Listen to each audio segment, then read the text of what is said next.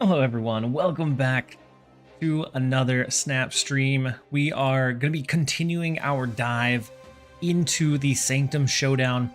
Right now I have 6, which I think I'll get more if I claim my my drops. But we have 6 scrolls, and we'll continue to get more. I'm only going to claim that one for now.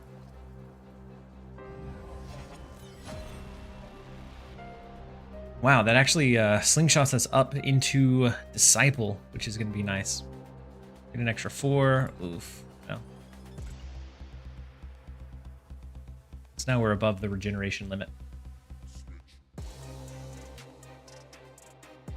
But let's go ahead and jump in. I've been really enjoying, since the stream ended, I've been kind of toying around with a couple of different decks. And this one I've been enjoying the absolute most. It has a lot of mobility. It has a lot of like high power output, flexibility. Just been very, very solid. And then VZN, welcome in. Hopefully you're doing well. I'm doing well. I've been really enjoying the game mode. I played it for maybe 4 hours earlier before I had to end stream, and I'm ready to. I'm excited to jump back into it. And then let me turn on the, let's see. Hey, welcome. It took you There it is. Camaro, thank you so much for the Prime sub and support. Very much appreciate having you here. Hopefully you're having a great day so far. And then Soury, welcome in. And then Chip Lover, what game is this? This is Marvel Snap. I had to make sure that I was in the right category. Yeah, this is Marvel Snap. And it's the newly released Sanctum Showdown game mode. I'm just gonna go ahead and skip again.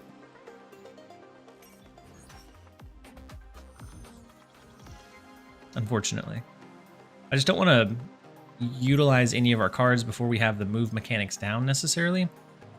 So like here, we could do.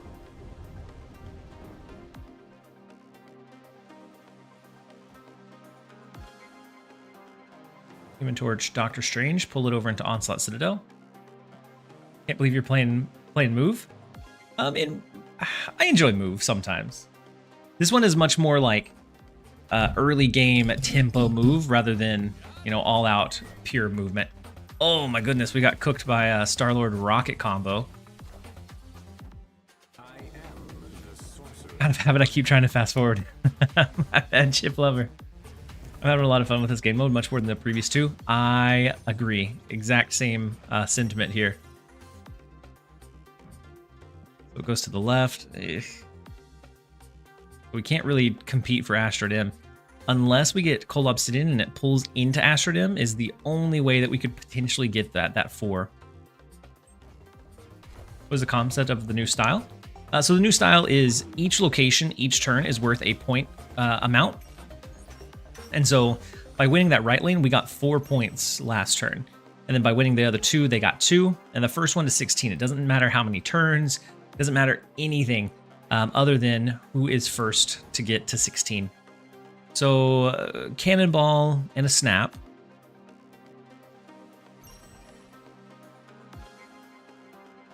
We could also do like Iron Fist here. A Dagger to push over. But I really feel like Cannonball is going to be the best bet. So we're going to snap back into it.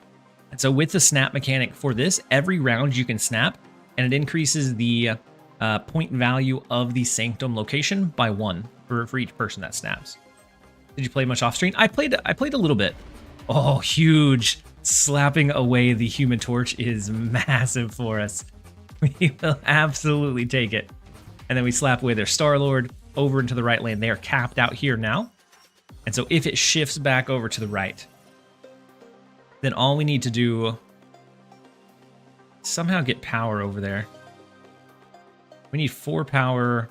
We can't get 4 power though. The problem.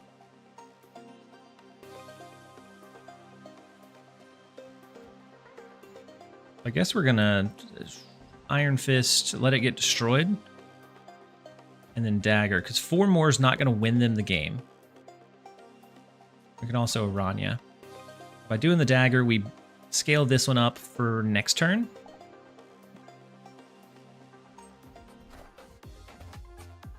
Yeah, I remember about Negasonic. Yeah, that's why I played Iron Fist over there. Like, we could have won it if Negasonic wasn't there. But we've now popped Negasonic, which is good. Huge Destroyer. Just naturally built into their deck? What? It's crazy. They may win off of this. Yeah, there's nothing I can do to get any more power here. Not a good start.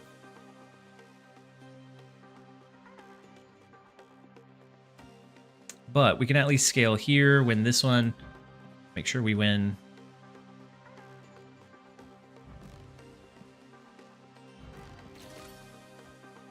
Make sure we win mid as well. So I played a little bit off stream. And I was able to like really focus up on some of the plays and some of the decks to figure out like what I was like really enjoying.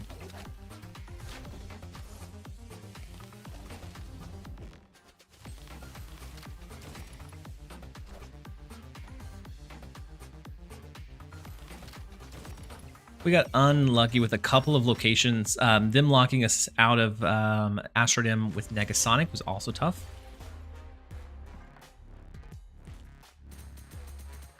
That's all right. We have plenty of scrolls to burn through. And then the first round of ads are going to start so that we can disable pre-rolls. We're going to jump over into those that are going to automatically run. Built-in Destroyer. I know. I'm assuming that they built in Destroyer because they are running Cosmo, but it's still crazy to build in. Like the amount of times that you get value out of that, I think, have to be slim, like few and far between. Then we have good old Dexter. Mindscape is a little interesting. Oh, he already has the Jeff emote. Does not surprise me one bit.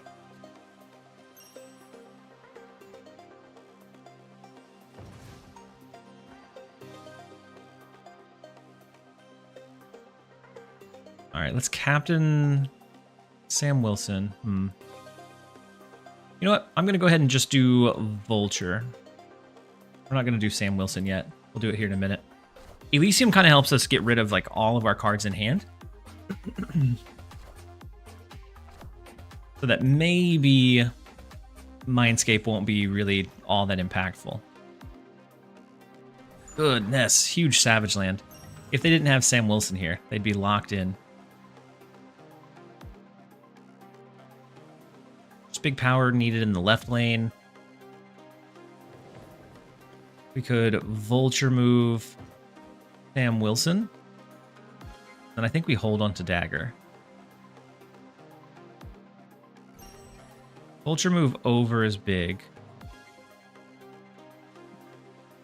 Let's see. We'll see if we're able to hold that left one down. Can you explain the mode? Yeah, Kate.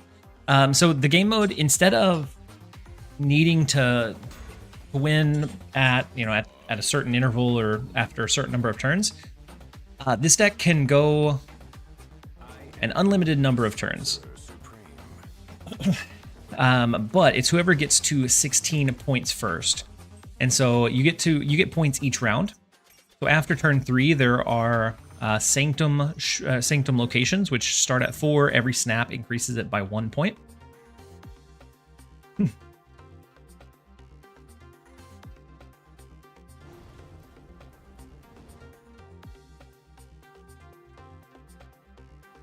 have priority. We move Craven, but I don't know.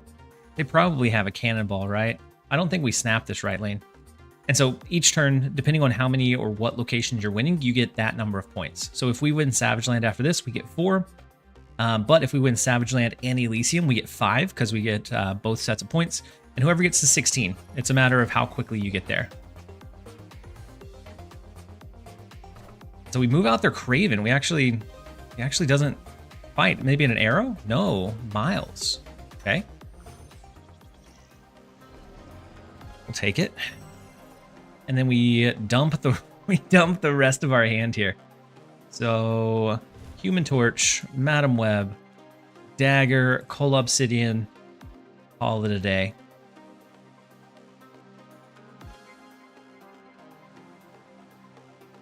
I don't know if we win this lane because it's 16, so I don't know.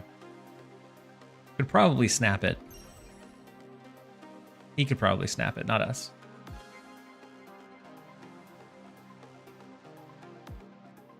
Love when you give your opponent no cards with Mindscape. Yes. I mean, I assume... Oh, no, they looks like maybe they give us one.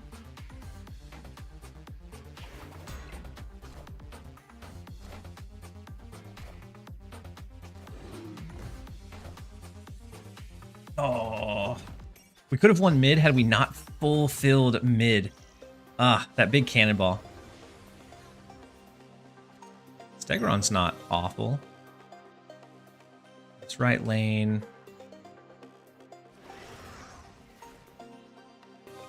Whatever he top decked.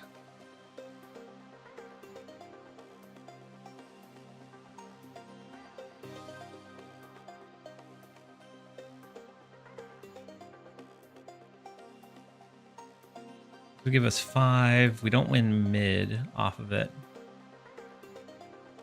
Live again, or did timer just reset? Live again. So I ended for a couple hours. I went to pick up my daughter, spend some time with her, and then now we are live again. And welcome in, Buff Captain. Hopefully you're having a great one. Oof, that scream is just tearing us apart. Yeah, nothing we can do.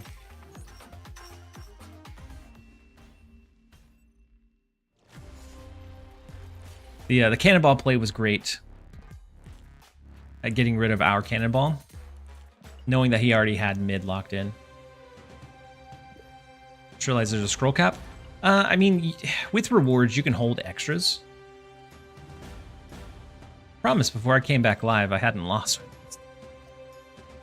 Went live and just shut down. You can hold more than 12. It's just you won't generate any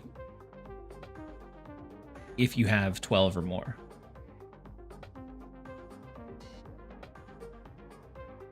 Oh, you were planning on just letting them build up? Gotcha. Yeah, that they don't let us do.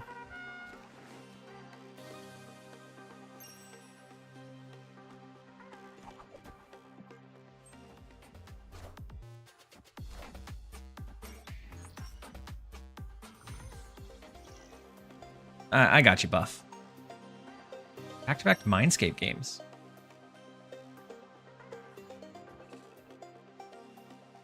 Let's go ahead and keep their Nebula from scaling. We have the mobile cards with the Madam Web. You could probably get... If you're talking about the 3 new releases, you could probably get 2 of them. You get almost a full one just from watching the Twitch drops.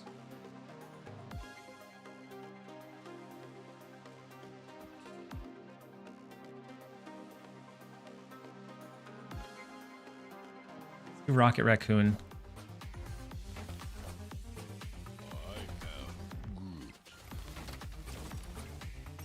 I guess we could have Iron Fisted a card over, knowing that they had the Guardians.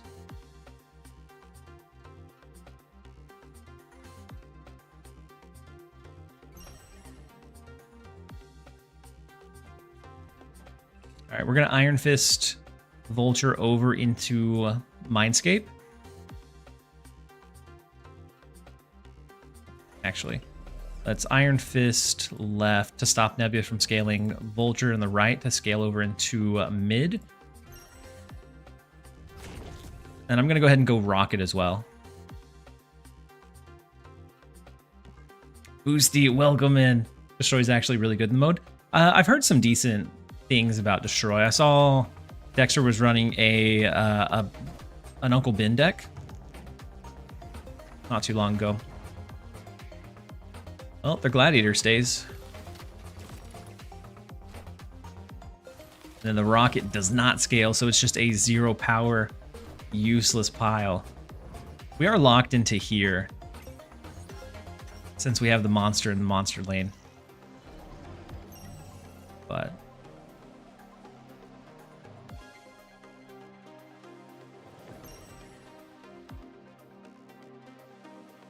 Big over here.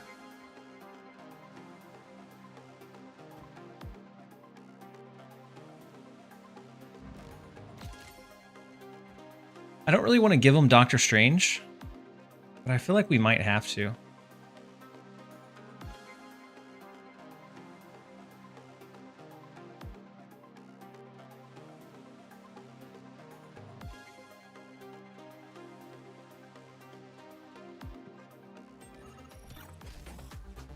Yeah. It was Uncle Ben, but it was like a regular destroy almost. Yeah, big Gamora. Since we couldn't like shift stuff over with Urania, we couldn't get around it.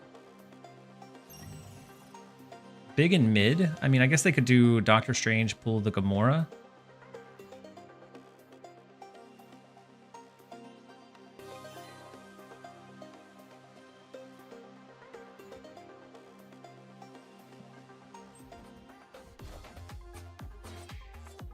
Drax. Sam Wilson, okay. We have mid. They can move the shield out. They've used most of their guardians by this point. Oh wait, they won off of that. Oh, I wasn't paying attention. Isn't Quake banned? I don't know. I don't know if Quake is banned or not.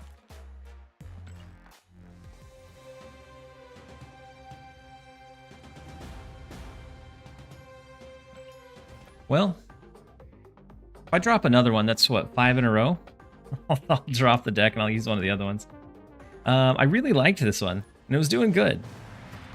And then now it's not.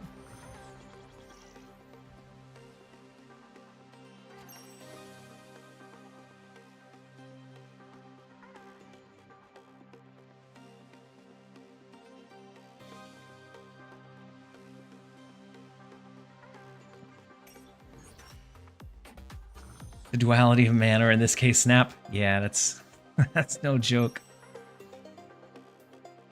Zoo decks ongoing are pretty strong. Yeah, Zoo decks are also really, really strong. I enjoy a good Zoo deck here.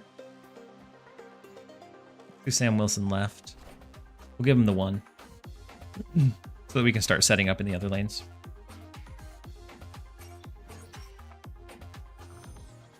You think tech cards will start being more common?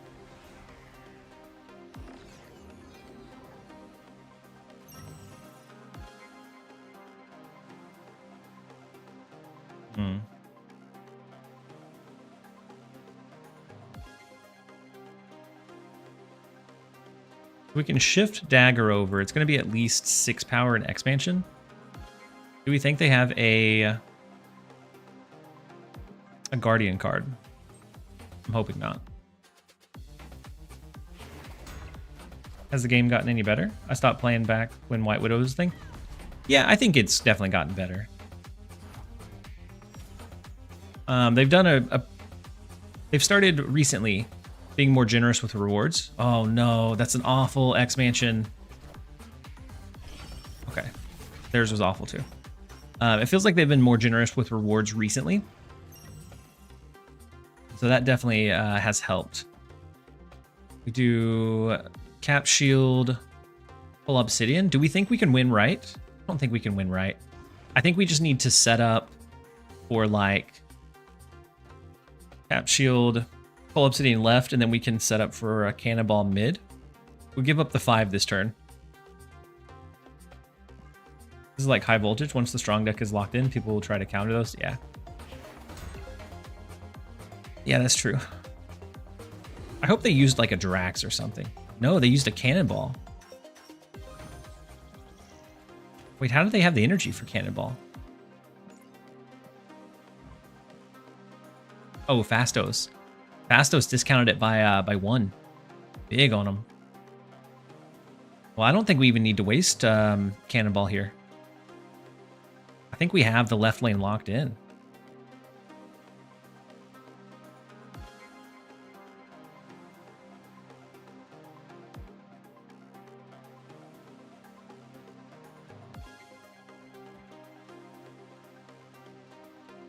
I think we set up something like this, maybe? We have Cannonball for mid if it shifts over there. We could always do Doctor Strange to pull Obsidian. over into whatever lane we need it to. And then Cosmos, if you received a direct message from me recently, there's been somebody that's been imitating me, and I'm not really sure like what their in game has been or what they're like saying, but I haven't messaged anyone in a while. Big gladiator in mid. Impressive. All systems go.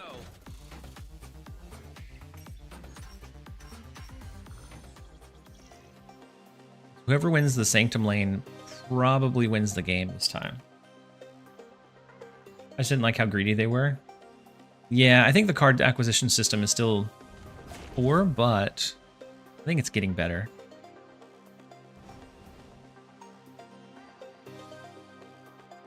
We can do this.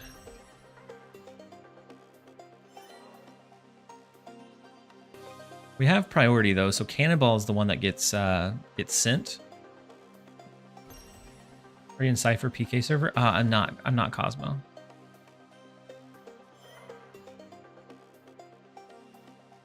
I think we full send the right lane. Because if we go in right, then we win the game.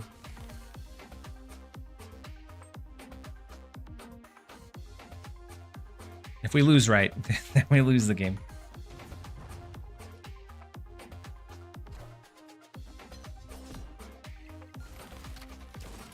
Uh-oh. Oh no, the rocket.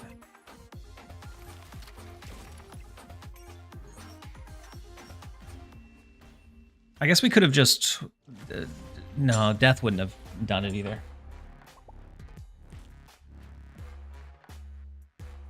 Well, shoot. Hand of Blood, welcome in. Hopefully you're having a great one so far.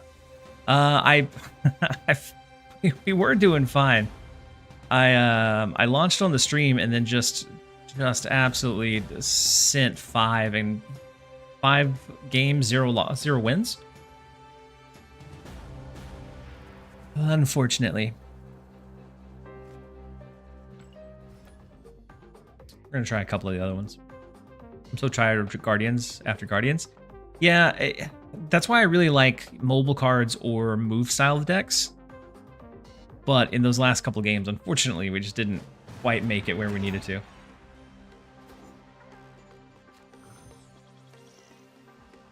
Ronin tech deck?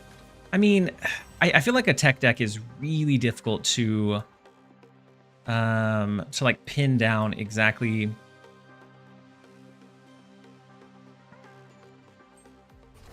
when you need to send your counters to make sure you don't get too far behind while still like being somewhat competitive.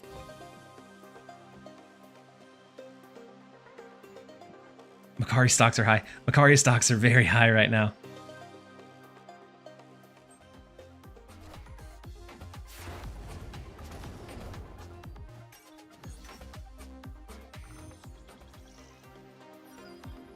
Big Iron Patriot.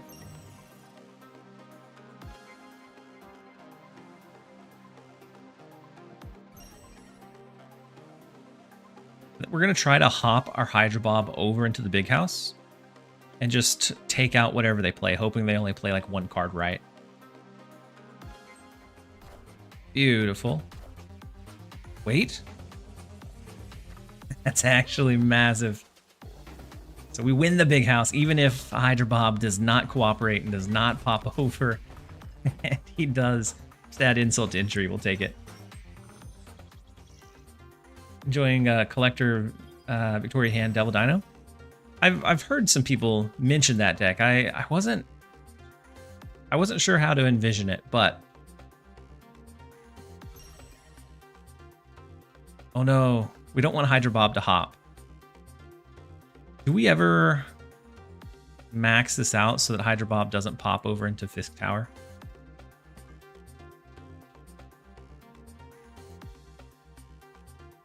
And then Nightshade, I just woke up. So I think it's kind of a moving target still. And so like the move deck earlier was performing really, really well. I think any kind of like early tempo does phenomenally.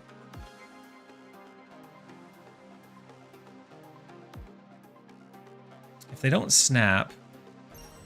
they did snap.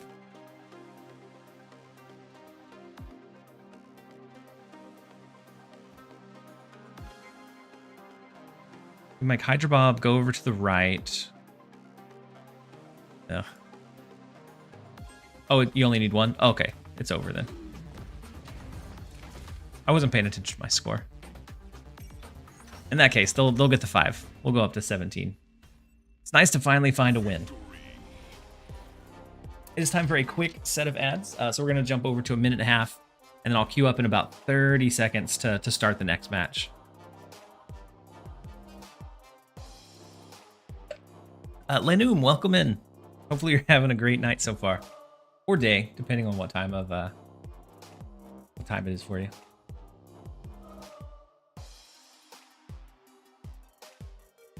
Nightshade, you said you just had an ad? One shouldn't have ran for a while. First match with this deck on stream. I played it a little bit off stream though.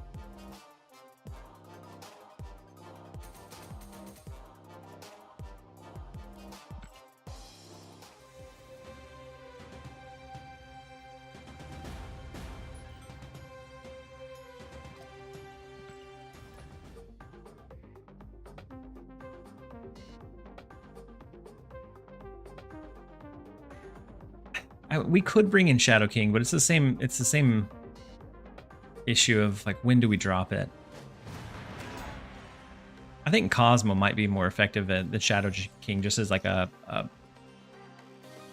1 minute ad. Oh, Rin is brutal.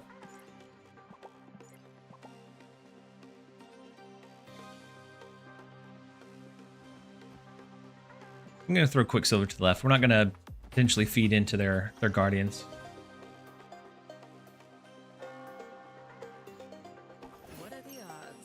Baron Zemo feels kind of nice as a Kamartaj double pull. The posture check from AAA. I appreciate you. Baron Zemo does not feel like a good call in Kamartaj. I was just kidding. Let's go ahead and go Shanna. That way we can should be able to win Hala, and I'm going to snap into it.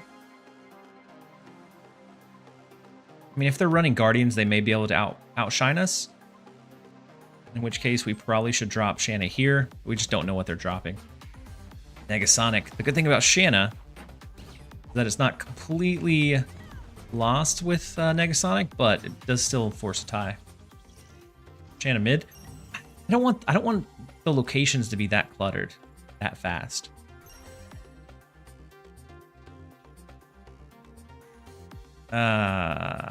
I really don't think we should play mid. I think they have a Drax or a Groot or something that would just absolutely wreck us in Kamartaj, so I'm going to give it to them. Ooh, big Ares.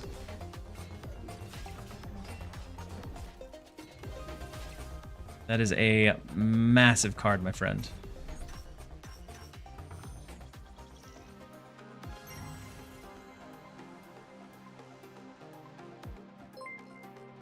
Luigi, thank you so much for resubbing for 4 months at tier 1.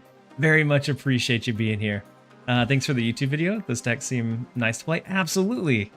Hopefully they end up working out well for you. I probably should have snapped this one because it's now a race of how infrequently can it pop into Kamartaj, because when it does here, we lose. Go for 5. Then maybe winning 2, we can... Do we ever go Negasonic? I know we hammed their Scar. Neg mid? Yeah, but I mean, yes, Neg mid hurts them. But we're never going to be able to match up to 19 unless we got really lucky with a Stegron pool. And in which case, it is what it is anyways. I think I'm just going to neg left. Because 19 power, they have such a big gap on us. Oh, nothing to the left. Wait, a big Gamora could change everything in mid, right? Maybe not. It's not, it doesn't actually win it for us, but it's pretty big.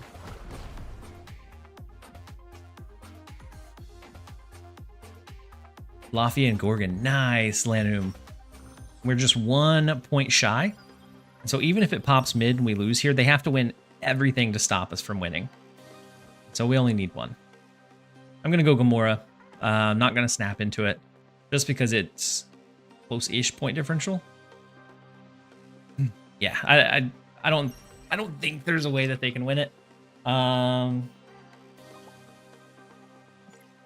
Actually, we can snap back. Because even if we give up 6, 7, they only go to 14. We still win off of the one that we win.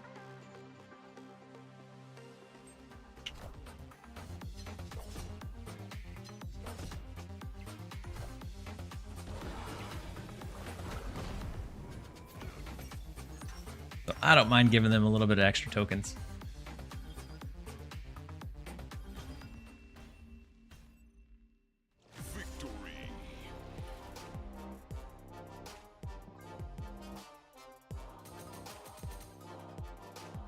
Actually, I haven't looked after I claimed. Oh no, I have plenty for another pool. We pulled Gorgon earlier.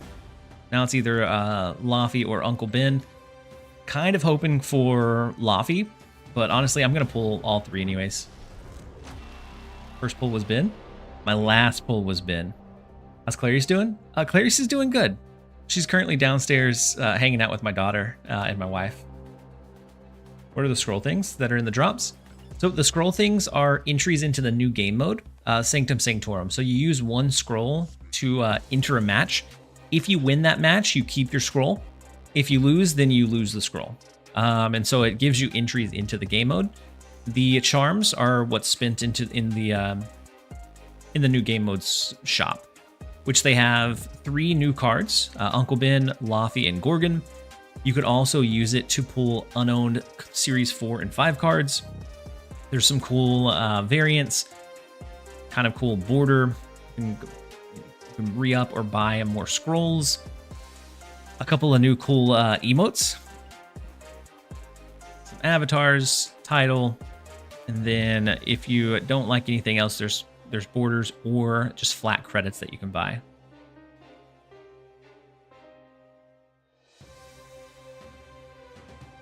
How much gold money would you spend to have access to the Sanctum playmat as a substitute for the asteroid field?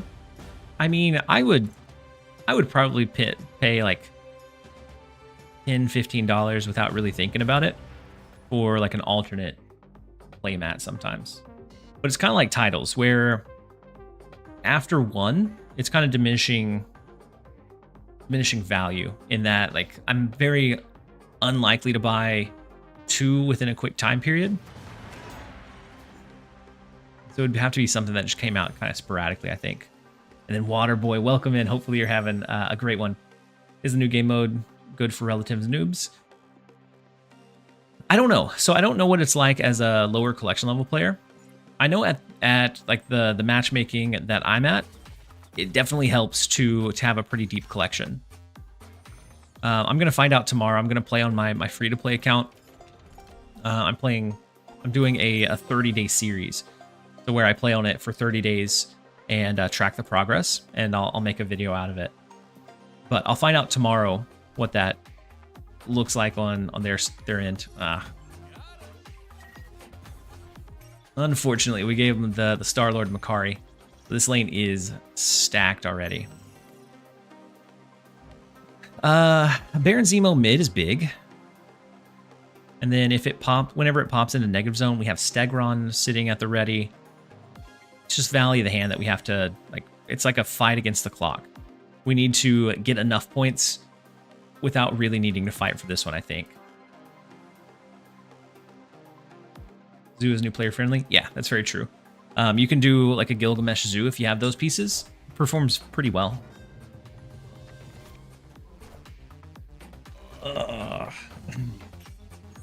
Big root. We pulled Nebula of all things. And then the big one is here. We have priority, so Stegron honestly doesn't help us all that much. I think we're just going to Coal Obsidian right. We'll give up the negative zone, because I assume they play, what, like a Drax over in the left? Even though we can't shift power over there, we're just going to let them have a... Oh, it's a big Gladiator. So we could have won. We could have won with the Stegron, right? Oh, well.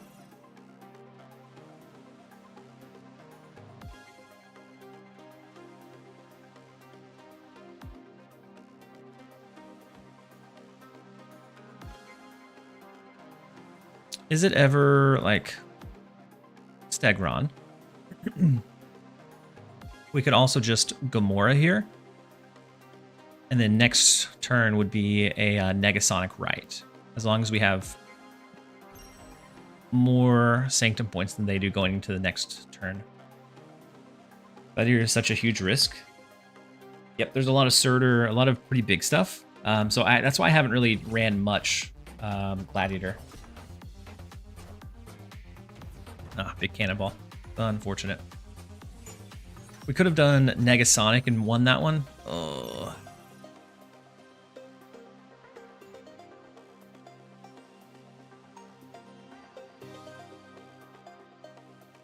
Negasonic doesn't win it for us. Stegron, maybe.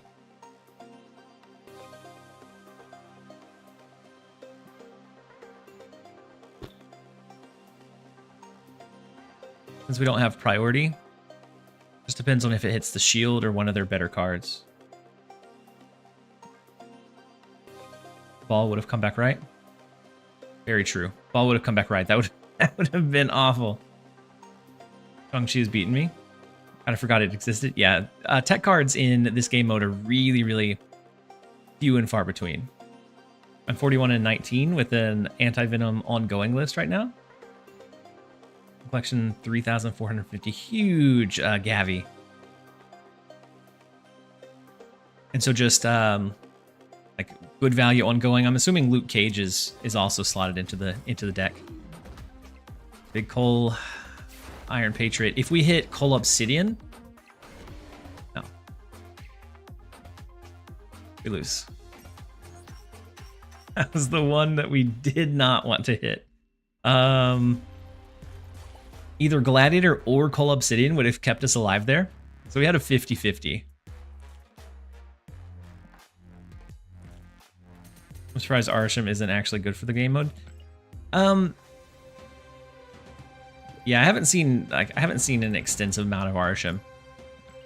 I think because you can't really control how much priority or how much you're really able to play early on. I think it loses some of the finesse.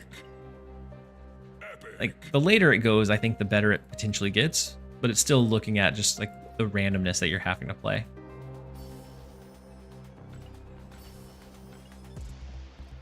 And then yeah, Scream is also, oh, we don't want to hear. Scream is also pretty good.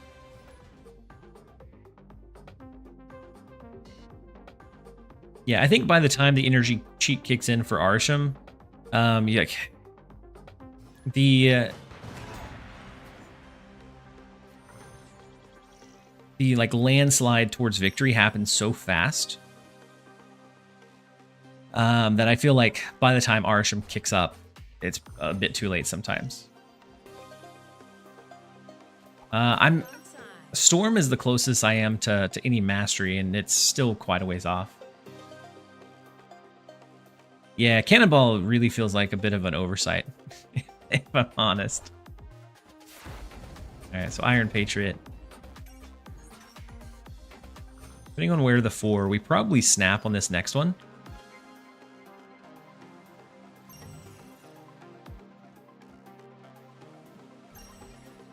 Snap and then Shanna. Because we'll push a little bit. Actually, I'm going to Shanna left. No, just kidding. I'm going to Shanna right.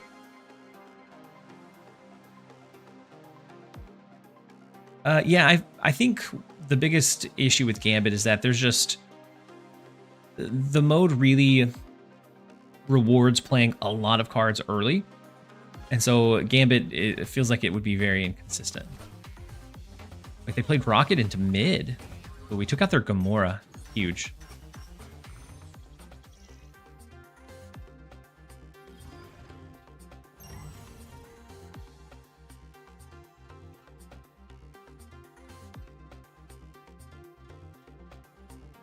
They could have another one of the Guardians. And then Makari, depending on where she pops to. Be scary. Killmonger. Interesting. I think that's actually the first Killmonger that I've seen in the mode. Bot? No, I don't think so. I don't think there's bots in the game mode. Actually big.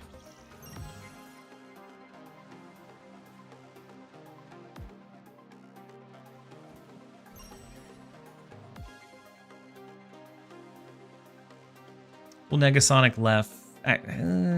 Do we Negasonic or would we rather Gamora? I'm going to Negasonic. There is? It's been confirmed? Really? I feel like there shouldn't be in Sanctum, but...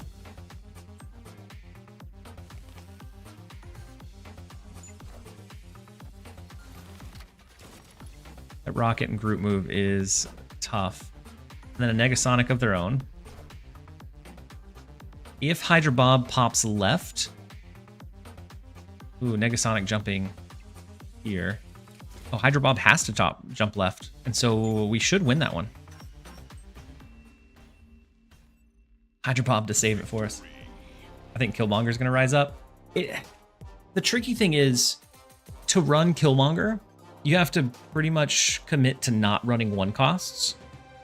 And by not running one costs, you're giving up like some of your early game setup or just multi-card play flexibility later on. I don't know. I feel like Killmonger is just kind of a tough card to run. Because you're focusing so much on that early priority and that early just power output.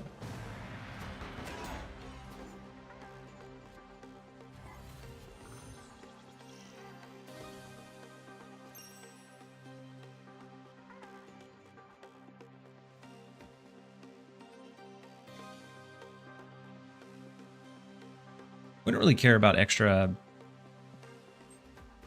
energy, I don't think.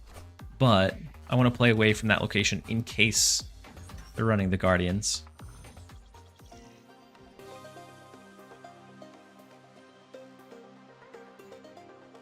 So now, let's go Iron Patriot mid.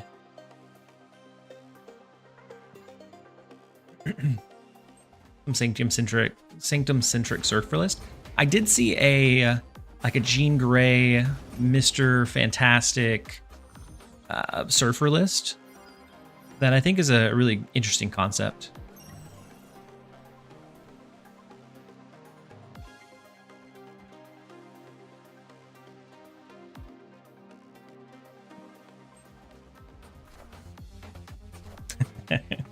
Yeah. Make their Star-Lord not proc here. So many Guardians floating around. I'm surprised people aren't running bounce with the Guardians. I mean, with like Rocket, Star-Lord, they're cheap enough that you could probably bounce them pretty easily. We have 2 Stegrons. We could also just go Cull Obsidian.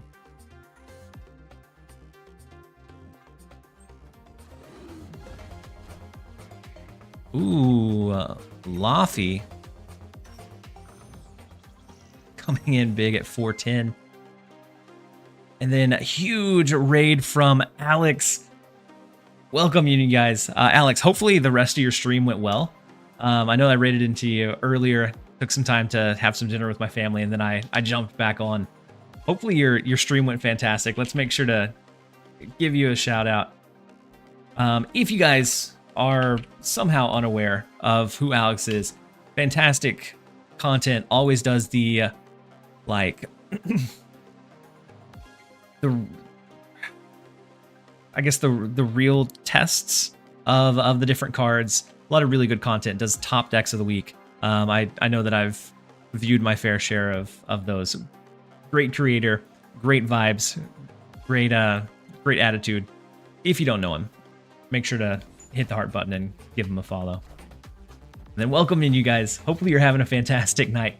I'm gonna snooze the ads. I don't want to hit you guys with an ad right after the raid happens. So we're gonna snooze it for a minute.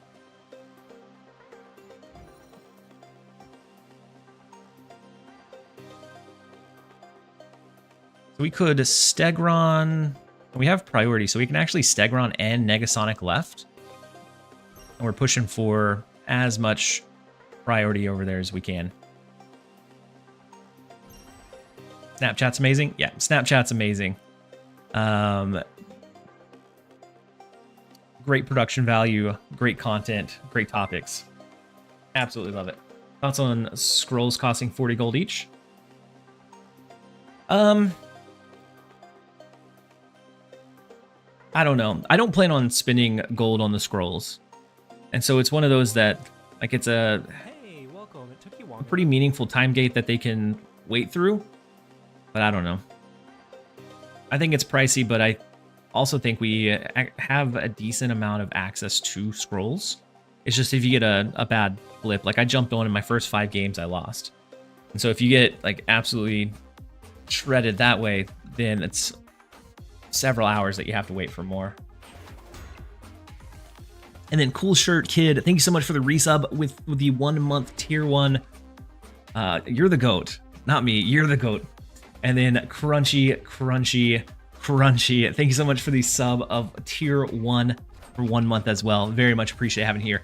Oh my goodness, the combination of the Cannonball plus Gamora just absolutely shredded us. They should still be able to move their Rocket and Groot, I believe. But I kind of want to just skip here. And then we'll throw, like, Gamora into Feast next turn. I guess we could just throw, like, Baron Zemo here. And maybe since they moved Rocket and Groot, they won't be able to remove it. Big Gore. And Big Ares. Yeah, we lost. We have lost the right lane. And we've lost the left. Yeesh. We should have snapped that last one. Push up by at least one more. Yeah. Now it's going to come down to it. They win the difference. Phoenix Force has been working for me. Really, just moving. I mean, I think like once you get the card revived, I think that's huge value. But I also wonder if we can do something like similar and but maybe easier with like Werewolf. We're just gonna skip. We'll let them win. We can't fight against it. They have too much in the way of like huge cards here, and then too much in the way of huge cards here.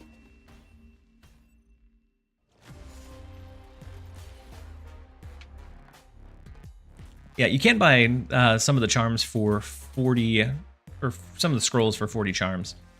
And so if you're like really in a pinch, you can buy them here. It gives you, you can buy it twice before you run out.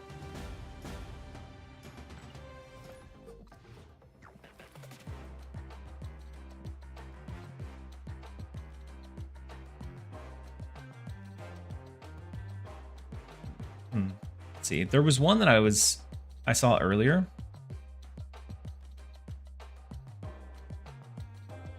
There's like a Jean Grey style that at least somebody had a really good run with it.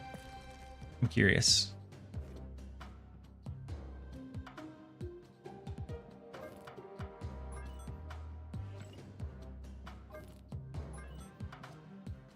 And so it runs pretty much all of the same core pieces.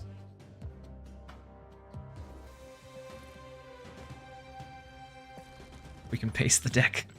There we go. It runs almost all the same kind of core pieces of it. I mean, series 4 or 5 card pulls from Sanctum Shop, I believe. believe it's 4, but I'll double check.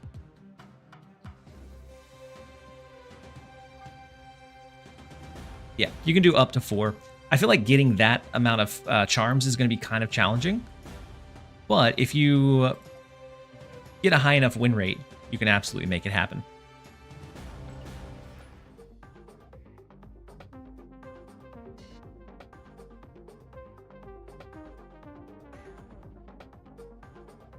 And thanks you. I doubt you're still hanging out, but Alex, thank you. Thanks again for the massive raid and the massive support.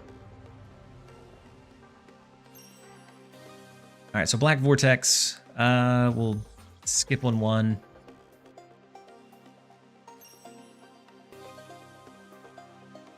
I think Medusa, and we'll save our like Star-Lord, Ant-Man on reveals until there's a high value or high priority location. Better to portal pull or shot pull? It depends on what you're missing. I feel like some of the portal pools are going to be lower value. And so I think it honestly could be either way. All right, I'm going to avoid mid. I'm just going to play Fastos left just in case they have a Guardian. So if it's like a Groot or Star-Lord. No, it's a big Shanna. They hit us with a rocket to the left. I thought I was being cheeky and going to dodge it, but no. Oh, we still win mid, though. Take it. I'm shot pulling for sure. I'm missing too many cards. If you're going to shot pull, my biggest suggestion is to wait until after the cards drop with the next patch. So on next Tuesday, on the 4th. That would be my biggest piece of advice, is just holding off until after that. So that if any cards that you have were Series 4 that go down to Series 3, you're not going to accidentally pull those from the shot pulls. Do we want to do Jean Grey here? We could also do like Kate Bishop, Ant-Man. I feel like they're going to be able to get around the Jean Grey though. I don't know. We're going to Jean Grey and we're going to snap their Hydra Bob away. How long is the game mode? 2 weeks. Laffy looks interesting. Yeah, Laffy looks interesting. I think Gorgon at like certain times in the meta will help keep something else from being like overly strong. And so like Thanos, it's going to keep that heavily in check. Ooh, that is a big Mockingbird, unfortunately.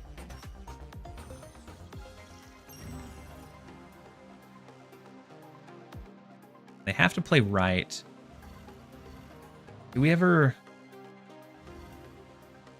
send a Gamora?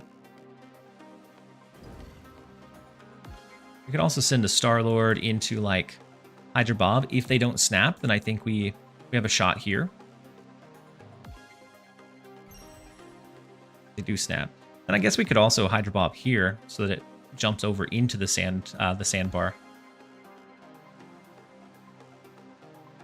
The only problem is this right lane gets a little clunky and congested a little quickly.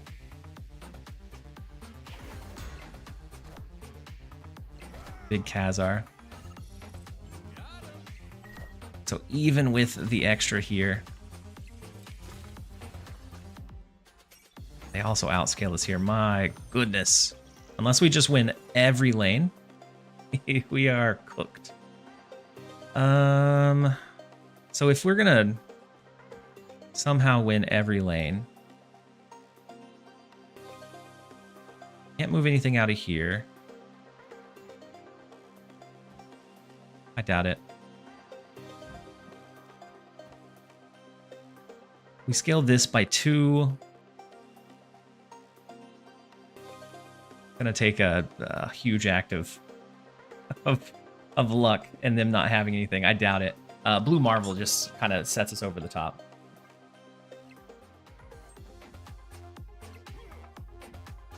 Or they just fight big for the right. That works too. And then Danish, welcome in. Hopefully you're enjoying the new game mode. Happy drops. We're able to get, what is it, about a half of a brand new card. which is definitely nice. We get 9 out of 16. We might switch back to Zoo. I was running Zoo earlier, and I think Zoo has some strength. I didn't really care for the Jean Grey. I felt more restricted. So with most of the people in my pocket running things like Hydra Bob or the movement cards, I don't think we could ever lock them in with Jean Grey. Can't play Hell in this game mode. That's very true. I was wondering if you were going to find a way to somehow still play Hella.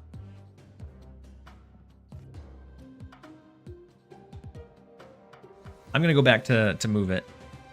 I feel like the 5 that we lost were flukes. Crunchy, you play Hella in Sanctum? Do you have any success with it?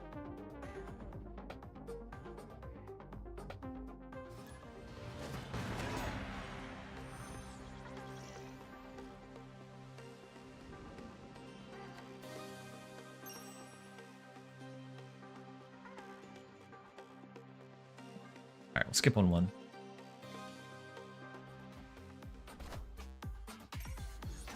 I'm still a free-to-play who needs the cards. Yeah.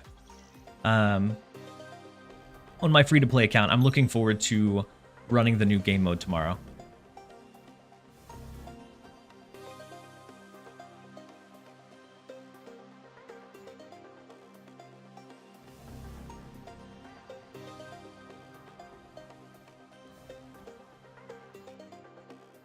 I think I'm going to set up for a vulture shift as move strong in this mode. It's like you can't always get it to where you want it to be. I don't think a full-on move necessarily, but I do think a light move with some side packages of like just high power or high power output, low cost plays can do really, really well. And so they're going to lose their Star-Lord. They can't play in Castle Zemo unless they play multiple cards, so that one's going to come our way. They haven't sacrificed a card in Vormir, and so I think we easily win this left.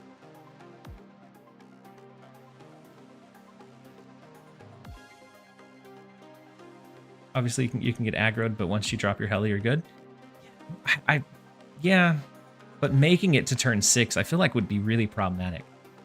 And then hear me out, Gore. I actually ran a deck earlier with Gore because there's so many on reveals that we're seeing. Wait, their Gladiator dies, yeah?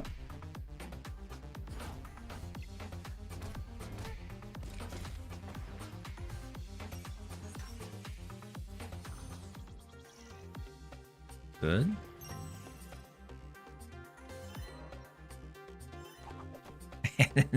And then we will Ghost Spider yank it into mid.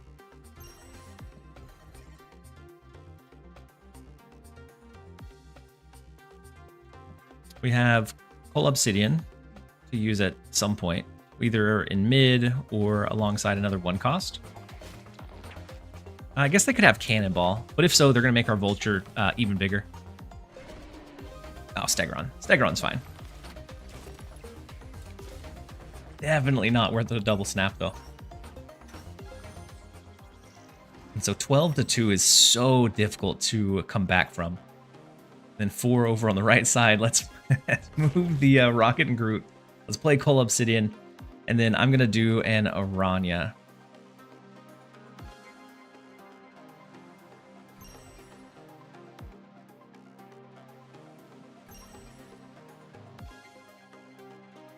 I guess we could move over to the left if we're just looking to try to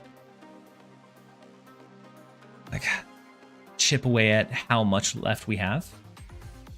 I sometimes abandon the Sanctum location, desperately trying to get to turn 6. See that? A bit late for TLSG. A bit late indeed.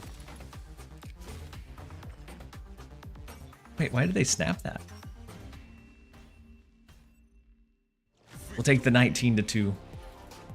And so a lot of times with the movement style of deck, you can redirect your power so that once you drop like a big power play, you can then just move it into the next lane, power it up even more, and then continue to like win those big high impact locations. And fill her up, yeah, it's definitely a bit late. I'm gonna be doing an overnighter.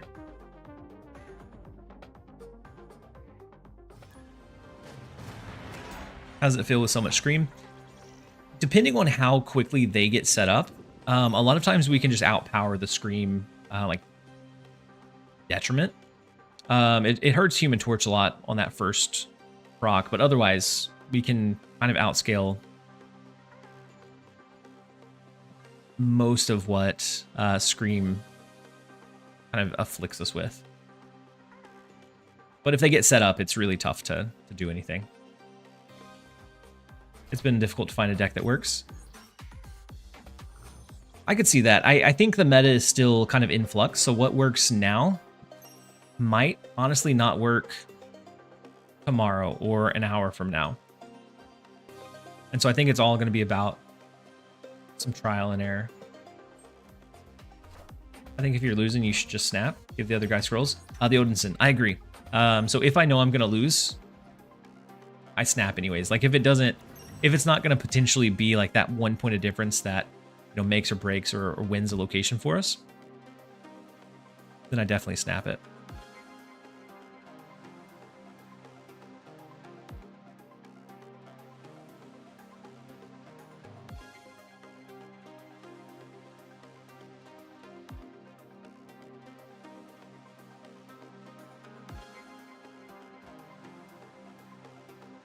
We don't have priority.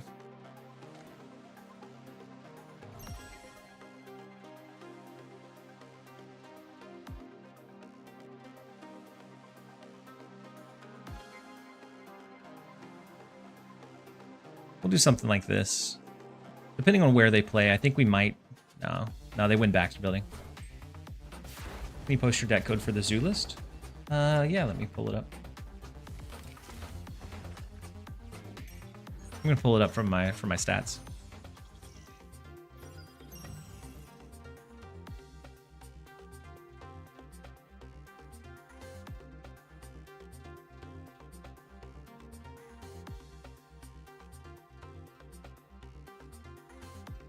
I think we have to give them the Baxter building this turn, and then we can start fighting for it next turn.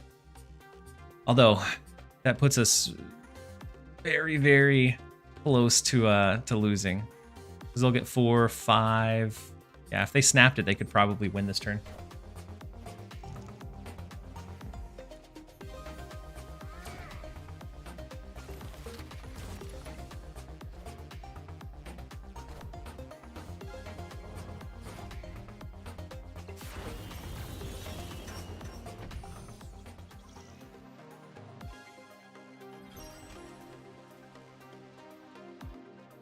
Big here.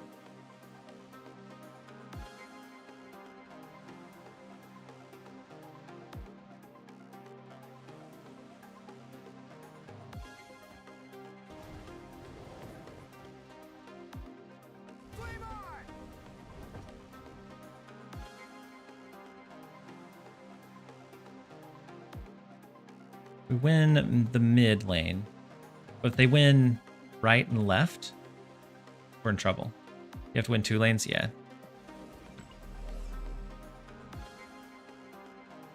So maybe it's more so like...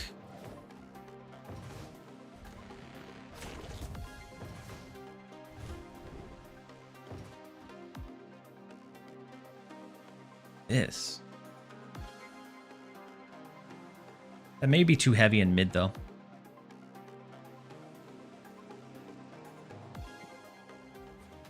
Depending on if they go in back to building or not. We swing that 4, so that gives us the left lane. Oh, big, big cannonball. I am the Sorcerer Supreme.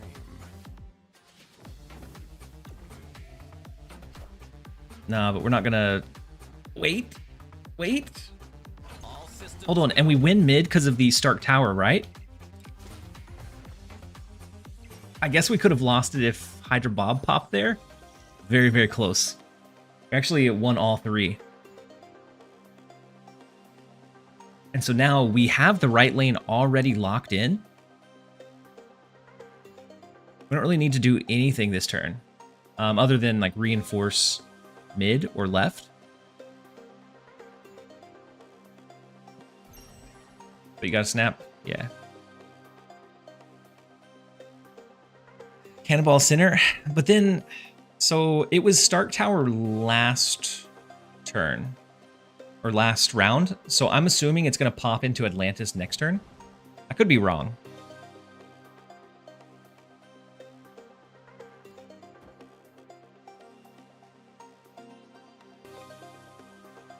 And we don't have priority, so they will reveal first here.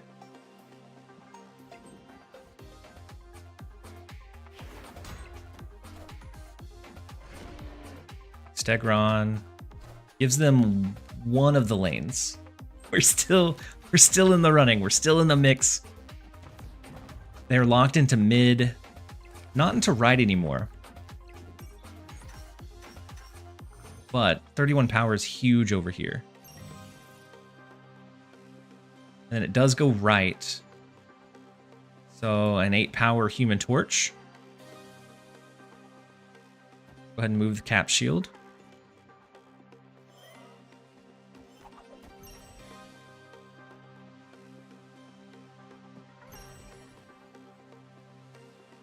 Very, very tight game. We may have... Don't play Ghost Spider? How come? It's going to pull Dagger, since we played it last. I mean, it ends this turn regardless. But Ghost Spider's not going to pull anything. Oh, you're okay.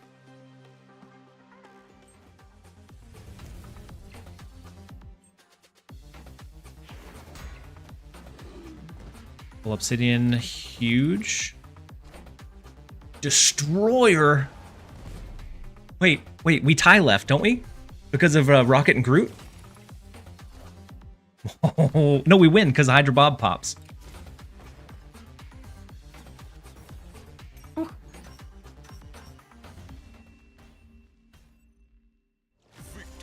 That was a massive comeback. That was so such a tight turnaround. Oh my gosh.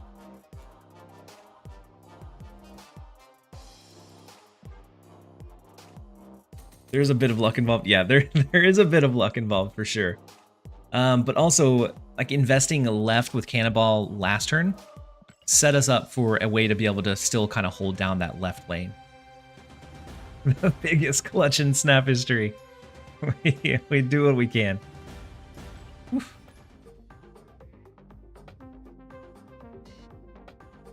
To come back into the horror, into the realization. It was a good one.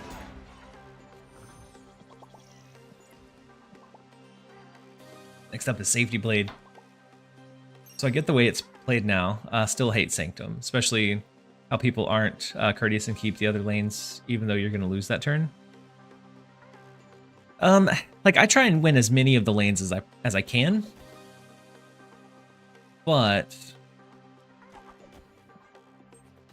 like I typically, if like the point difference is too large, I snap on the last turn just because. TLSG the most wholesome drops and the fastest, but we don't talk about that. You're right, we're not allowed to talk about it. Iron Patriot in the token shop. Iron Patriot is such a good value card. It continues to find itself in lots of lists. It's 6 a.m. here, but I'm hyped after that. There's no going to sleep after after one of those. We have priority. We could do cap shield move. We could do the rocket. We're filling our hand with, I guess, not too much with Jhin. Problem is we don't really care to actually play out the Jhin.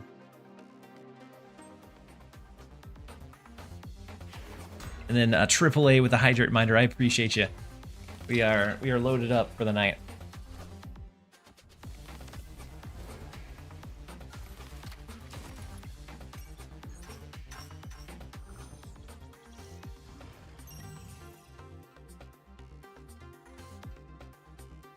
So it's the big one over here. We could... Hold on. Wait, we could do this. We could make this Human Torch massive. Aranya. Human Torch, because it moves to the right. Yep. Move in here. That goes up past the rocket. and then Doctor Strange to pull it over into Valley of the Hand. And then next turn, we could always throw Madam Web over there.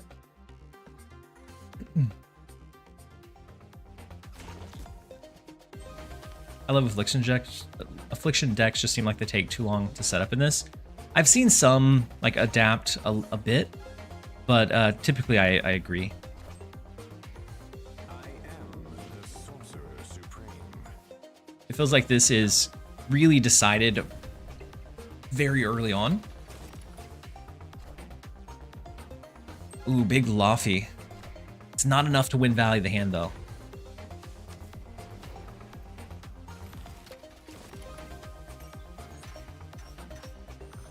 Listen, I think you're one of the most solid players, super analytical, even when chatting.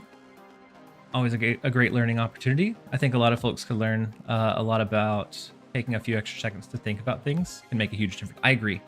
Because there's sometimes where like I'll be playing out a round and I just can't find a way to possibly win it.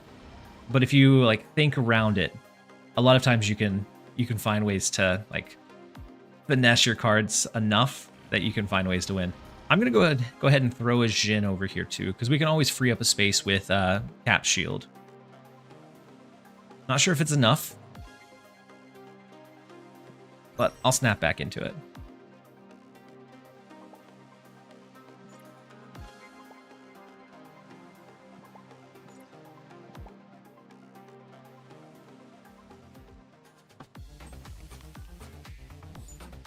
Oh, we got a research too.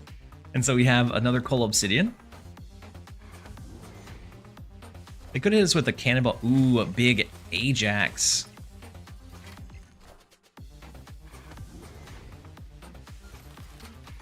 Is it a tie left? It is a tie left. Whew.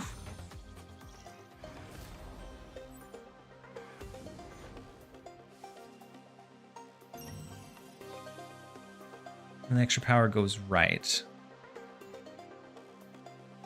Do we give up this lane this turn to be able to set up a Madam Web? That way we can win next turn, almost guaranteed. I think we can sacrifice one turn for it. It's not going to be like the most power output. We could go ahead and throw Coal Obsidian here as well.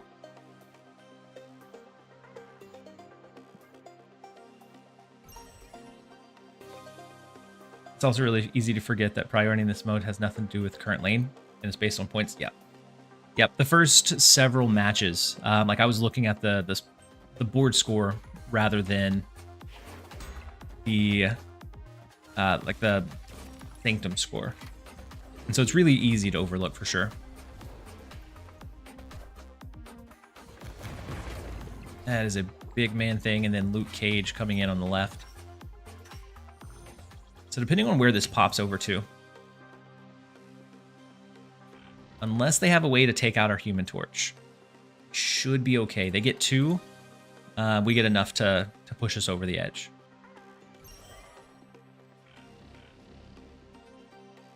And everything in our hand is super cheap.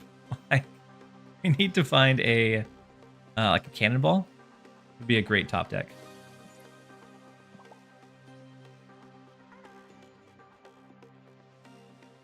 They could have a Cannonball on us. Why didn't they change the border outline? Wait, what border outline? Do you have a Cannonball? Rough. Ah, they win off of that, don't they? No, we still have more here. We're fine. Oof, I got scared for a second. I forgot the Coal Obsidian was big. I hope they revert High Evo Things nerf this week. I was thinking he'd be brilliant in this until I remembered.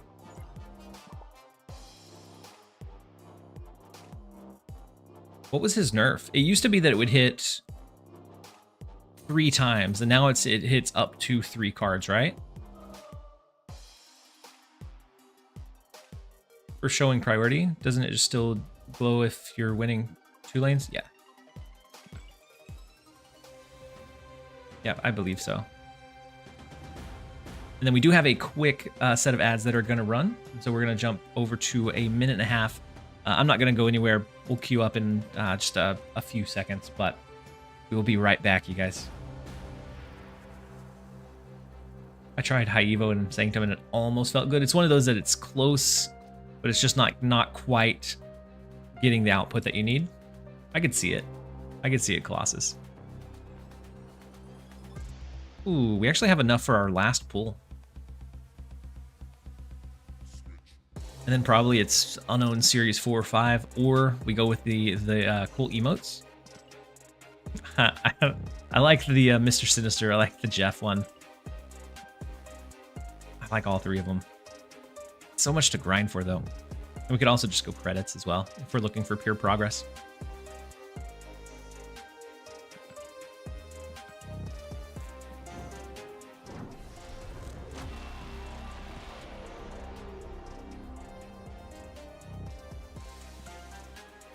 So all three of the new ones. I'll use maybe the unknown cards. I'm only missing right now the newest one from today and Bruce Banner. And I don't really care to pull Bruce Banner. Multi-hits on the same target. Yeah. I feel like this game mode, you have enough cards out relatively early that it may not be too bad to drop High Evo thing.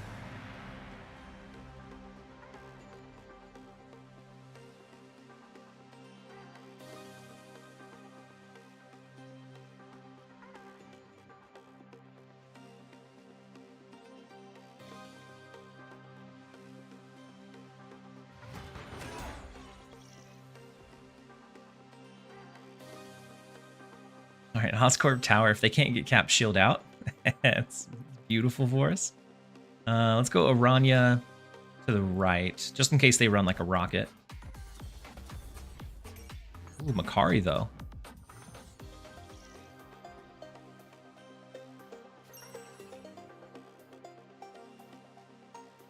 So the new ones, they shouldn't show up from the unowned.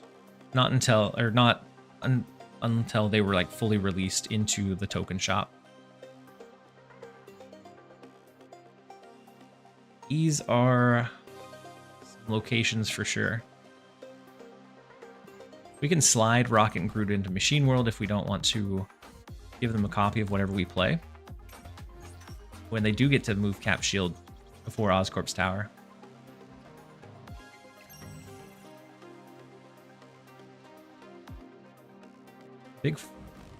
Big four here. I think we're gonna Vulture shift over here. And we always have Ghost Spider to shift it for next turn as well. I'm kind of hoping that they don't play in Machine World and they just... Oh no, they're going to.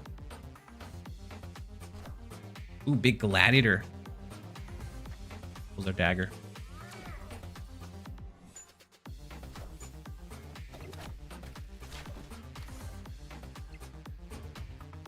We got close to winning Machine World, but we didn't quite make it.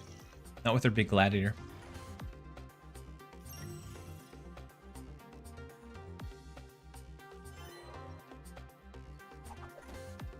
And with them running Gladiator and giving us a copy, I almost feel like they probably have high power things that we probably don't want to drop Gladiator. But I'm also kind of curious.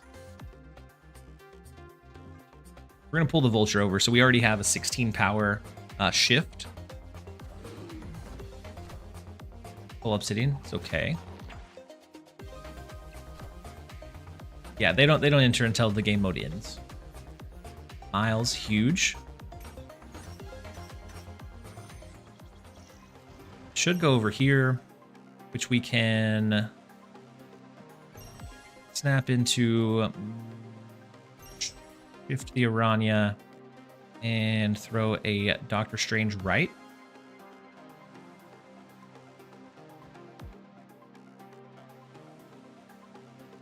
They go first, so if they hit us with a cannonball, it's not huge.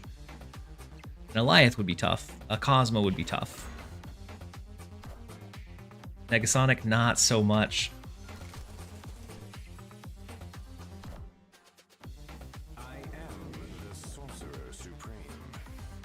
snap sound is not as satisfying. I agree. Not quite as satisfying.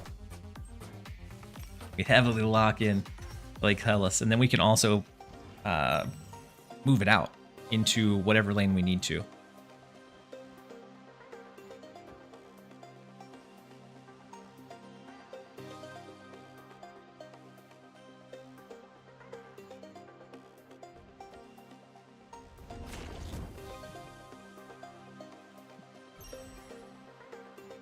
Do we think they run a cannonball?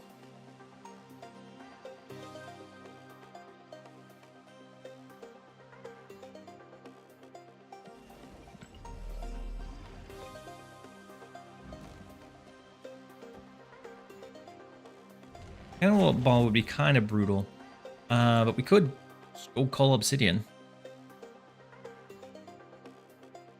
No, I'm gonna throw it into Lake Hellas. I think we should still at least. No, I was thinking we could get 2 points regardless, but they do have Cannonball. Oh,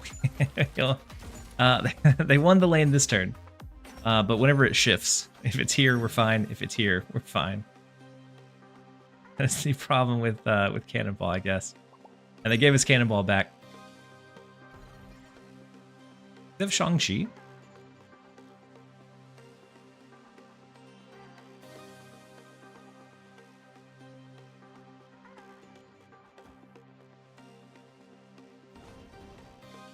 If they have Shang-Chi, we go ahead and go Cannonball. I don't know that it wins it, though.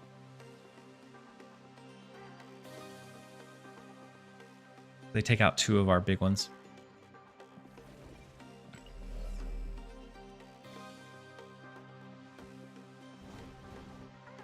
Let's do this.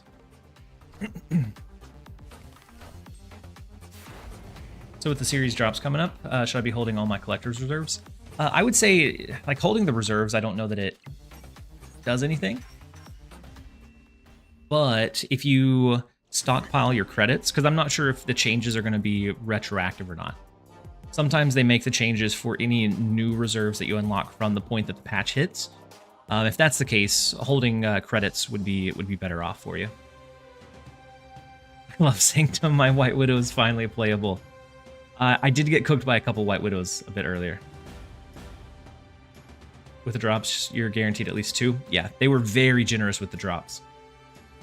All right, my game has been doing this black screen.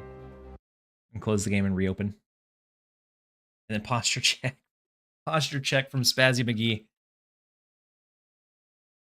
I was sitting pretty slumped. You caught me sitting like a gremlin. And as the night goes on, it's gonna I'm sure it just continues to go downhill. And then bored with the hydrate. Hopefully you guys are all having a fantastic night. I'm really enjoying the game mode a lot more than I thought I would. A whole lot more than I thought I would.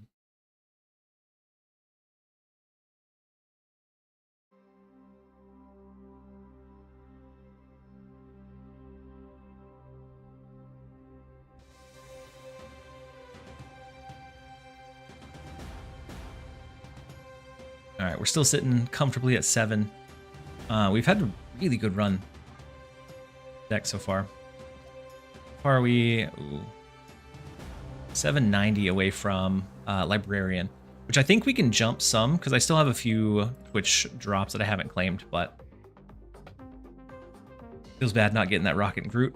Rocket and Groot is one of those cards that it's super flexible. Like it didn't and still doesn't like break a deck wide open. But the amount of like pressure that it puts on is pretty substantial.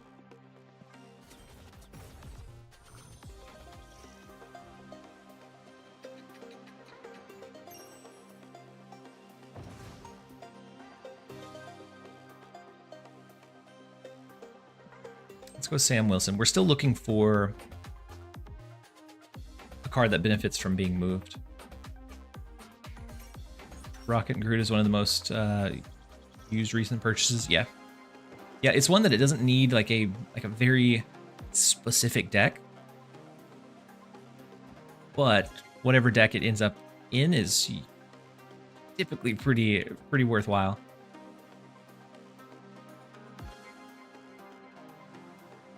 How much do we want to fight for the raft? I mean, we could kind of unfortunately disrupt the Madam Web with whatever we push. I guess it could be a Coal Obsidian next turn. We move the Cap Shield over. I've been having a good streak with the A-Train Affliction. Ooh, really soury. I've heard some stuff about Affliction. I've been afraid to try it. Wait, you pulled Rocket and Groot from the random S45? That is the biggest W that I could imagine. So we could either Human Torch, but the problem is it's not going to be our highest power card. Let's go Coal Obsidian. It's going to push over into mid. Problem is we lose the raft. Then after that is when we're starting to look for winning those points in those lanes. Oh. Infinite's really tough here.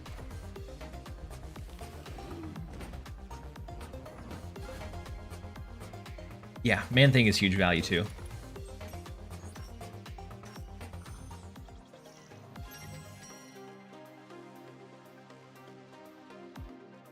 We skip here, right?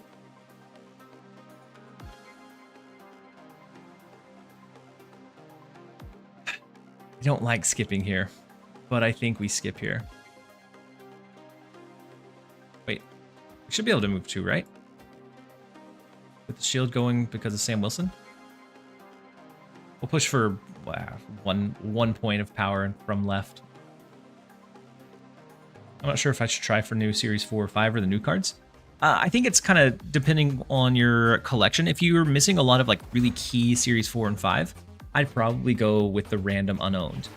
But I'd also wait until the patch, the patch on the 4th happens. Moving. Oh, I forgot. You're right. Moving's not skipping. I forgot that's a thing. It's a good thing that Infinite pulled into the Grand Central. Never punished, I suppose. Oh.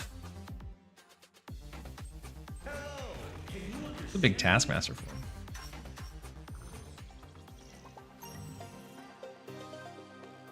They're not so happy. Not so happy about that one. Let's shove the Craven out.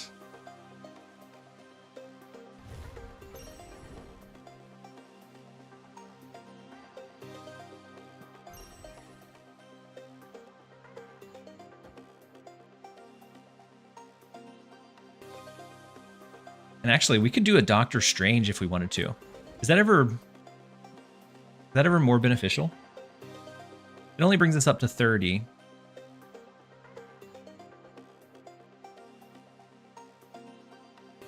Is not awful. And then we can do it again. I guess I'll save the Doctor Strange for later. Did you get Uncle Ben? Yeah, I've unlocked all 3 of the new cards so far.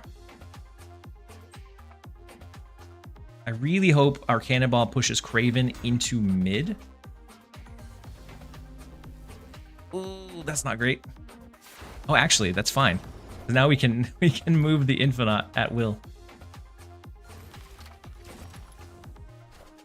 Their left lane is locked in place. They can move the shield back and forth here.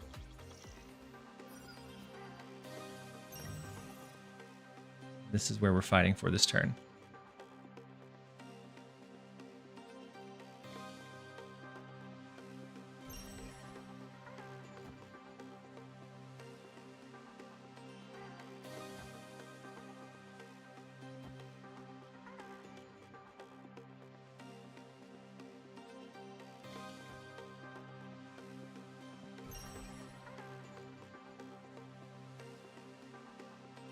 If we win this one, we win the game. Just depends on what they have. If it's a Stegron, we cap out the right so that they can't. Ooh, it's an Iron Patriot card. A little bit worried. Big Gilgamesh? Wait, does that do it?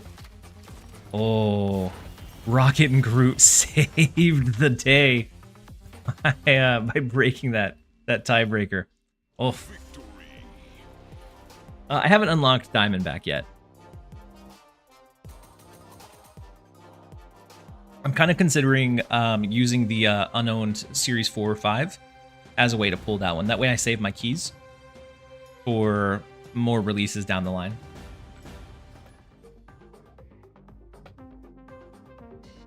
Man, we're on a tear. I jumped on, I think I went 0-5 with this deck. Got disheartened. Switched back to it and been clutching it ever since.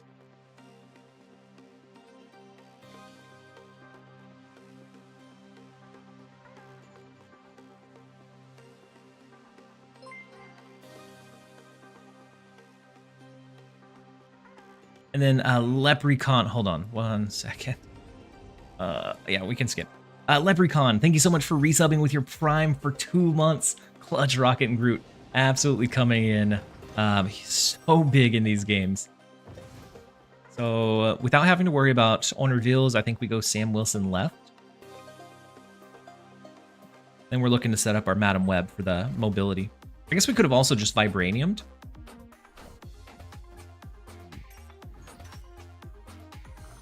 Scream, we're gonna need to get our win in earlier rather than later.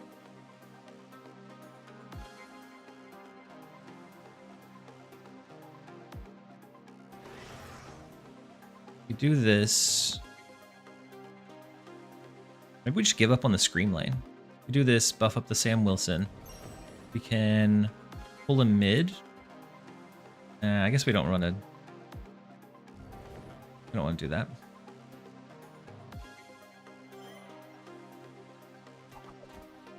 Could do this though.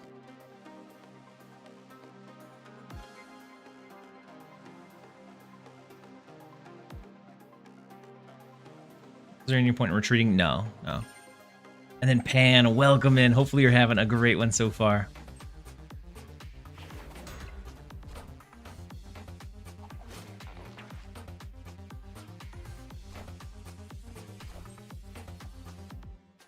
It is Cannonball galore. I agree.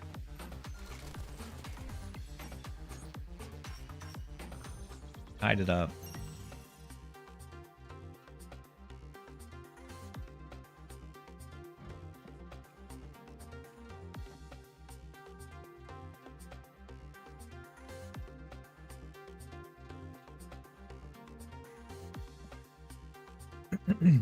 Yeah, Cannonball, I think, as the game continues to progress, is one of those that like you wish didn't really exist in the mode.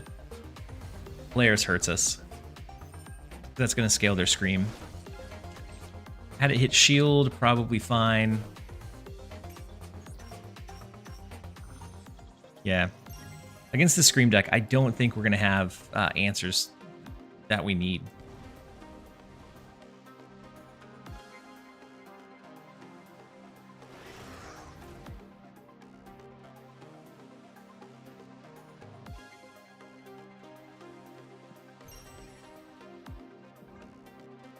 We'd have to really capitalize when it's not in nowhere, assuming that we just never win the nowhere lane.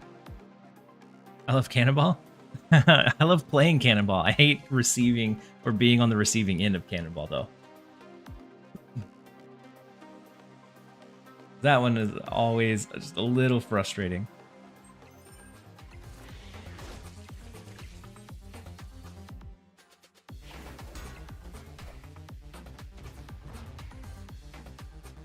Over in the left is fine. We were kind of assuming we had to give that one up anyways.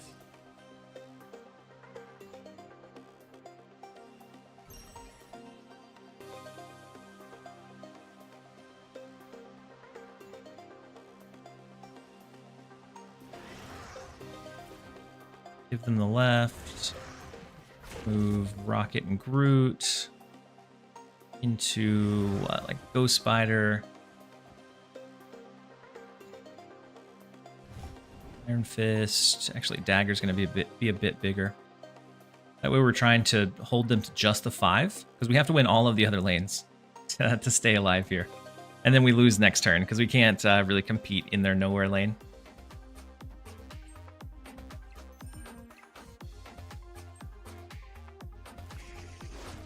Just a bit too big of setup with the Scream.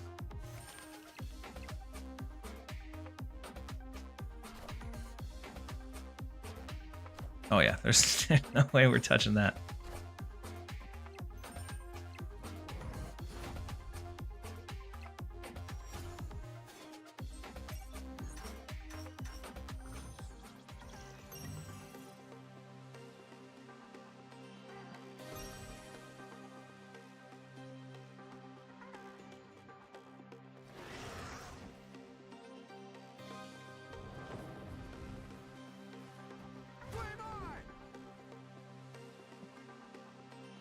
We're going to try to win the other 2. I doubt we do, but... And with that loss, we're going to jump over into a quick 1.5-minute ad break, and then we'll come back. So with this deck, we're doing well against everything except for Scream. Still got 13, which is nice.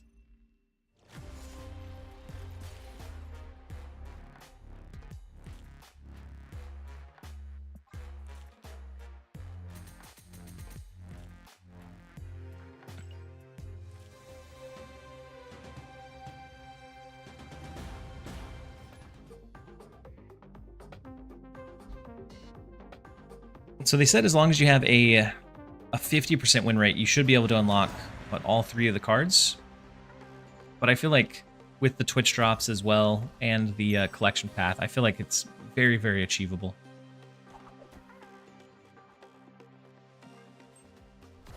I didn't think move would be so good in the format. It does feel really good.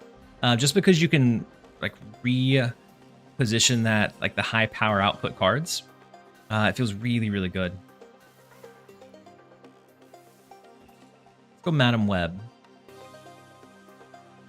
And then we'll see. We have a really big Human Torch that we're able to build up between the Aranya, Iron Fist, and then regular Human Torch. What have you bought from the Sanctum store? So far, I've bought all 3 of the new released cards. Outside of that, I haven't bought anything. Iron Fist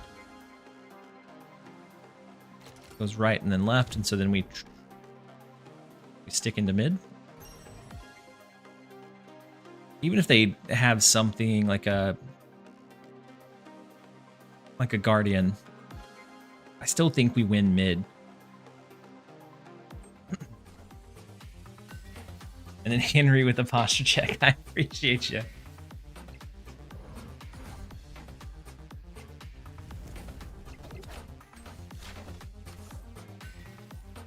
I don't really want any of the new cards, though. Yeah. Would rather grab unowned S4 or 5. So if that's the case, then Reckless Monkey with the Hydrate. If that's the case, you may, depending on how what cards you're missing, you may...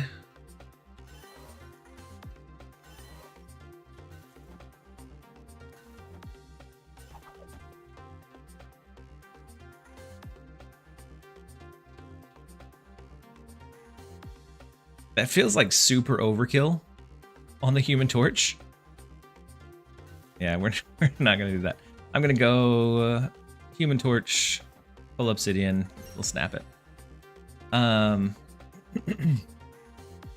If that's the case, depending on what cards you're missing, you may wait until the 4th for the patch to come out that way the series drop happens.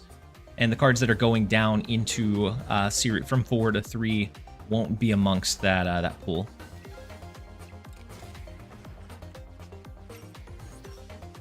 Ooh, and the Hydra Bomb move. Oof. So now we get the Doctor Strange over into the left. And just a Rocket and Groot mid and call it a day.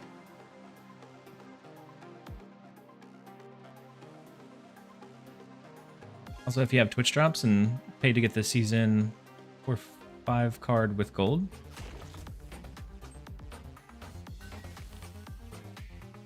Oh, so like if you don't play at all and you watch the Twitch drops and then pay for the rest in gold? If so, that's not bad.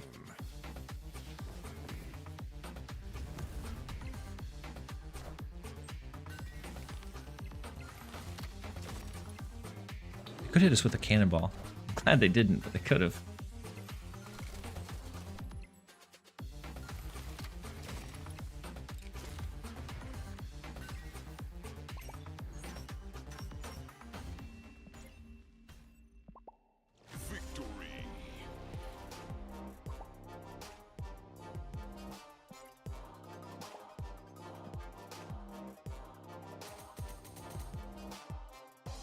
How does it compete against Scream, Crave, and Anti-Move? So unless they get like their Scream down early, it holds up really well. But if they get their Scream down, it's going to be a really tough match.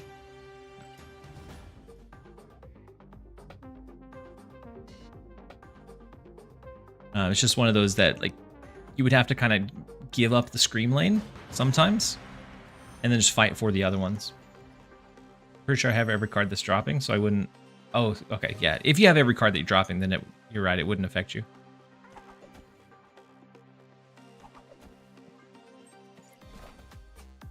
Ant Maze is huge. Their anti-venom's gone. Go Spider. Okay.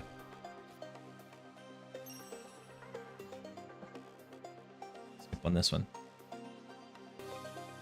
We could do Vulture into Ant Maze.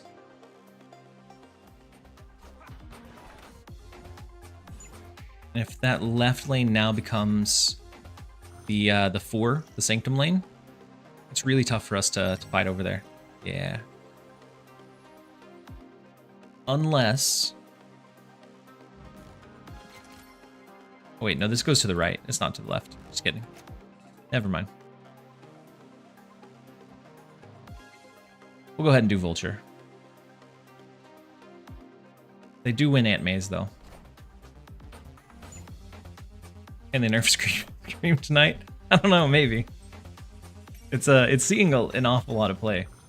I mean, you could always run a deck that naturally wants to run Luke Cage. It'd be okay.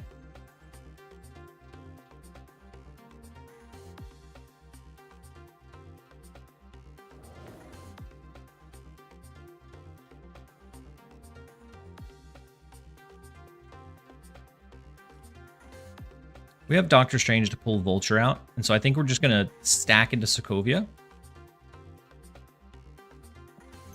So we get the 5 or more. Then we'll move it next turn because we're chasing that 5 every time. Untapped updated its website. Oh, did it? Does it show your previous stats? Or is that not working?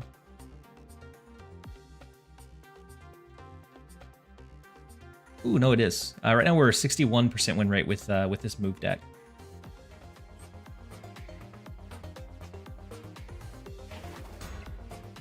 Shang incoming? I mean, it's possible. I haven't seen Shang in the game mode yet. Still possible though. Big double hazmat. I'm sure they have a loot cage. So then now here.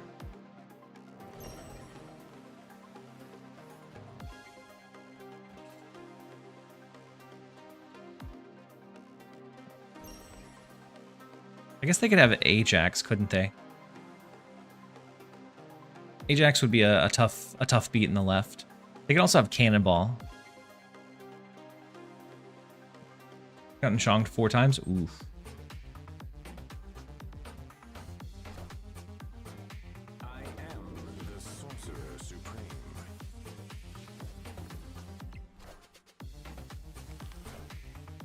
It is Ajax. I think, yeah, we beat the Ajax. So now we just need to pity up 2 more. So Rocket and Groot move Cannonball. Either that or we give up this turn to be able to fight with Madam Web. That way we can shift Vulture into mid. Just a matter of if we think we can win with Valhalla.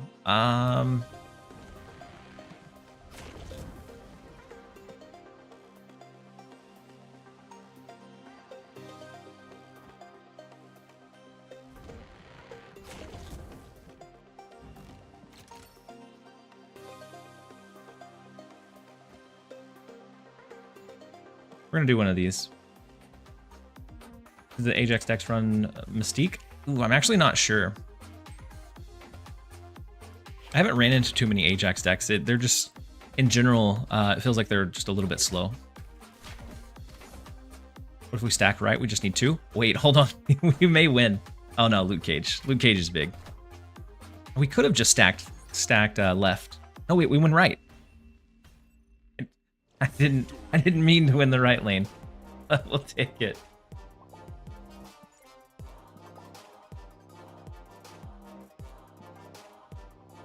And so the last turns become very difficult the closer they are to winning. So that's why like those early turn 3, 4, sometimes 5 can be really pivotal in allowing you that flexibility to sometimes just potentially give up a lane or give up a turn to set up for something bigger. Unintentional wins for the win. Sometimes you just get lucky, and we'll take it. We'll gladly take luck.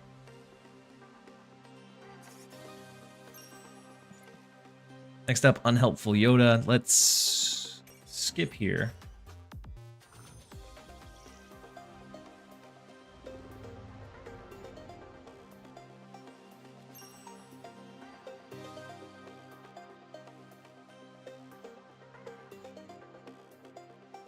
I'm actually going to skip one too as well.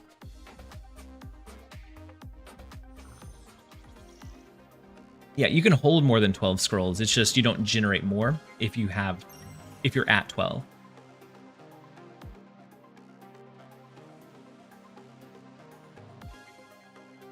They win the throne room.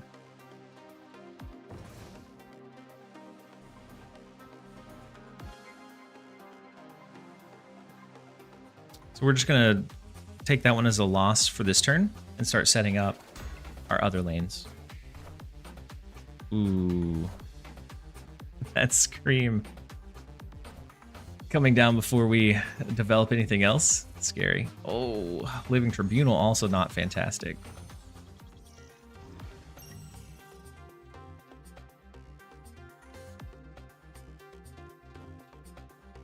I mean, doubling up here, I mean, we'll start pressuring every lane.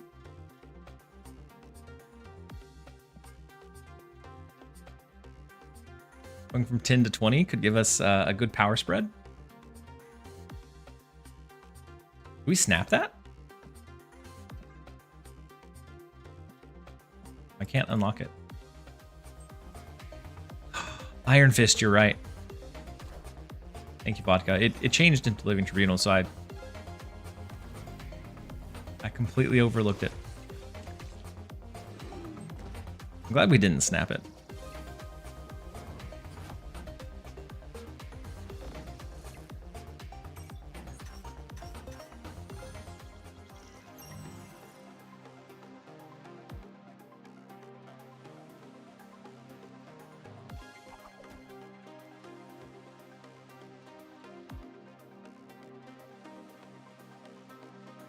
If they win all lanes this turn, then they win the game.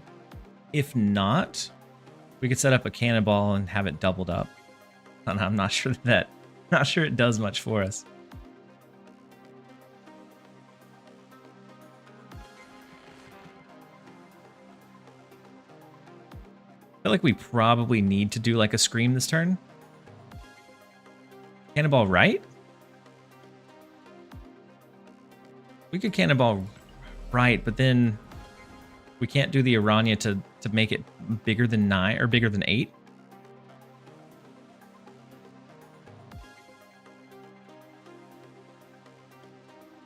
And it also pushes way over here. It keeps us alive for a turn at the very least. I got a random Tribunal and it crushed me. Yeah. Yeah. Ah.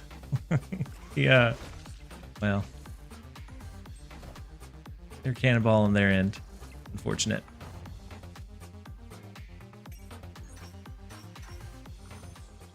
We're alive, but not for long.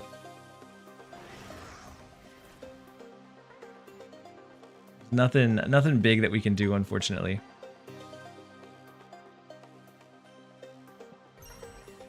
We'll give them the extras.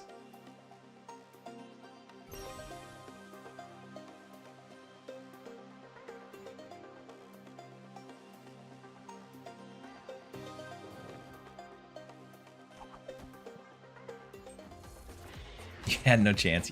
Yeah, we didn't. We didn't have a chance, and that's all right. I auto-generated a Laffy deck, and it was a normal Ajax deck, but with a random Scream in it. I am the sorcerer. Random Scream, really? Should have pulled on Scream. Scream is one of those. It is very good, but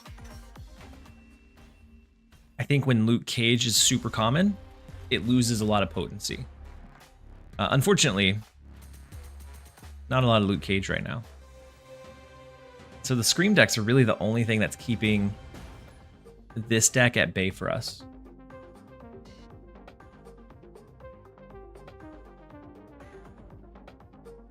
I don't think we even had a chance with Iron Fist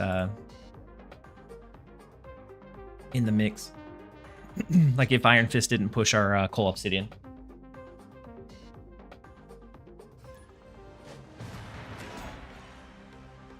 Let's see, yeah, Husky is on. Because there's a deck along the top that really looks like a Husky deck. Imagine how good she was before the nerf. I mean, she's still good. Hydra Bob. Jumping over into Fisk Tower is super unfortunate for him.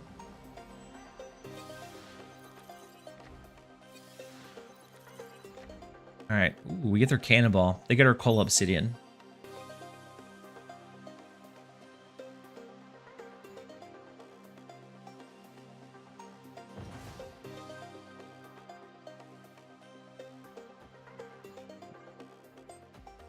We want to wait on dropping and setting up a Madam Web. Oh no, another Scream Craven type of deck. We may have to change. I think that's 3 in a row that we've ran into like Scream anti-move stuff.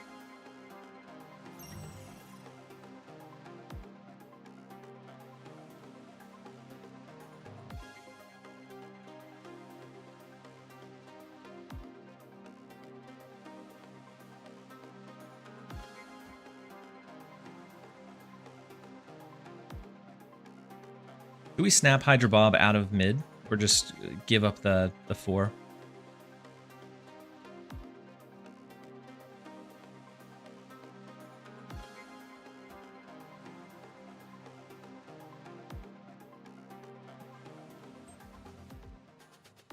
We're just gonna give up the 4.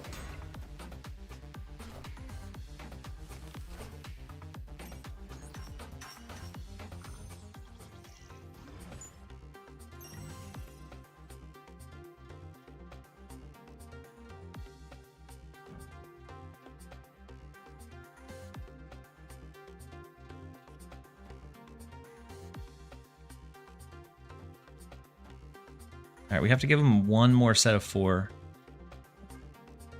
And then we can work on, we have a double cannonball that we can throw off. JF, preferably to me. I have done a couple of untapped giveaways. It's few and far between, but every once in a while they offer them.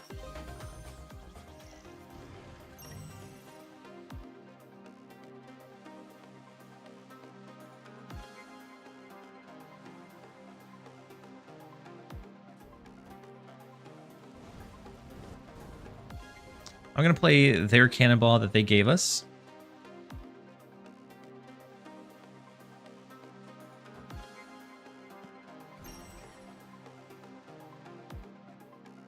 If they play cannonball of their own, they'll hit our vulture. And then even if he goes over left, he scales up more than he loses.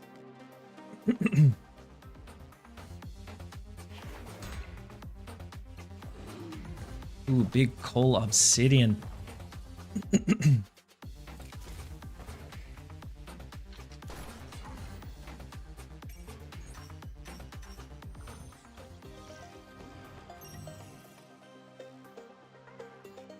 the big one here, we push their Coal Obsidian away.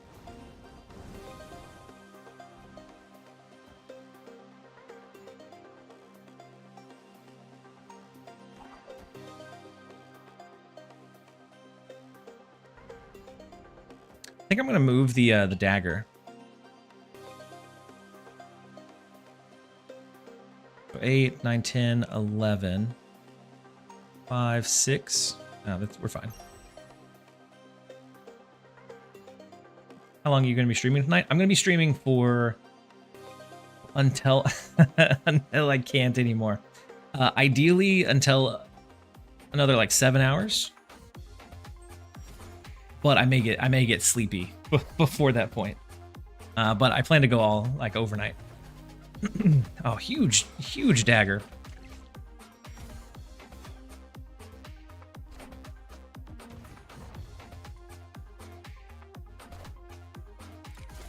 Then we lock in left. They lock in the other two. No, they lock in one. It's tie.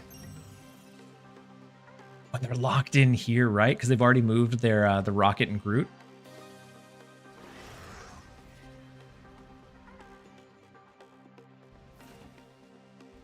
So if we negative shield, cannonball into Aranya. Oh wait, we can't call obsidian here. I guess we can Aranya Human Torch to the right. Just to make sure that we offset any scream scaling. You're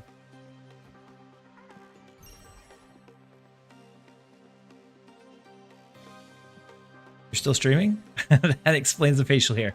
It does indeed. No, I took a gap, about a 4-hour gap, to pick up my daughter, to cook dinner, spend some time with family, and then once we got them all set up for bed, is when I jumped back in. Huge, Mr. Cam. Enjoy your scrolls and tokens. Hopefully, you utilize them well.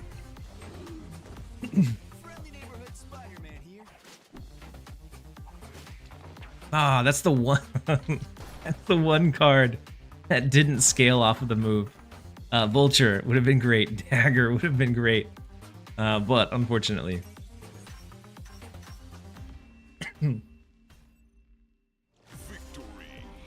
Otherwise, I think we could have got up to 22. Cook dinner? Yeah, no, it wasn't salmon. I still haven't brought myself up to try salmon. My wife is allergic to seafood, or fish. My wife is allergic to fish, and so we don't have any in the house. And so if I bought it, it would probably be a just me thing.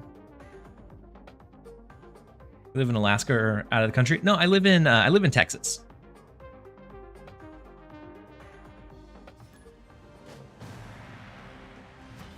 I wouldn't want it in the house either. Yeah. And so, like, I would like to eventually try it, but since she can't eat it, it would have to be like I was traveling for work or something, and like it just happened to be prepared in there.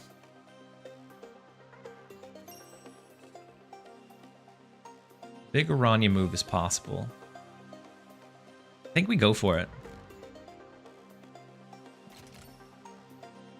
We activate the Aranya, move the Human Torch. We could Doctor Strange next turn. Doctor Stranging into Fisk Tower is scary, but if we need to, we can go into Clintar. No Gulf Shrimp? Yeah. No, my dad used to, every time we used to take vacations down to the Gulf. He would make a big deal of like making one of the nights just this big like fish boil. But no, I never got to consume any of it. So 4 here. Ugh.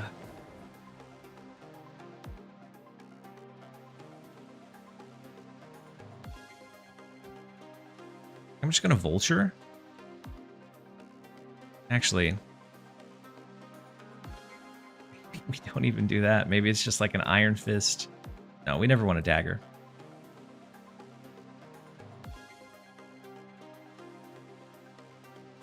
I'm just gonna throw Iron Fist, and we'll see what pops up.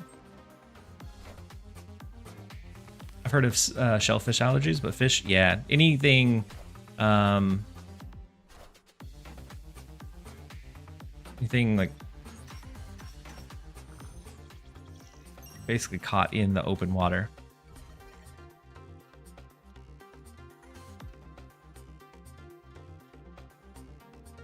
They can move the Rocket and Groot. shift over a lot. All we're going to have is Vulture here. Next turn, we can probably salvage with a Cannonball. The board looks great. I don't know. Without... Oh, man.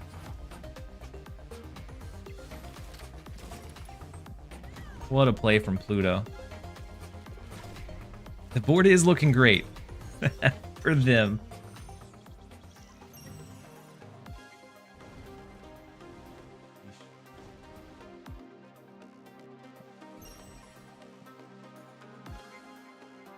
They can still shift their Rocket and Groot if they want to. Not that they have to. They could always wait.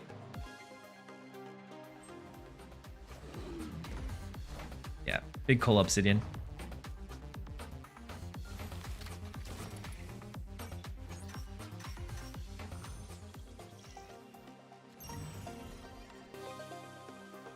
And big in here.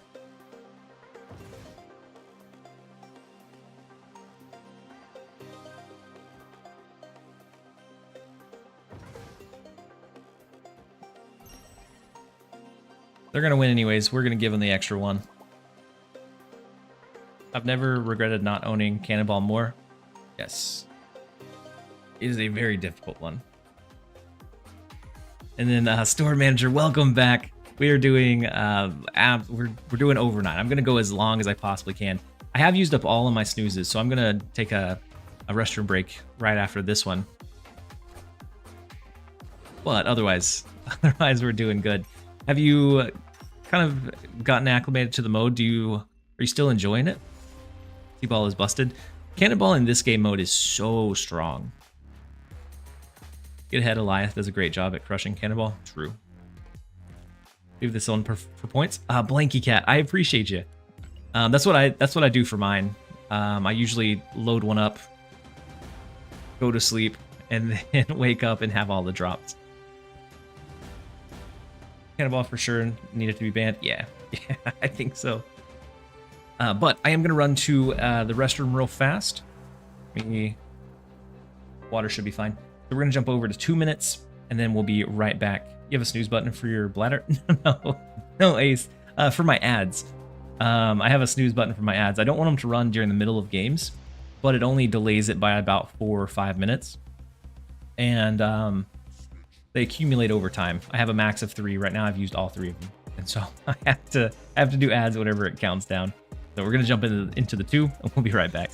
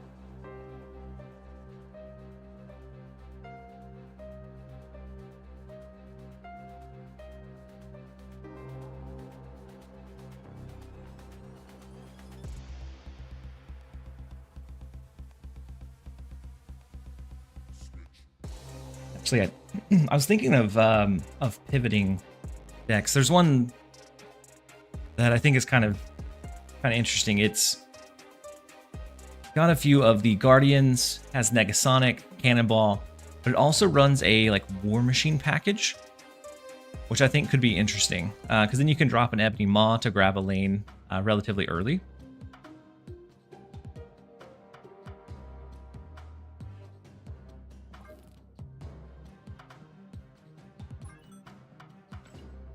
I'm going to try out this one.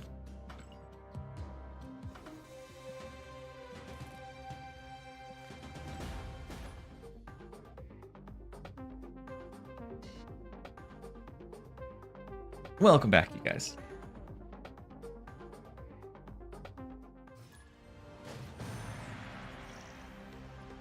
Next up is Nickel in KL. And Ebony Maw into Krakoa could be interesting. I'm going to skip for now. Ooh, Vormir is also tricky.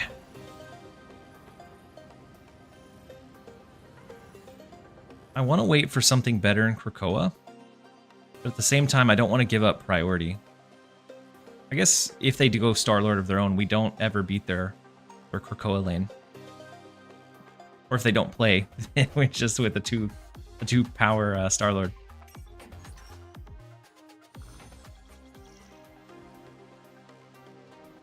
Ooh, the Nexus could be super intriguing for us. I'm going to go Gladiator. We're going to give up this turn for the sake of having a really buffed up whatever the next card is. Is there a point in retreating? No. No point at all, other than like maybe ending a few seconds early is really the only benefit that you get from it.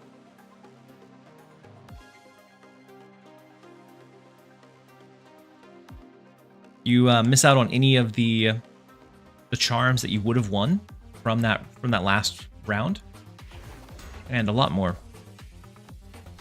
Big Negasonic, cracks. Whee! Pull out their Gladiator. But our next card is buffed up by 8, so massive. We just don't want to hit their Negasonic.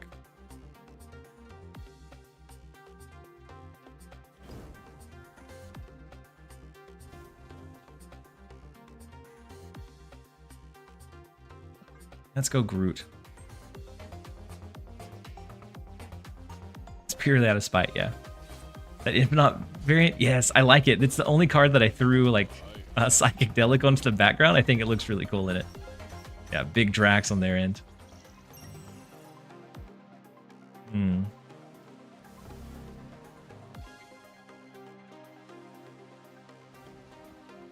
I want to do Gamora, but Drax is going to be more in this right lane. And actually, I don't know that we... Actually, yeah. No, we don't beat this right lane ever. They just they win the game. They got the Nexus early. They got the Nexus often. And we just couldn't come back from it. They didn't even play in the Nexus either. Cannonball would have been clutch here.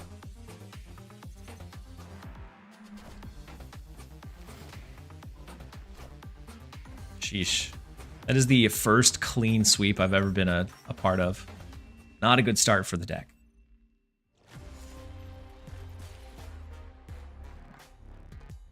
Goodness. My gosh. It's also the first Nexus game that I've had for the new game mode. Wild new game mode.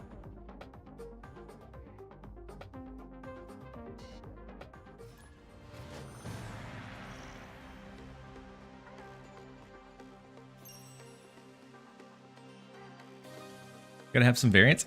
I don't know. I mean, this is a variant, but I'll check. I just never use the Guardian cards, and so I've never had to check for it.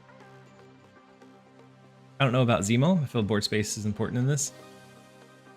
It could be, but using it like mid game along with like a Star-Lord can be really big because they're gonna have fairly limited options as your pull cards. But I agree. Baron Zemo, board space sometimes is really, really important. Wait, why would they play left?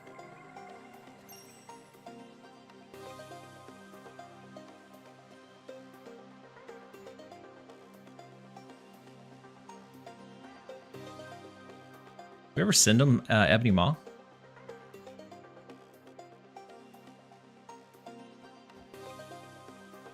Trying to clog you? Maybe.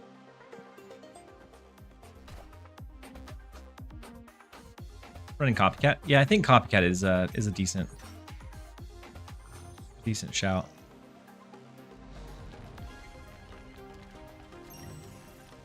Big. Negasonic doesn't win mid, so we're always going to get a rock there.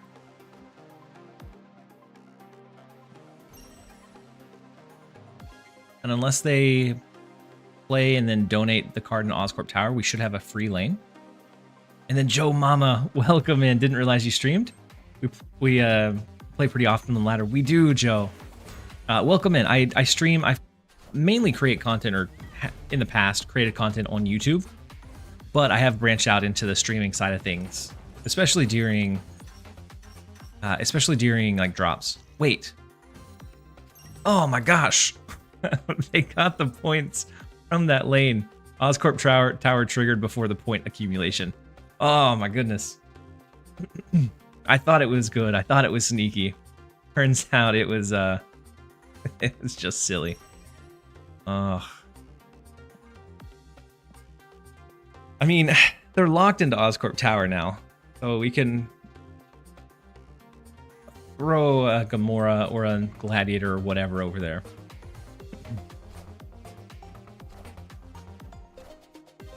I appreciate it, Joe. Always good matches whenever we face each other as well. Eesh. It's 13-3. It's 4 over here.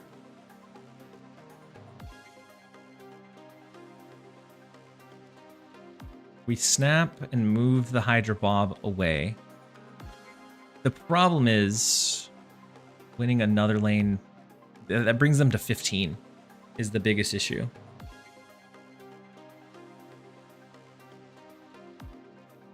We could also go Cannonball, but then that pushes it somewhere else, and so it's next turn's problem. We could go Gladiator, but there's a chance of unfortunateness there as well. I think either way, it becomes like the Gamora and Snap.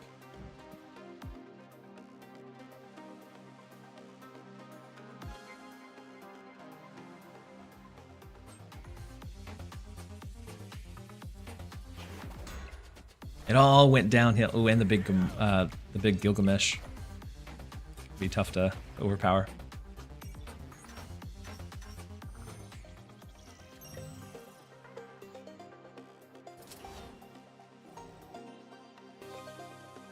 I mean, they win this turn.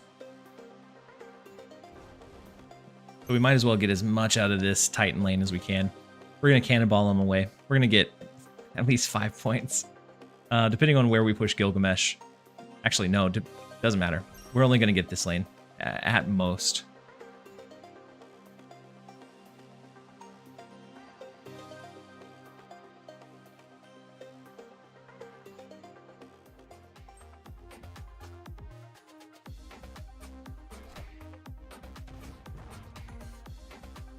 Ooh, Cannonball of their own?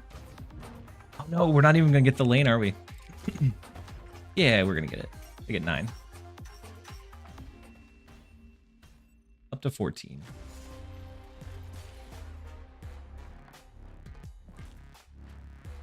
I think I'm going to go back to Zoo. I think the move is fine, but I was running into a decent amount of Scream stuff.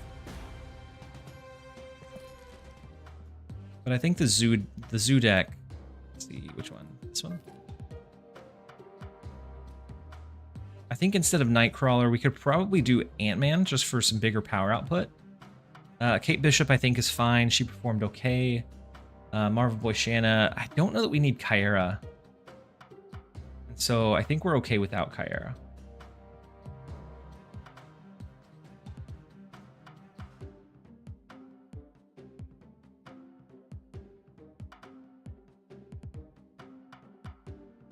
I think instead of Nightcrawler, I'm going to Ant-Man. I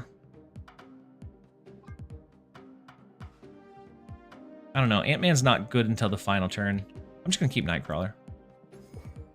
It worked well enough for me.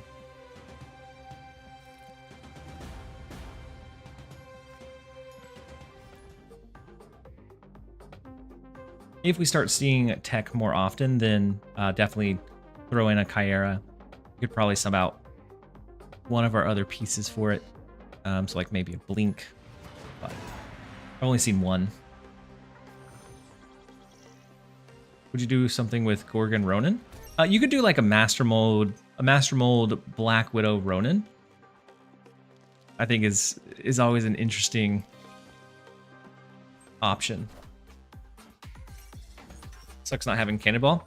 Yeah, it sucks not having Cannonball, but it's not... There are some decks that are being ran that you don't necessarily need it.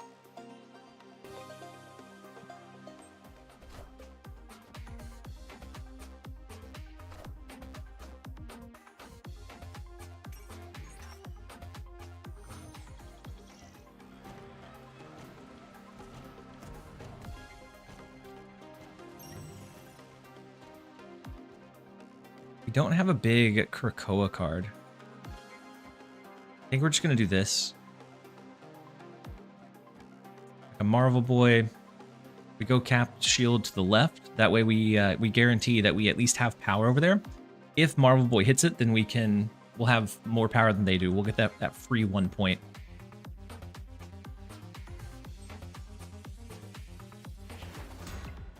Interesting. They gave up the Krakoa lane. Our Squirrel held it down. I think Glenn confirmed that Gorgon doesn't increase the cost of generated cards. Oh, really? That stinks. They wanted it to be like specifically for like tech options.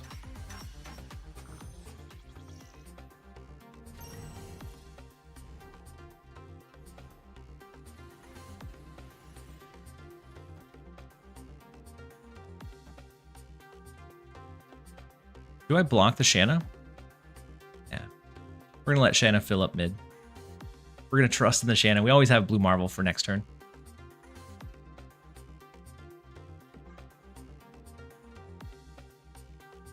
Also just Shanna left.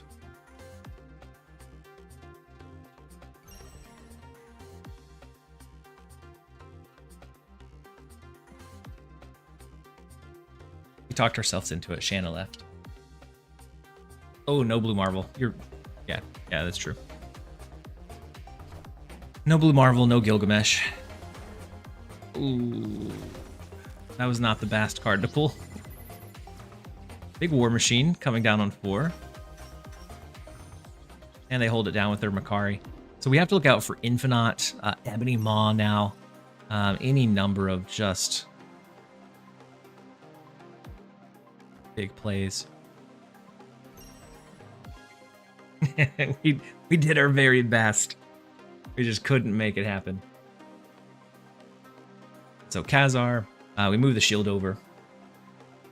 So Gorgon's just a 2/3 that maybe messes up Kate Bishop. It messes up Arsham, it messes up Thanos.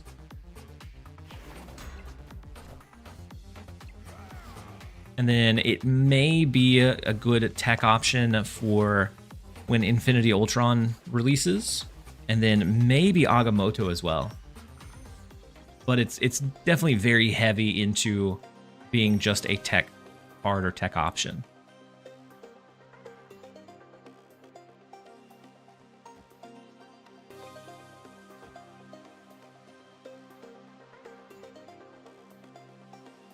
As long as we win a lane here, we win the game. So I'll go ahead and snap for him.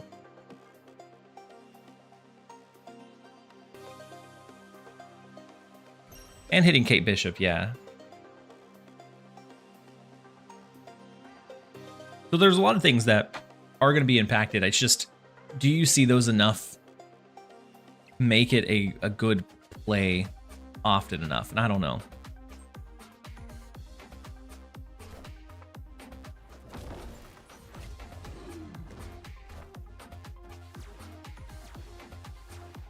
Ooh, and we take the mid too.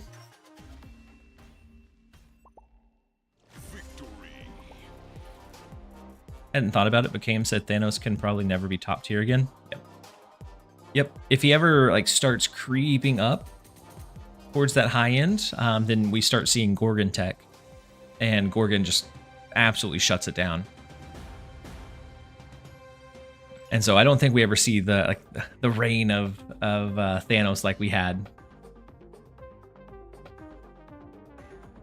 You just don't lose? We lose sometimes. We lose sometimes. It just depends. Like earlier, we were running a deck and we just couldn't win versus Scream. That's why I pivoted over into this one. It's because I was seeing a fair amount of Scream like movement stuff. Yeah, they could also rework him now.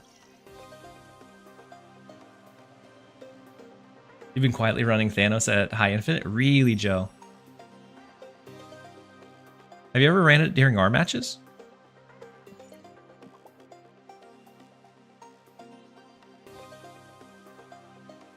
Our Lady of Saints in mid is kind of unfortunate. Oh yeah, the Wiccan list. Yeah, if you curve out, in the past I've enjoyed a Thanos Wiccan, but it's one that I just kind of play in spurts for sure. Our Lady of Saints is really bad for our mid lane.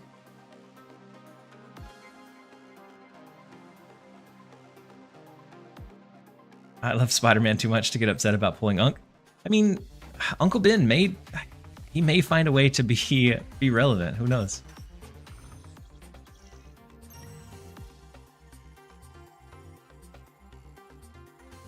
Rocket and Groot here is tough.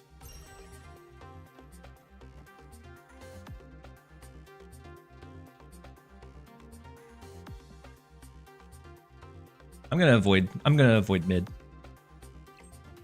Because I don't think we can compete for it anyways, especially with the Rocket and Groot.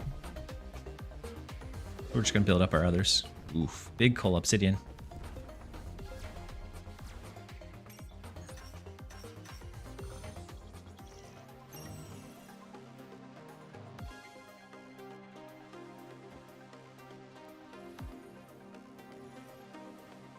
We could blink the Nightcrawler. We could throw in Blue Marvel. We could go ahead and set up Mockingbird. Shanna is an option. That gives us a cheap, major discount onto Mockingbird going to next turn. Maybe Mockingbird plus Blue Marvel. Do we know if Gorgon works with Master Mold? Someone in chat said that it doesn't. I was kind of hoping that it did, but they said it does not. Had we played away, I don't think we ever won the left, but more is just a bit too big.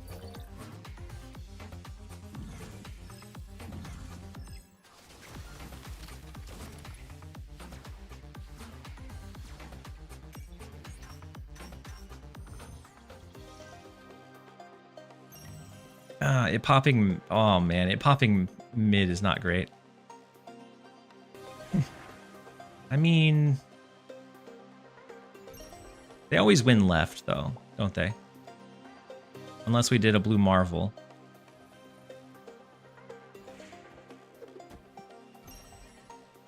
Gonna send mid. They win left, so they win the game because they're only 1 point off, but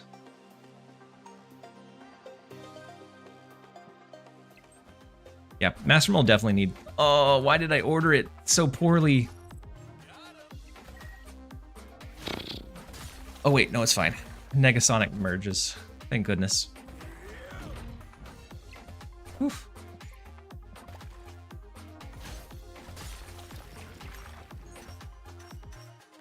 Even so, killing our Mockingbird would have killed us there too. Negasonic and Cannonball are those cards that are like really unfortunate to play against. Ah, man. 6 scrolls with that one?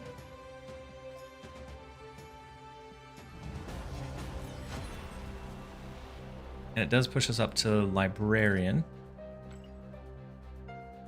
Give us another 5, so we're back up to 11. And then Joe, good luck in your games. Hopefully we catch you around sometime soon, but not too soon. That you come in and absolutely wipe the floor with us. We're gonna jump over into a 1.5-minute break, and then we'll be right back.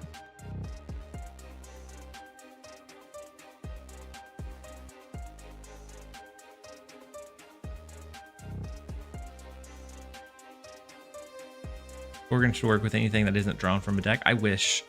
Like I think that gives it more potency and like widespread usage, but it seems like they just want it as an option against card generation decks. Is what it feels like. So sad about the Thanos change, pre-Eliath Thanos control.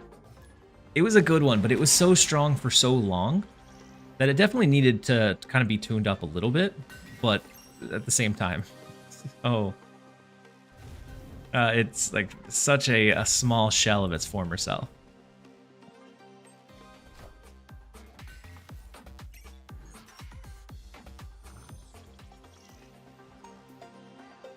All right, let's find out if we're running.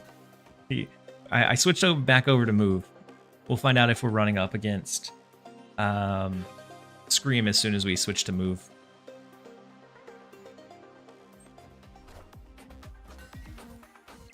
Friendly neighborhood Spider-Man here. Spider-Man doesn't bode well.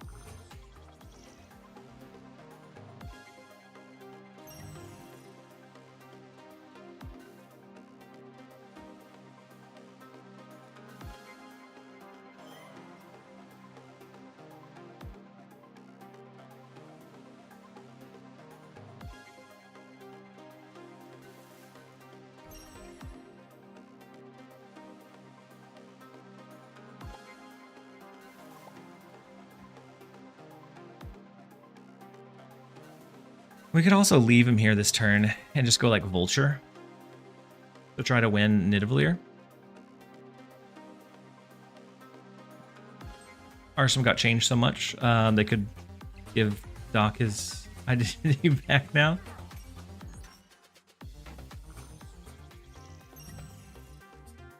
We lost to the Gladiator. Let's see.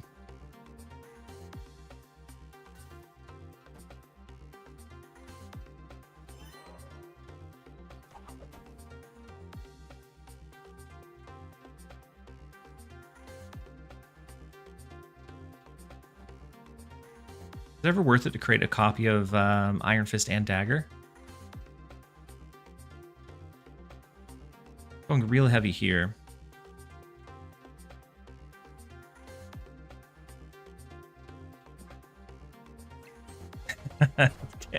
Cannonball and Vats will be diabolical. We'll see. Playing move down? Yeah, I like move in this game mode a lot, but it gets hurt really badly by Scream decks, which the first deck that we face when we come back is the Scream deck. But I switched over to Zoo. Then here we are.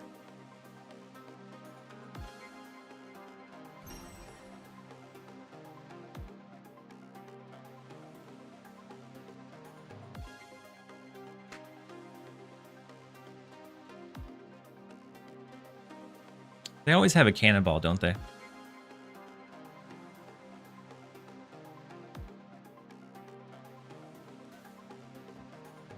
We could do one of these.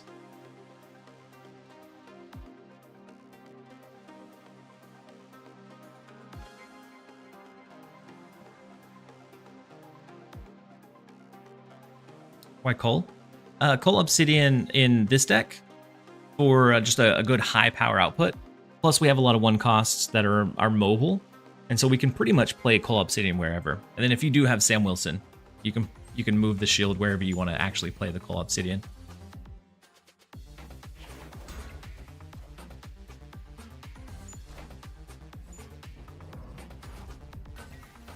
At Zoo Fair? Yeah, Zoo is solid. Miles can't be Cannonball, can it? No. They still win that left lane, my goodness.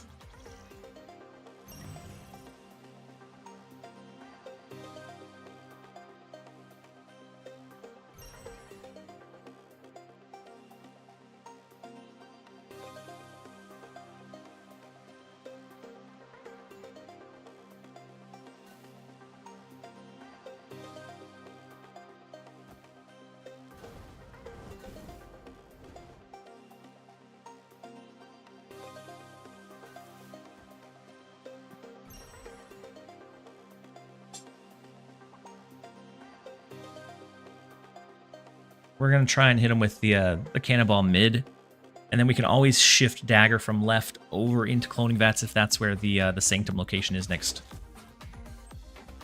What's the best Rocket and Groot replacement?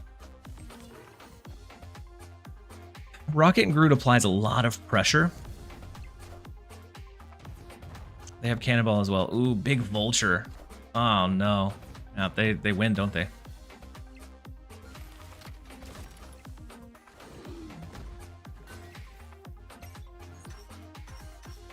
Rocket and Groot made the difference for them. It feels really bad that we switched off of move because of Scream. Didn't run into a single Scream. Then switched back and immediately ran into Scream.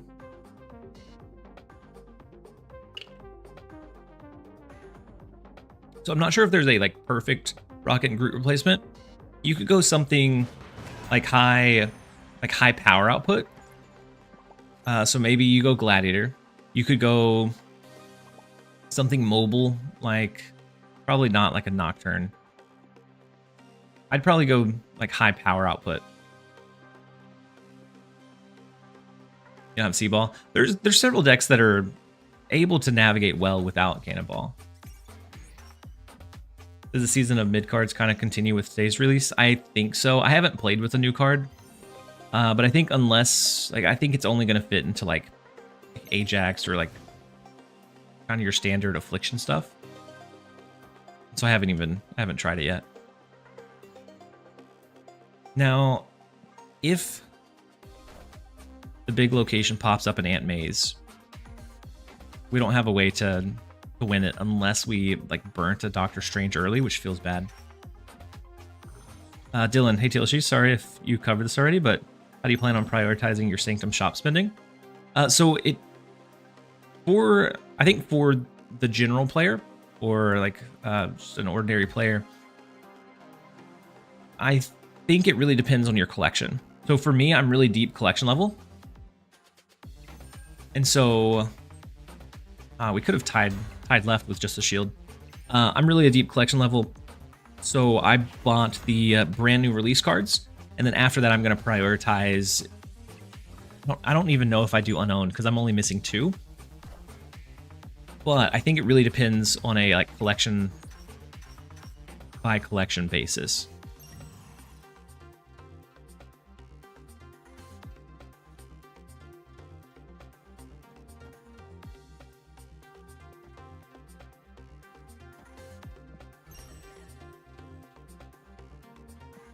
Because if you're missing some like really good Series 4 and Series 5 cards, if you're missing a good share of them, you're probably gonna get more mileage out of the like the mystery pool.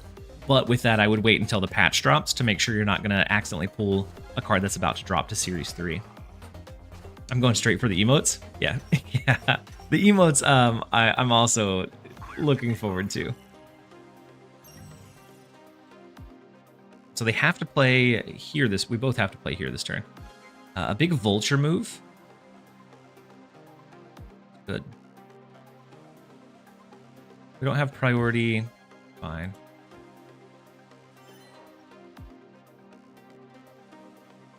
And we have Doctor Strange to pull it like maybe back over to the left. If we need to next turn.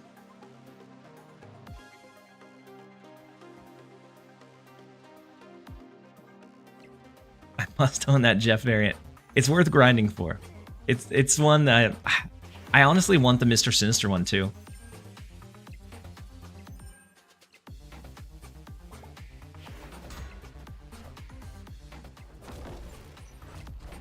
Blue Marvel not quite gonna push it up over that edge. And so it's 11-11.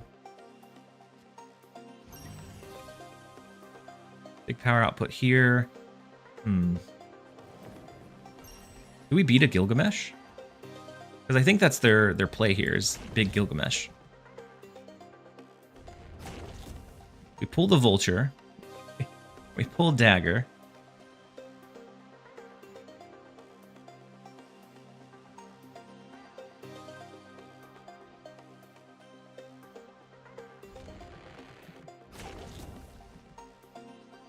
Shift a Rocket and Groot. And just play Coal Obsidian mid for giggles. That should be their Gilgamesh. As long as we win left, we win the game. Also worth pointing out that even if you spend a gold on it, it's cheaper to buy the emotes than waiting for them to be released at 2200. Very true.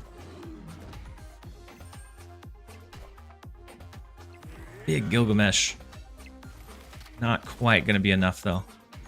We needed every bit of that to make it possible with the movement.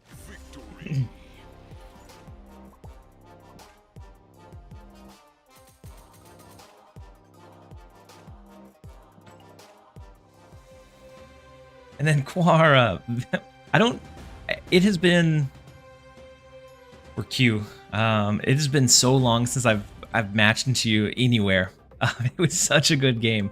That Gilgamesh, had I not played Zoo earlier, it would have been harder to read that Gilgamesh. But I took everything I had to be able to match that power output.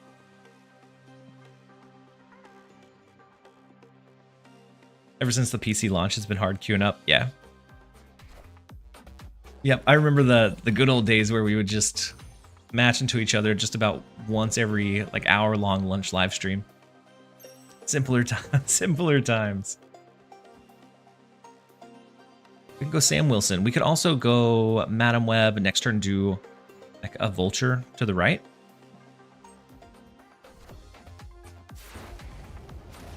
Start looking to build up our big mobile resource.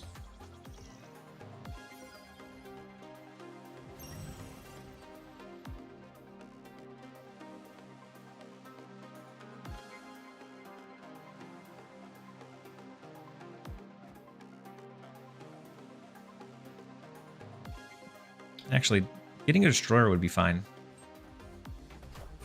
Oh no, we don't get a destroyer. They have the cheap crossbones. Woof. That's not great.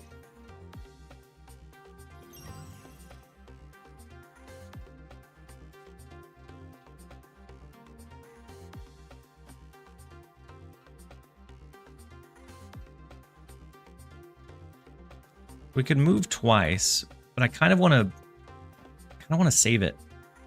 Save the second movement if at all possible.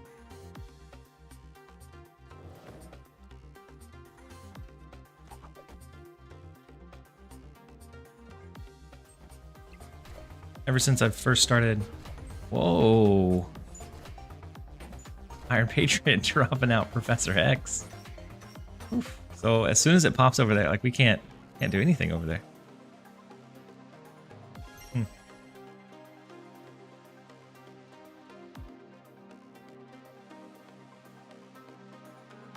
Like we can shift Dagger over there, but it's most definitely not going to be enough.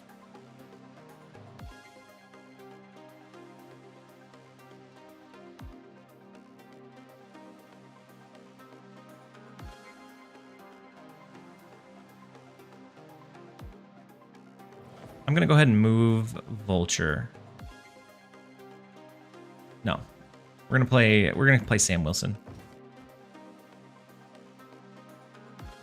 I'm going to go Sam Wilson, Rocket. What does series drop? So the cards, the order that you unlock them are what series they're in. So you start with Series 1, Series 2, Series 3. And then Series 4 and 5 are only available from either Spotlight caches or from...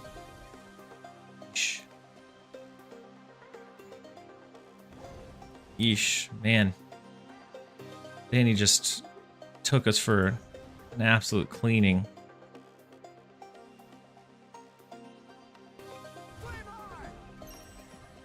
So the series drops... like Series 4 and 5, you can only get from Spotlight caches or from tokens. Every once in a while, they do a drop where Series 4 cards will go down to Series 3. And so then after that point, they are they're available in just regular reserves after that. So you don't have to use like Spotlight keys or tokens to pull it.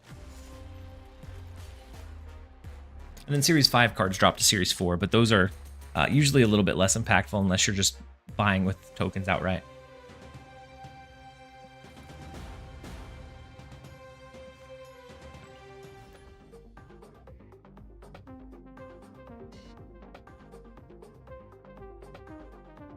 I'm playing a Kazoo deck in Sanctum and losing more than winning. I think Sanctum, it's still... there are, from what I can tell, a good 4 or 5 fairly viable decks. We have Scream, we have Move, we have Zoo, we have Surtur stuff. There's a lot of viable decks. And so I think we continue to see it shift and evolve a bit. So what may be working well right now might not work in like an hour from now.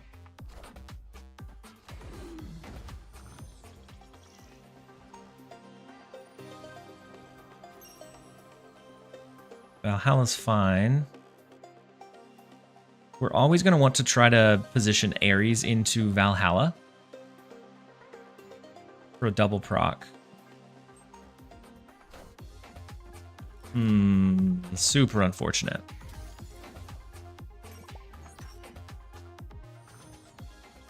Vision has been good for you? Yeah, I think that mobility is really, really nice. Well,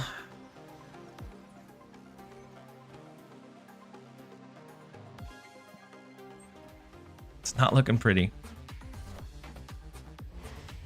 It's very much not looking pretty.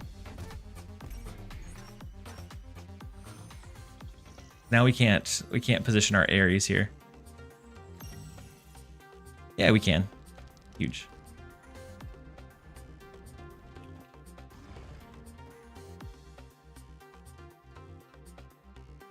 Left lane is always a lost lane, and so we have to be able to make up enough ground in the other two. It's gonna be rough though. I have such bad luck. Got Uncle Ben with first pull and 3 keys to get diamond back. Eventually it'll flip. It'll turn around. Eventually.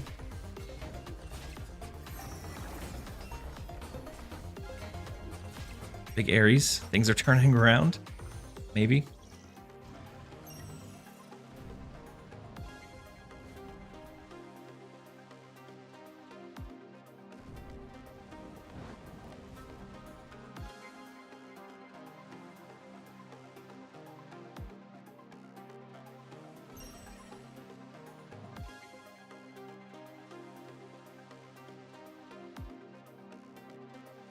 We're just hoping that they can't make up 14 in mid. Is there a limit to having scrolls? I think you can hold up to like 99. You only generate scrolls every reset if you're below 12 though.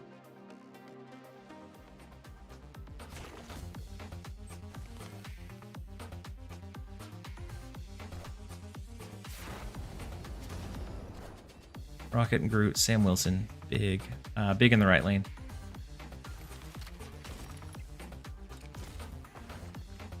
We do get mid.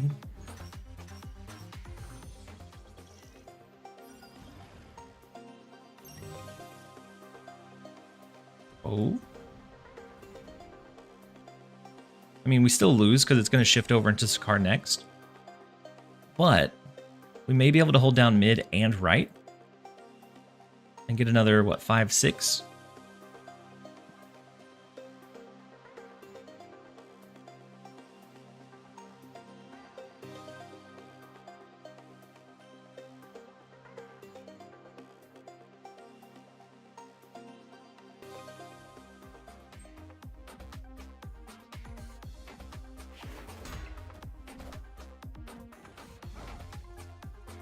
Red Guardian's fine. Wait, did they change it? Surtur used to proc before Rocket and Groot.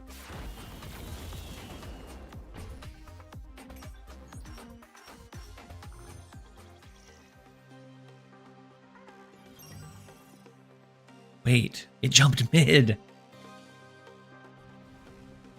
We don't have priority, so we lose our Cosmo.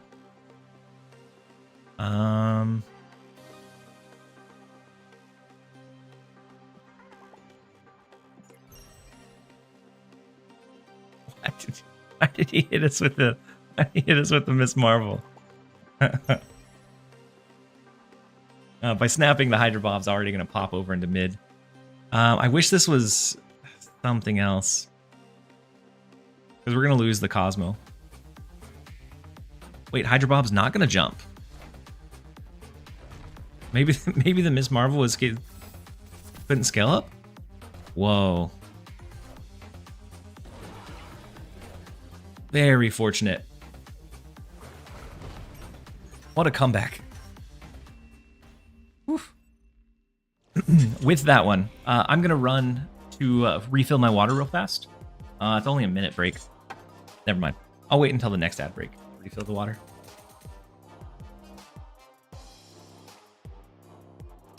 Had to do things like that.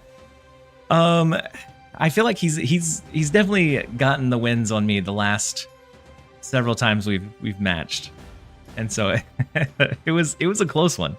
Had he been able to pull something like big up, he could have had us for sure.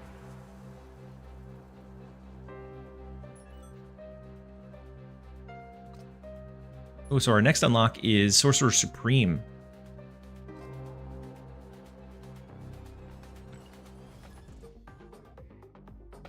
Yeah, he's a good one. I remember at one point when the game first launched and he was creating content, like I think it was like 7 or 8 months that he didn't hit infinite.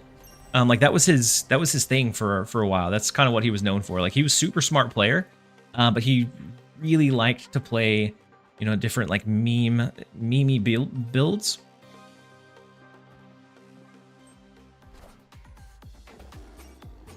And so, and climbing to infinite used to be quite the challenge, because you could still face people that had already hit infinite while you were pre-infinite. So you'd still be facing like Dara or KM Best or whoever while you were like rank 90, making that final climb really, really tough.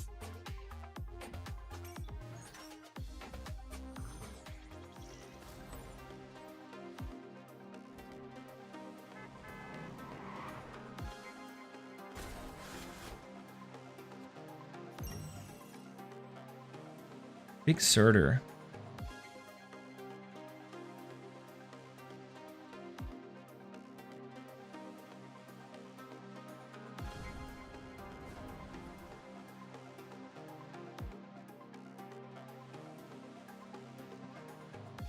I want to go ahead and play Surtur just so that we have that scaling. But I'm also looking at like Ares, Chimichanga to... I guess we don't need a double proc Surtur. Is there a limit to scrolls? Yeah. No refill at 12 or above, but max is something like 99 is what I've been hearing.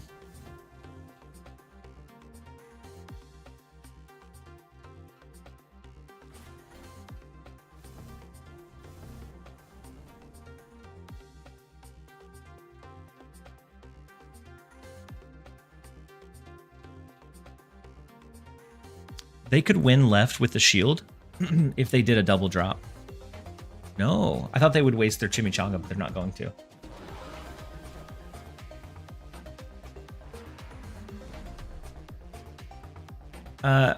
Matchups are definitely still somewhat MMR based. I don't know like how much so, but there's definitely like I'm facing the same people I face on ladder for the most part.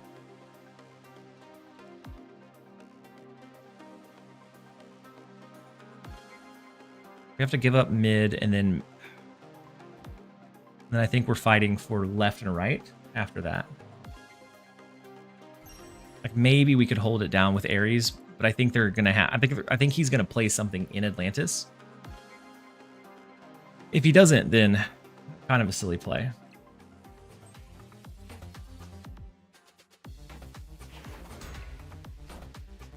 Ooh, arrow with the Atuma.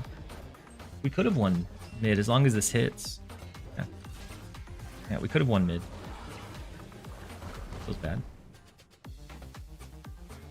Did you use gold so far? No. I've claimed 2 of the 3 Twitch drops, and then other than that, it's just like ranking progress.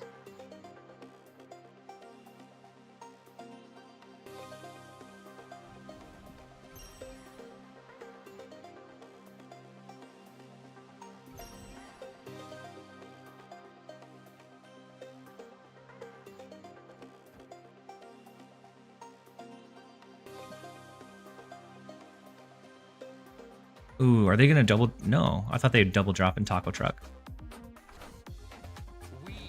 Oh, big Magneto. We lose Taco Truck, of all things. Man, what a good Magneto. That was a fantastic Magneto. Squirrel Girl greater than Sam Wilson? I think it's either or, honestly. I haven't pulled for Diamondback yet.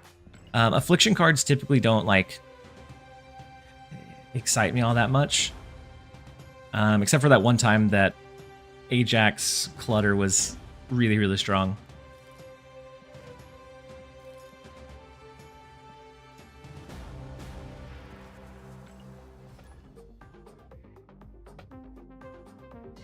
Tried out the Quicksilver list from earlier, but swapped out Domino for Shadow King. How did it do, Duke?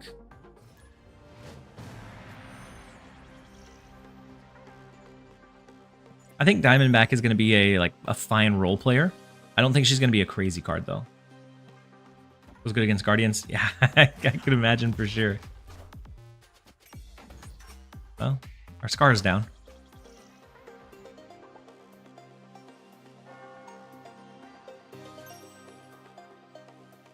Ares in Kamartage could be really, really good.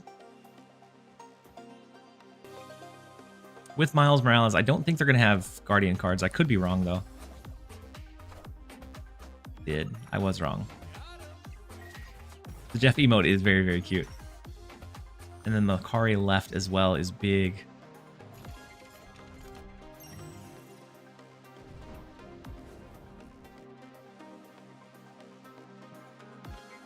Let's go Surtur.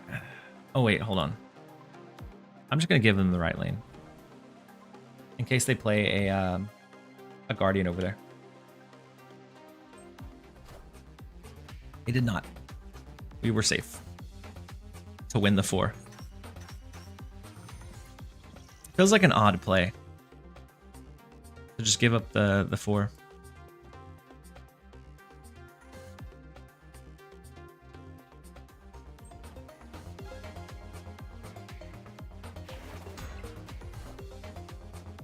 The Jeff, yeah, I like the Jeff emote. I like the Mr. Sinister emote. Oh no, we just needed to win that, and we would have scaled and got the 4. It's tough.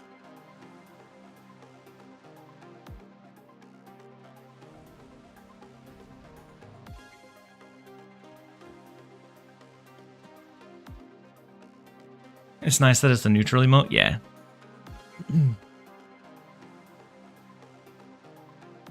Yep, I agree.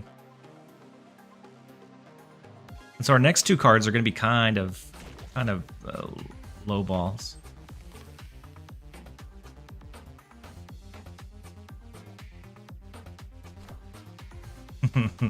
Dodged the rocket and Groot.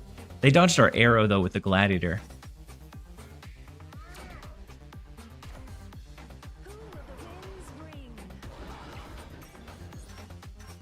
They're down to 1 card in hand.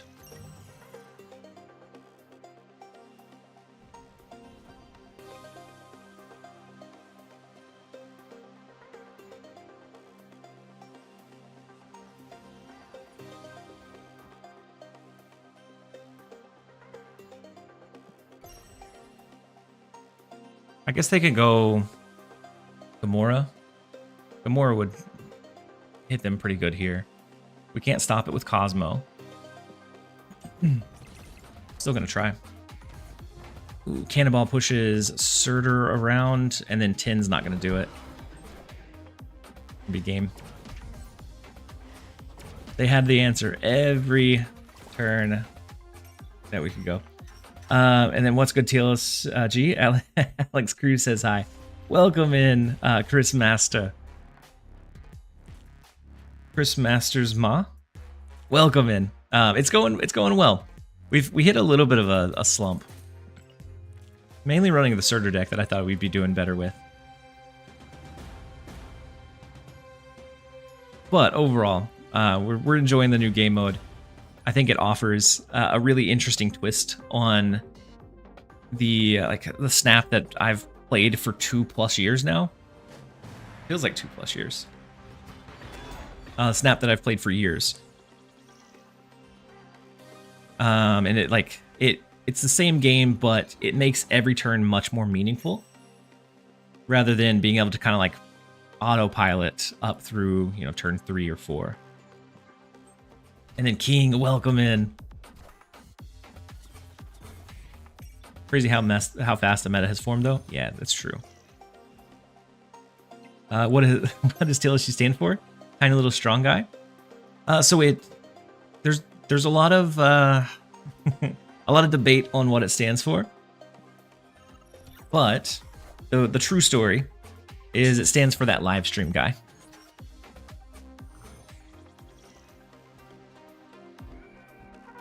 It came from like 8, 9, 10 years back, where I streamed for all of a week, maybe a month, all of like a month. And I was going to be a variety streamer, but whenever I was creating my name, I thought, you know, what would be, whenever somebody sees me, what would be a kind of a funny or catchy name that would be memorable? And so the thought was, whenever they go tell their friend, hey, have you seen that live stream guy? And the response is, which one? During the month that I streamed, chat shortened it from that live stream guy to TLSG just for like ease of typing.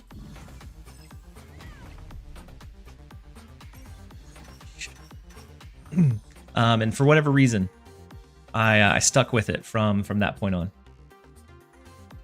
And then Nightshade with the hydrate reminder, I appreciate you.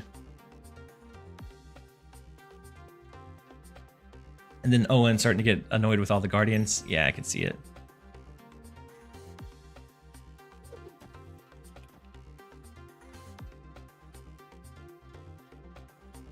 Let's go Mockingbird, Squirrel Girl. I think that's our only shot at winning left. We got to turn it around quick, though.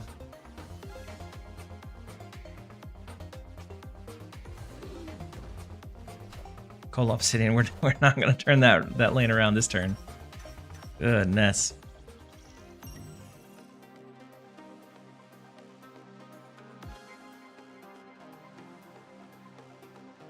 How big do we think they can go over there? Like, we have to survive with Blue Marvel.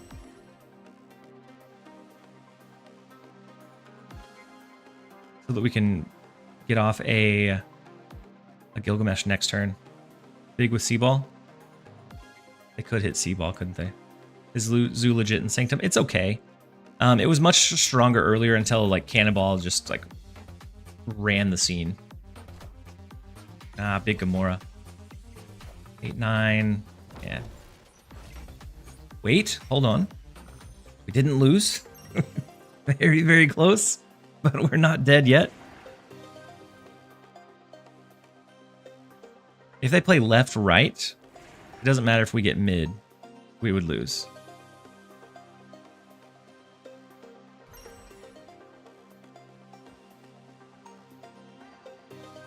And 14, Just a matter of if they're playing for the sides, which I think is the smart play.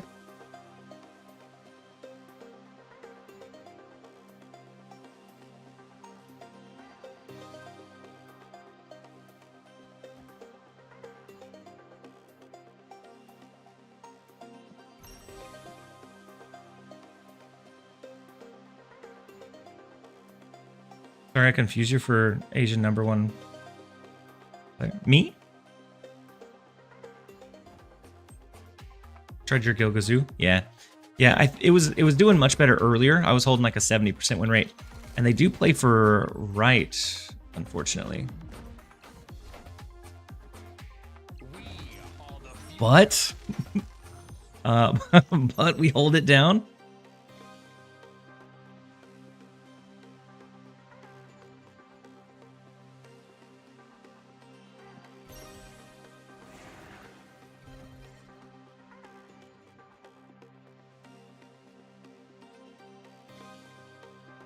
We're gonna come back with this. It all comes down to this turn.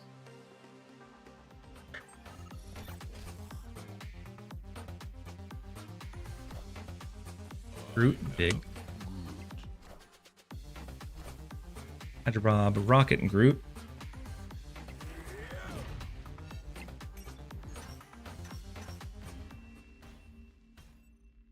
We pulled that back. OGN, welcome in. Hopefully you're having a great evening so far. Goodness. Guardian / move seems best. Yeah.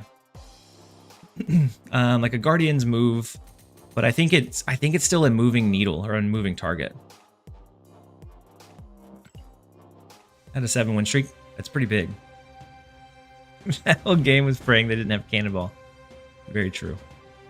Truer words have never been spoken. Can't believe you pulled that out. Me neither. Me neither. We were so far behind that it took catching up on those lanes. I am going to go refill my water because I'm out. We were going to jump over into a quick ad break, and then we'll be right back with a bit more.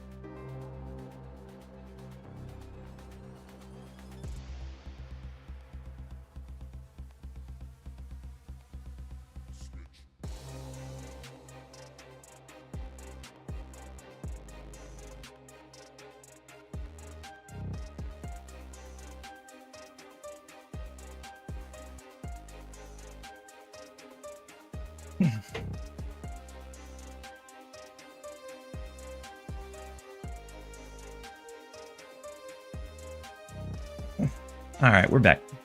Let's go ahead and try Zoo one more time. See if we can continue having decent luck with it. Let's look at our stats too. I'm 19-9 with the Zoo deck, but a lot of those games were earlier when people were still trying to figure out like what worked well. Backflip said, "My goodness, are you still streaming?" So I actually, I streamed. I ended for about 4 hours. I raided over into Alex, and then I ate dinner with my family, spent some time with them, jumped back on, and it just so happens that it was around the time that Alex was ending, and so he raided back over into me, and so you went full circle. You got raided over, if you've been gone for a few hours, you got raided over into Alex, and then back over into me as a result. She gave you Yellow Jacket. Oof. That is a rough one.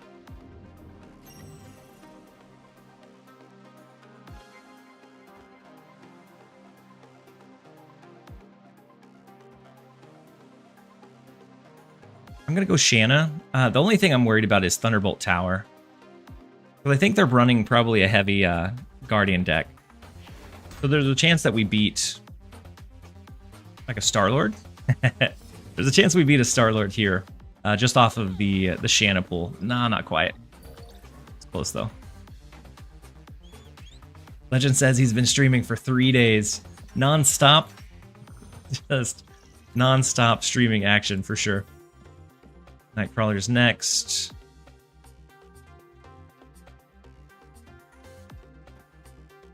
ahead and do Khazar. The problem is investing too heavily in Thunderbolt Tower is going to hit us really hard after next turn. What is the meta now? Guardians with like Guardians or Scream move stuff with maybe one or two of the Guardians, like the cheaper ones, is pretty common. Ooh, stacking up the big house or the clubhouse.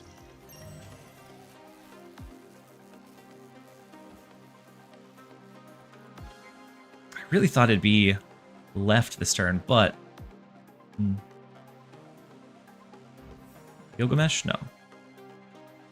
Gilgamesh top deck would have been big. Mockingbird top deck would have been big too.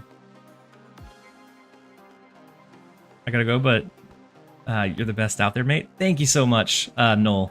I hope you have a great rest of your day, evening, night. Thank you so much for hanging out. And hopefully the drops end up being good for you. Get you a couple new cards. Major Negasonic threat. Man, it bounced over into Thunderbolt's Tower.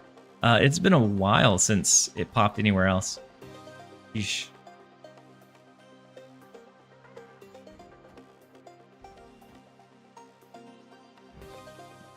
Alright, Gilgamesh next, which will let us win either mid or left as long as we are still in the game at that point. And instead of Nightcrawler, I think I go Kate Bishop just to get the extra arrows. Give us more options.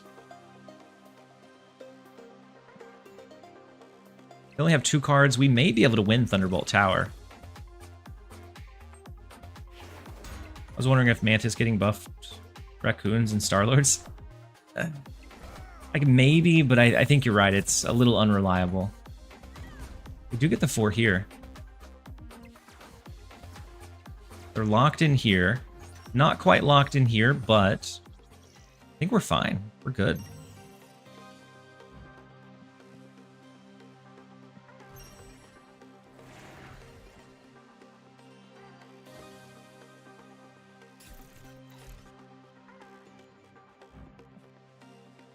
Go ahead and lock it in.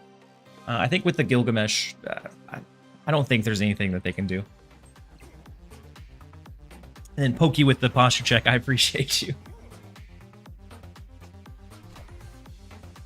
God, Uncle Ben, no. I mean, maybe he's going to turn out to be the best of the bunch. Probably not. How long and how did you grow your stream? Wait, order? Oh, yeah, we could have went one higher. True pan. So with my stream, I'm normally not anywhere near this size. We got a really big raid, which helps. Like whenever there are drops, like the first couple of days, the numbers are very, very inflated because you have a lot of people that are just like there's much more incentive to click on a stream, whether you're like actively viewing or just like putting it on and going to sleep. There's a lot more just people in the category. But to actually grow, I started a YouTube channel whenever the beta first launched, and I built that channel up to like 40,000 subs, and that was my primary like content creation for a long time. More recently, I've shifted a little bit away from the videos. Like I still do the videos there, but like day one stuff is typically here on Twitch instead, and so I was able to carry over a lot of audience from YouTube into the stream. I got Laffy. Laffy feels like the easiest plug and play card. Yeah, at one point, not now, but at one point, I was like among the top. I think for just a very short while until we got like Regis and Cozy got into the scene. At one point, I think I was the top like 1 or 2 subbed YouTube channels on Marvel Snap, and then we got a lot more variety in like the creators we had, and then Binks just blasted off, Dexter blasted off, Cozy came out of nowhere, and just did incredible things. And so then like I took a hiatus for some personal reasons, and I came back, and I'm very thankful to have an audience at all. But those guys continued to grind, they continued to put in the work, and they built up that audience and continued to build up that audience. So Khazar, we buffed this by 2. Do you think there's any chance that we like sneak out the Abbey lane? No, not quite. Not quite. After this, I mean, next turn we could. This turn, no, not so much. I mean, we could do Blue Marvel. That's gonna be the last thing we draw. Cozy and Alex, yeah, they've done phenomenal things, growing the Snapchat, and just their normal video production value is like crazy through the roof, especially Cozy.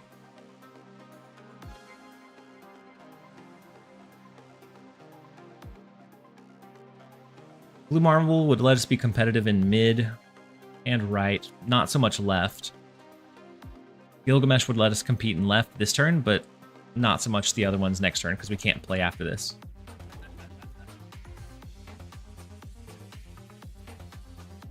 Thoughts on running Classic Destroy? I've heard it's okay. I haven't personally ran it, so I don't know.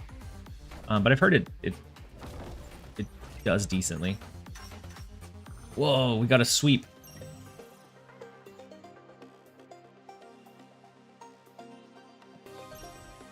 We should win mid here, right?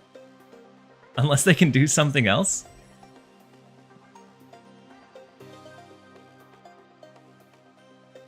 Oh no, they have Sam Wilson now. They can move it.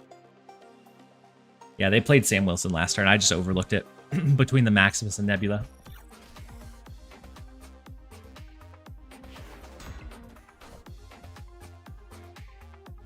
Big cannonball coming in.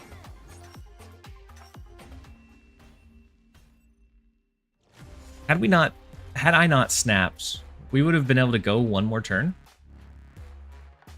Not that the Gilgamesh here would have done us much good, but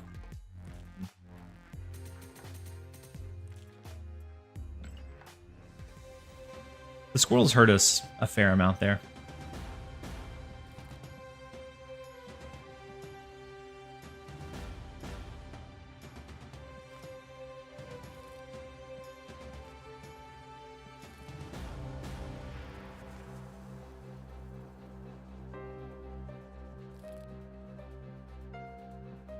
I'm not sure what I want to play. While I think about it, we're gonna go up with just a stock Scream deck. Uncle Ben is actually future TLSG. Wait, artist. You're saying I get murdered? I hope not. That'd be unfortunate.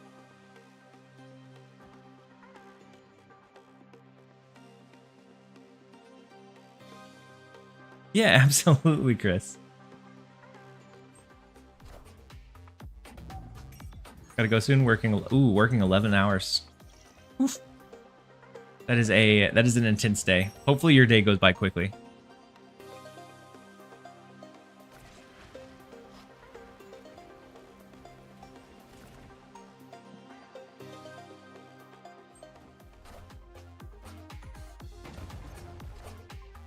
Aw, what? Unfortunate. Oh well. We got bested. Wow, into Savage Land. Hmm.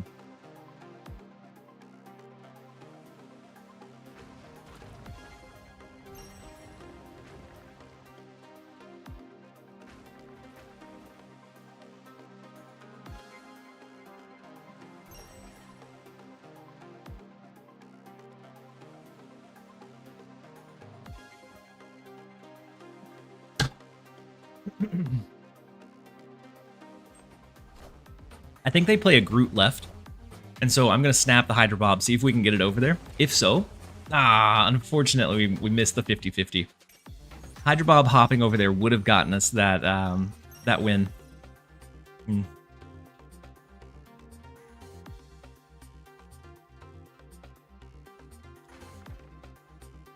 They play a Drax, and if so, I don't think the Stegron... I'm not going to snap this because I want Hydro Bob to stay, but we're also going to cap them out of right lane unless they get their shield down. Big Negasonic.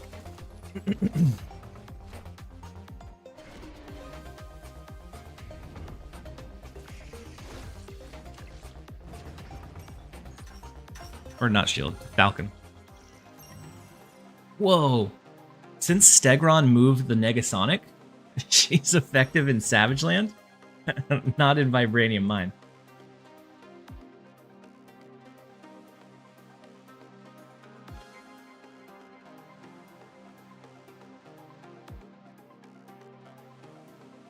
They do a Gamora, right? So it goes up to 12.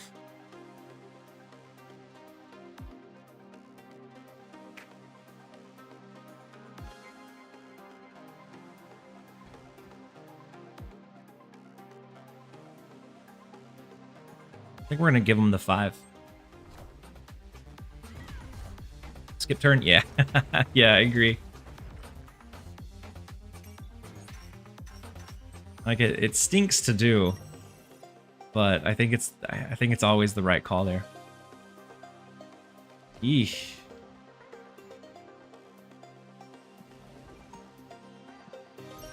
Just have to hope that the Hydro Bob Craven the Hydro Bob Craven buff is enough.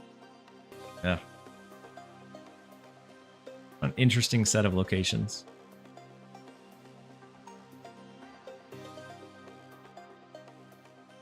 And then the game's over after this turn, so I might as well. I had a couple of other cards.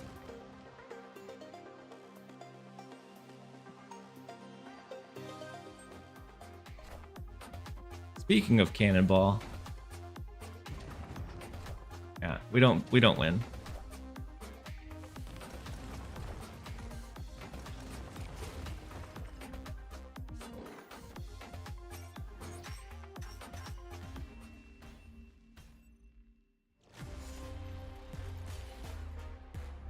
Can't wait for Cannonball drop. The last time that kind of took place, and people were actively like waiting for Cannonball to like re-show up in caches or drop, he got nerfed right beforehand.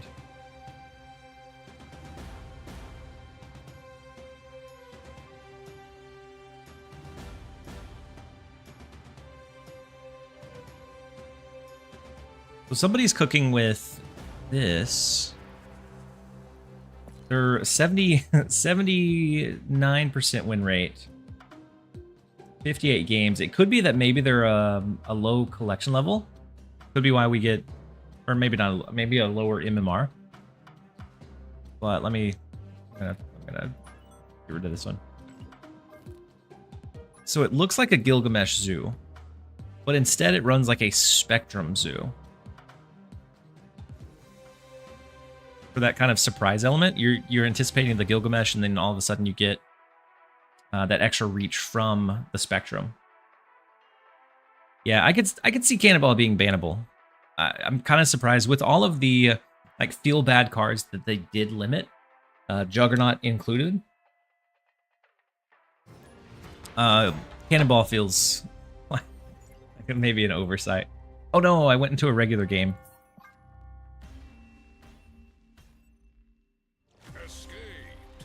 I think they probably banned Jug over Cannonball because Cannonball is more of an energy commitment, and so you have to use a lot of energy to bring it down. And I don't know if maybe they thought that the games would be like solved or done by that point, but it almost always, it always gets to at least turn 5. Juggernaut's auto win on 3. That's true because it's before reveal. I could see that.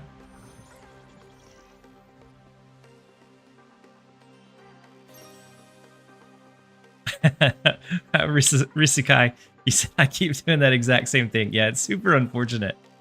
I've done it so many times, and I don't want to like waste time there, and so I always retreat out. But very, very unfortunate. So it's a Scream Makari deck.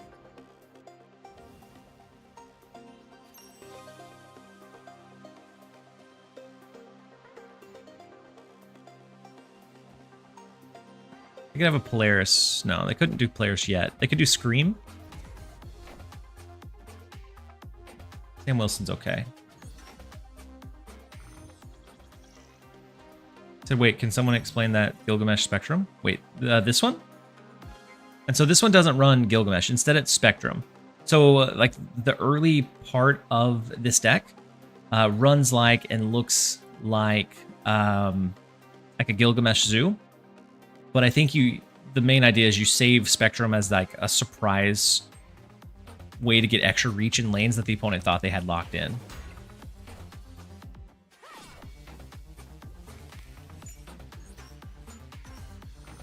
They gave up on right entirely.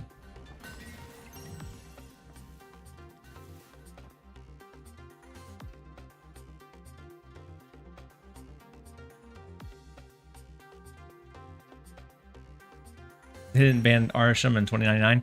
No, they didn't ban those, but honestly, they don't feel that bad to play against. Arsham ramps up a bit too slowly, and same thing with 2099. Like, 2099's power usually doesn't become prevalent and apparent until probably turn 5, and by that point, unless you're just winning every lane, you're so far behind, it's hard to come back. Wait, why did I think the high power was in the left this turn? What am I doing? I thought the high output was left. Oh.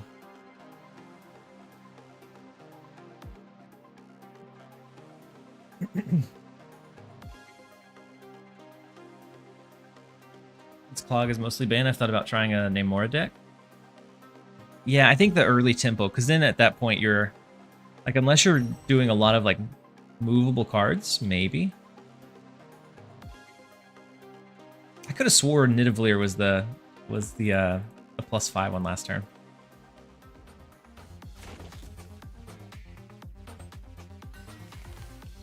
That is a full fill too.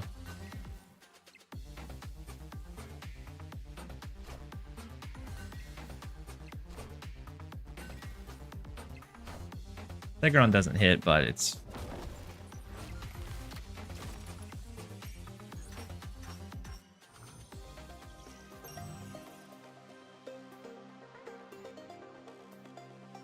Yeah, there's nothing we can do. We just don't go... We're just not going big enough.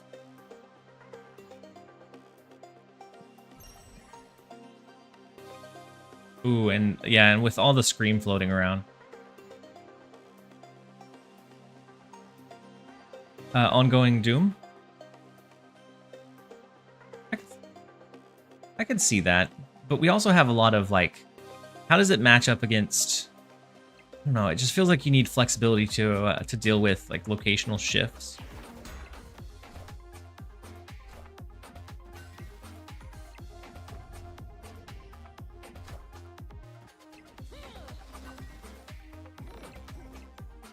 Taking aim.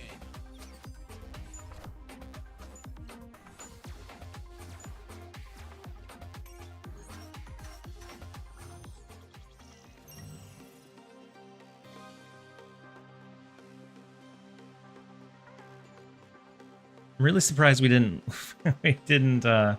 lose that last round, but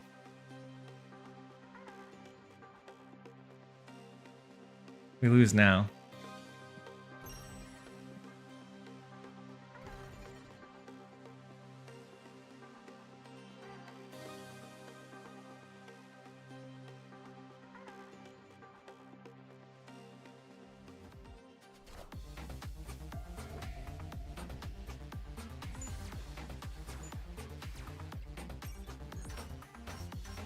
It almost...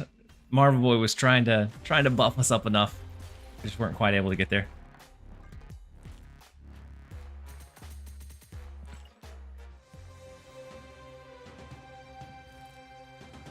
We're gonna try another new one. We're almost up to a like a random S4-5.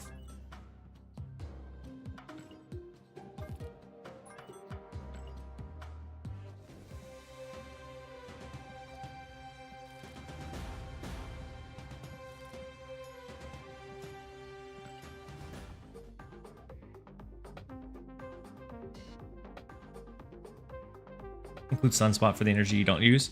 Could be a good call, Star Killer. In the, oh, it's time for an ad. So an ad's going to start at the start of this.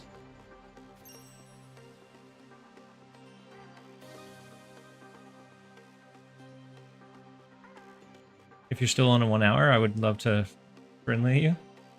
I typically don't do friendlies on stream, but at some point we can definitely set one up. Had the pleasure of interviewing CEO of Twitch. Asked him what is secret to growing successful stream. He said collaborate, schedule, and consistency. So would love to collaborate, especially with pros like you or Alex. That's huge. Yeah, I think the consistency is definitely a good call. Because like if your viewers don't know when to expect you or like how to expect your streams, then it's going to be really hard to like build that audience to the point where something's, you know, significant.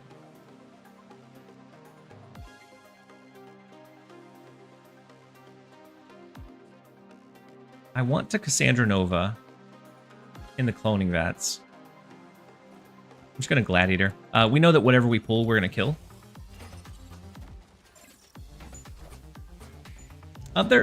We do have some gifted subs that float around from time to time. Big Sage and the copy of Sage is going to be scary.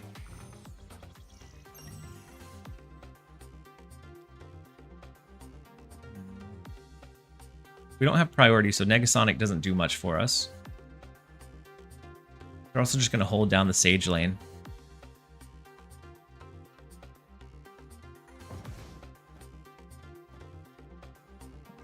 I think we just go cheap with Rocket, knowing that he'll proc here. Such a scary 10 power Sage. They can do it one more time here, or they send it out into the wild.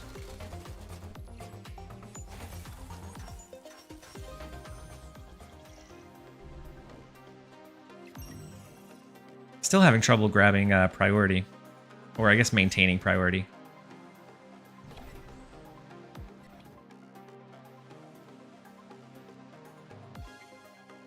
If so, then Negasonic is huge here. But without it, it's 10. Right now it's 10, 11, 12, 13, 14, 15, 16.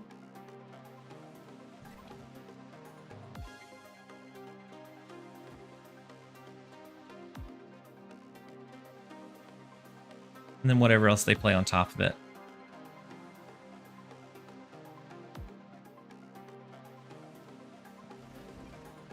We could go Vision. We could also go...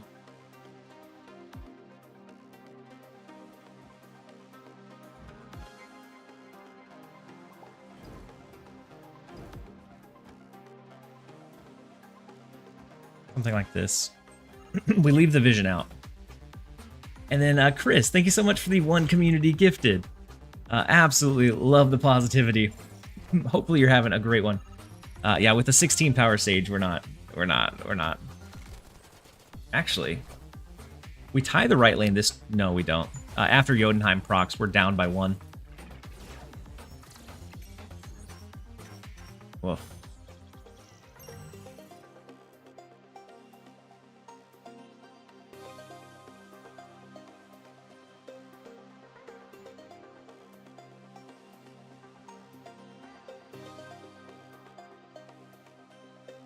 Knowing they only need 2, do they ever go left?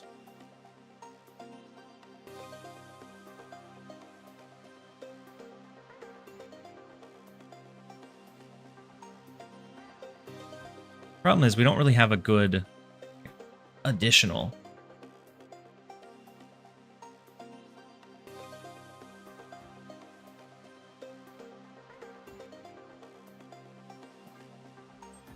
Ah, no, they went mid.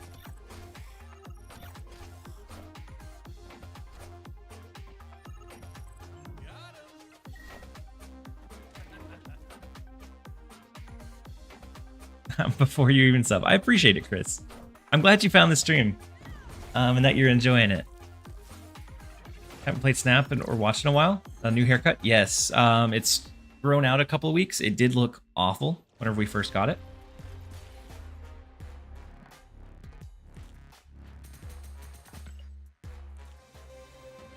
feel like one of my big issues with running Negasonic is I always feel like I'm not able to get the priority that I need. No more laundry. No more laundry. Ooh, so it has been a while for you, Flat Earth. No, we haven't had the laundry basket in a while. I moved houses recently. I actually finished moving out probably last month from the old house. There was a hurricane that came through, and the landlords that I had didn't really repair anything, and so we were living with a taped up window. The roof leaked whenever water came into it. It was a bad deal.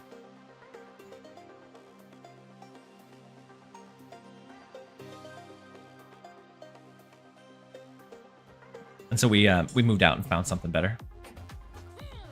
Quicksilver's priority king. Yeah, I mean, but you still have to look out for other big stuff. You still have to look out for like Rocket on that turn, which then just gets, you know, more value than what you're able to.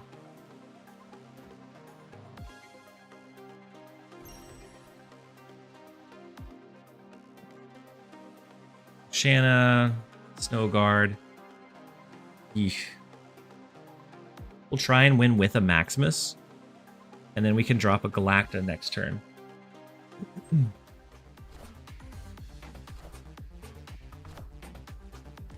Yeah, not gonna win with a Maximus.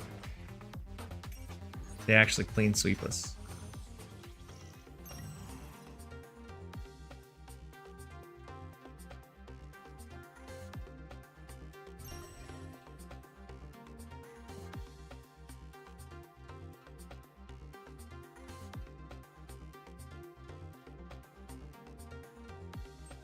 Which part of the US are you from?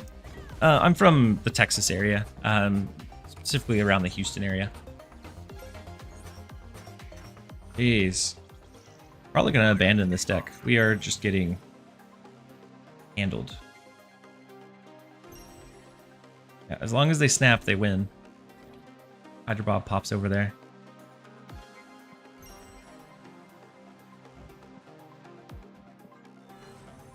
How awful. Last few deck, it feels bad to like pick up and run a dud. Cause the cost of the scrolls.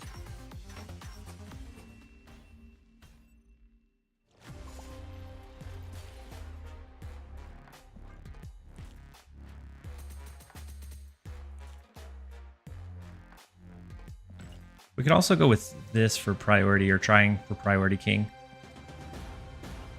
I'm gonna grab our last set of 2 scrolls. That gives us a little bit of breathing room. Man, it went downhill fast.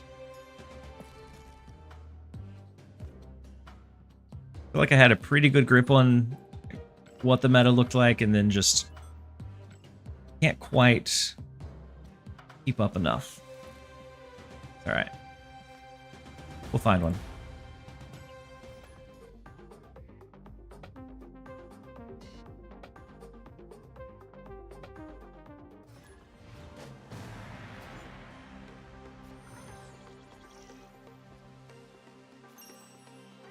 Yeah, a lot of people moved into like the Austin area. It's the like up like kind of more hipster-ish area, just like a lot of like tech companies.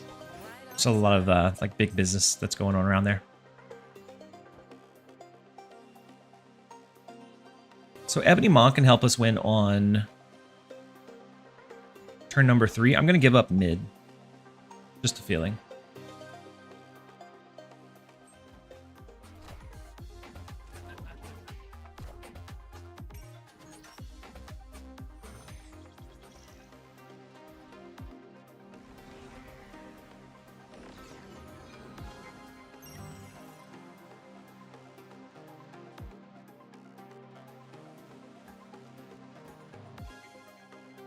How big do we need to go?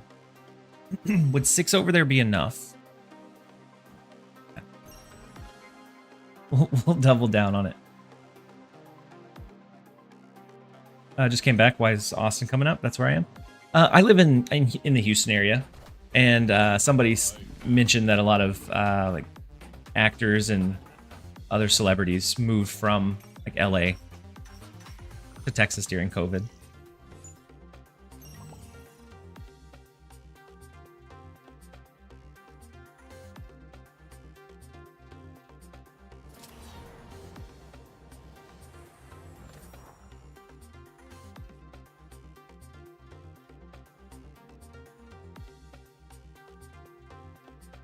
Let's go with War Machine. We have Shadow King to be able to offset one of their guardians somewhere. I would like to get Black Widow out, but I'm not sure that we want to curve it on 4. We'll catch you around next time, Chris. I hope your workday goes well. Oh, hold on.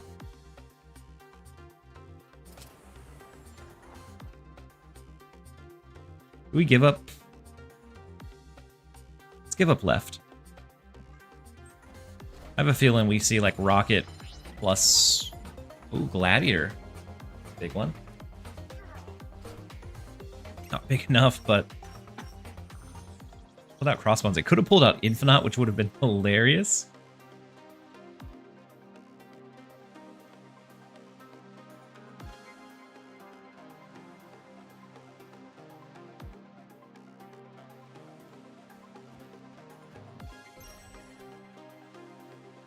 All right, so let's snap into that right lane.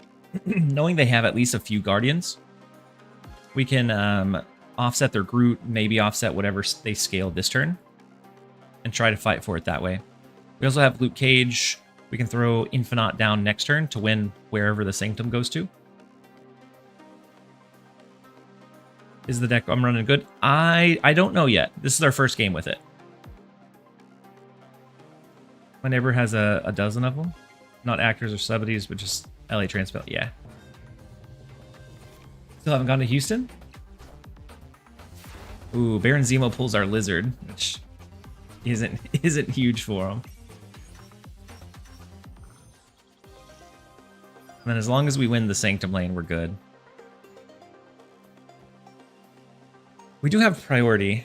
And I guess if we win right and left, then it also doesn't matter. So if they do like a cannonball, they push us into a win in Lake Hellas. Luke seems like too much of a tempo loss.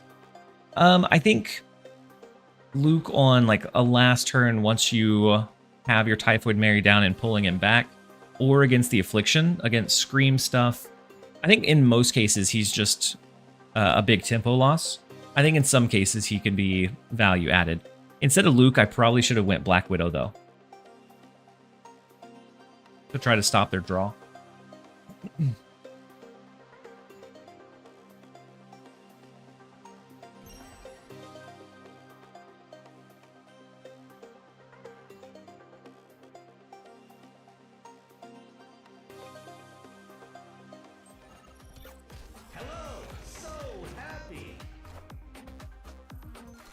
I think it's possible to collect all free cards in the event. Yeah. If you're talking like all of the newly released ones, yes. If you're talking about the 4 Unknown Series 4, 5, and the other one, I think it'll be tight.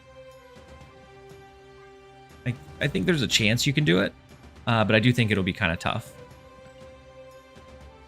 Just because the Series 4 Unknowns are pretty expensive.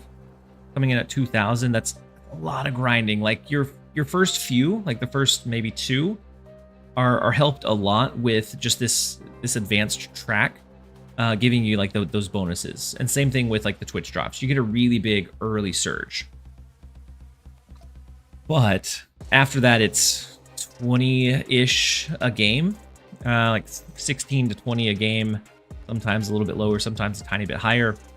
It's gonna take hundreds of games. And so it would be a really big grind to get them all.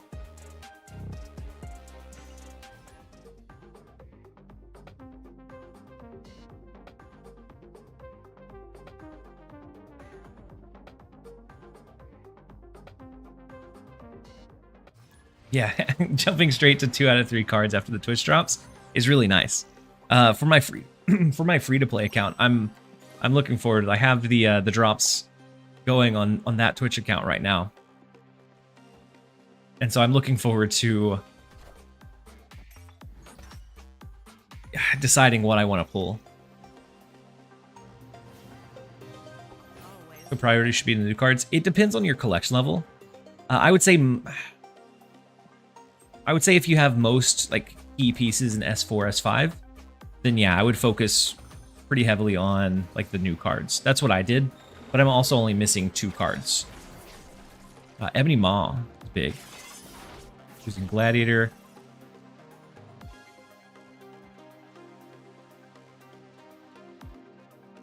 We're also going to lose our hand. It's going to shuffle back in, so I can't guarantee that we get War Machine. Is it worth it to a Teelan? Or is that too risky? I don't know. I'm going to snap into it. Try to get at least 5. And then we hope for War Machine back. I just tuned in. Why Quicksilver Domino without running Wiccan? To be able to always have something on those early turns so that you get at least a somewhat developed board into our big stuff like Black Widow or our Typhoid Mary Infinite type stuff. I'm so unbelievably tilted with the Guardians. I'm so sorry. And we do get War Machine back, which is very nice to see. I think we give up on Weapon X for this turn.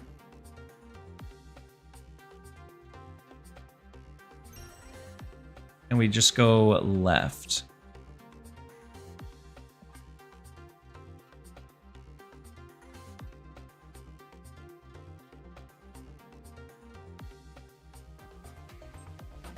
Cap Shield, they go, I'm hoping like a Drax or a Groot and Weapon X.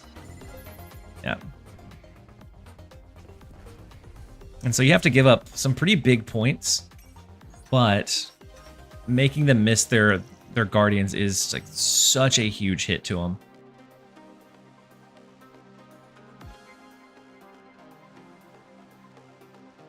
We can go Crossbones. We can go Crossbones in any lane because of War Machine.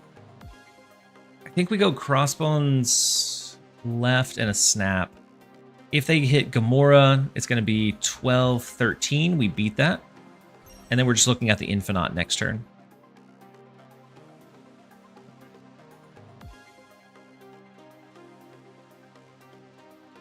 Oh, you're running Killmonger? Danny, I've only ran into one person that was running Killmonger. It's insane how fast the meta develops. I know. Like, it is... it's alarming how quickly it, like, builds up. Like, the first 3 or 4 hours were really, really fun with people... Like, I didn't know what anybody was going to run. Now we have a pretty good idea just about every time. Technically possible to get everything in the shop for free, but you have to work like 20-hour shifts and nothing but snap. Yeah. Cannonball was big. Unfortunately big.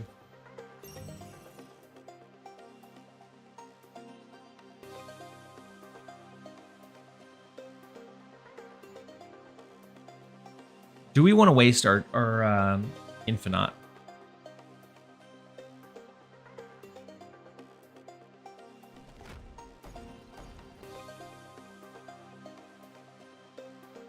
Or could we maybe win mid with just like a Typhoid Mary?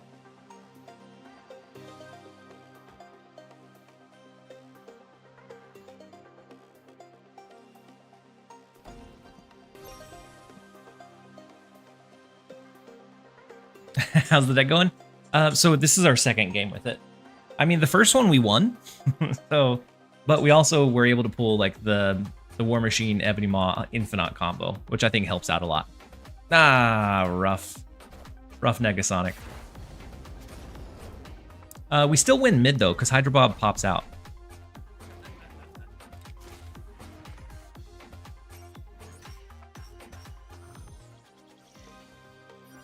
Now it's tie into our Infinite, which is left.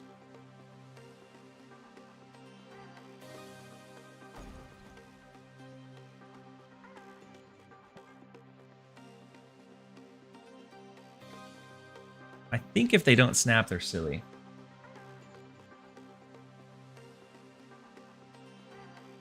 And we gave them a good surge with Maximus, unfortunately. I could have held Maximus.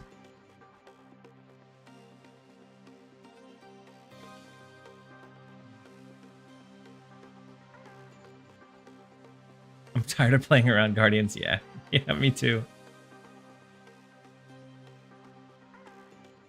They have to have like 14? Yeah, they could. They could do Gamora. We also gave them like all of the resources. So Gamora plus what? Turn 7. So Gamora plus no, they've already done Star-Lord. So Gamora plus Rocket, and they easily win it. Full Obsidian. Wait a minute. Whew. Not quite big enough. I'm guessing they don't have Gamora built in. Goodness. Why adds over gameplay? I didn't mean to let it run. I've been trying to time them afterwards. Although with ads you may not see this. I apologize for ads over gameplay. And I'll do it one more time after ad land ends.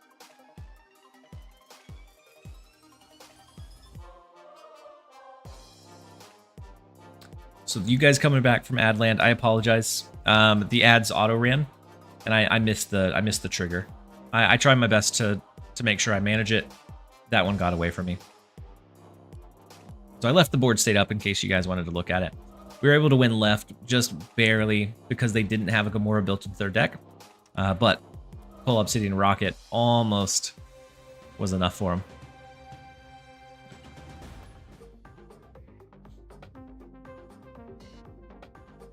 And so I'll do a better job of keeping an eye on it.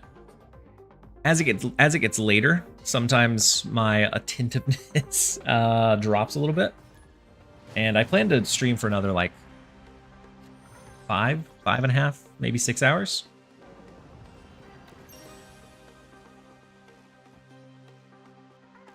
So I'll try my best to keep on top of it. So Quicksilver giving us the Baxter building win here is massive.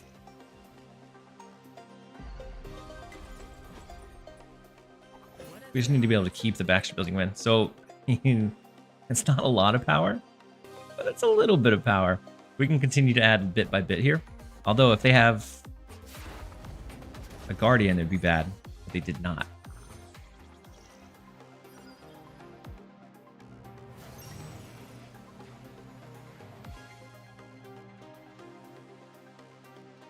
Let's go Black Widow and see if we can continue to like just barely out pressure this left lane. 6 hours of stream? What a day to be alive.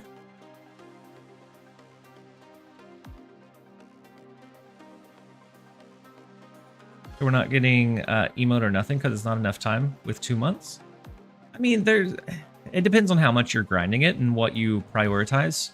If you prioritize the newer cards, you may not get all of the emotes. It just kind of depends what you choose to unlock from the store. I think the main goal of the store was to give you options, but not necessarily have the goal of unlocking everything. Just leave the stream up here, make it real quiet or mute the tab, and then go watch on YouTube. Weedicus. Oh, wait, with ads? Yeah, yeah, if that's the case.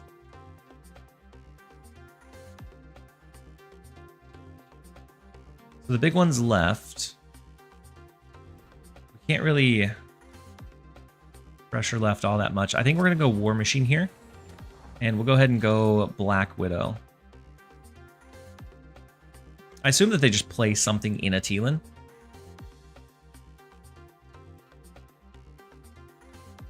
And then Ruyan, you said first time catching a live stream, or maybe second. What's Shadow King here to counter? Something specific you're seeing a lot of? A lot of Guardians.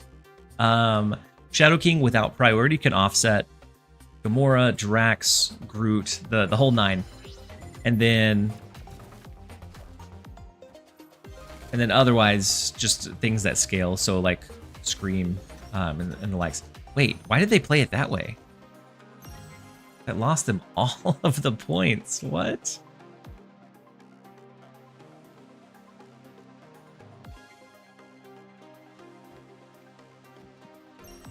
Guess we'll snap it. We just need to win left, right. So if they go big in Panopticon, and we win Baxter Building, then we win Baxter Building and a Teelan.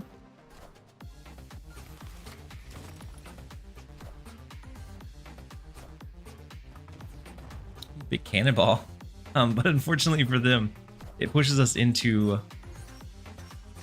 Panopticon, so we win that one anyways. Yeesh. Quicksilver Domino gave us like a lot of that early tempo. If we're not going against Guardians, ends up being really good. Otherwise, we have to be cautious of where we drop them. The deck looks like it's missing Wiccan. Yeah, but on turn 4, we would much rather be dropping like War Machine, a Typhoid Mary, something that is like continuing to apply the momentum and the pressure, rather than like taking a step back for Wiccan. But I do agree, it looks like a Wiccan deck. And then, yeah, I think Shadow King is good for like the move stuff, but I don't see that anywhere near as often as like the Guardians. How do you pronounce that middle location? I said Panopticon, I believe. Why Typhoid and not Coal Obsidian? Coal Obsidian, sometimes we have a little bit of restriction, like if we don't have our War Machine, being able to drop an early Typhoid Mary can sometimes win that location on 4, versus like maybe being a little bit clunky with a Coal Obsidian.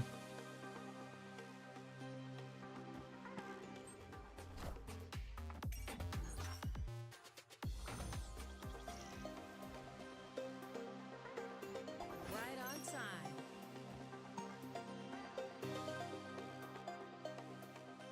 And then Ebony Maw, I've really been enjoying Ebony Maw as a way to like drop on 3 to get like that early 4 power lane, and then we just fight for one of the other ones after.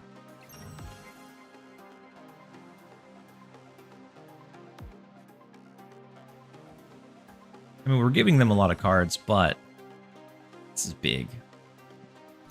Do we think they can beat 13? 13 additional. Maybe. But for 3 costs, that feels like a lot. Why are people retreating in the game mode? I don't know. Like there's no upside to it. Big Rocket. Rocket and Star-Lord. Wow. Jeez. Well, it's unfortunate. Let's go Typhoid to the right. Oof.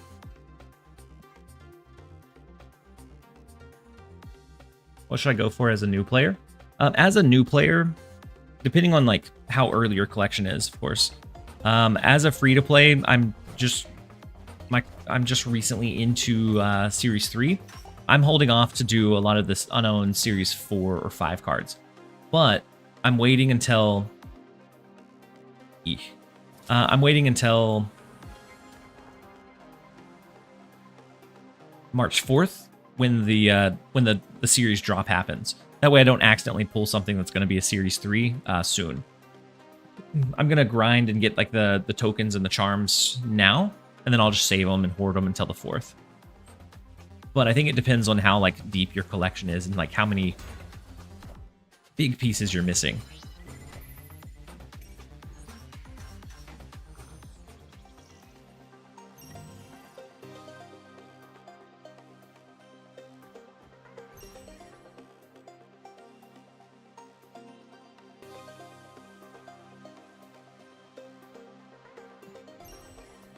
For Shang-Chi's busted. We have the Infinite jumping over here. And we don't have priority. Ooh, if they have a Negasonic. Wait, are we afraid of a Negasonic?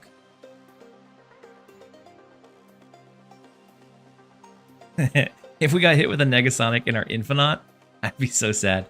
So Negasonic here is 2, brings them up to 4. This is 7.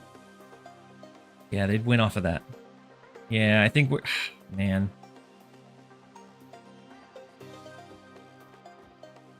I think this is our play. As janky as that is, I think this is our play.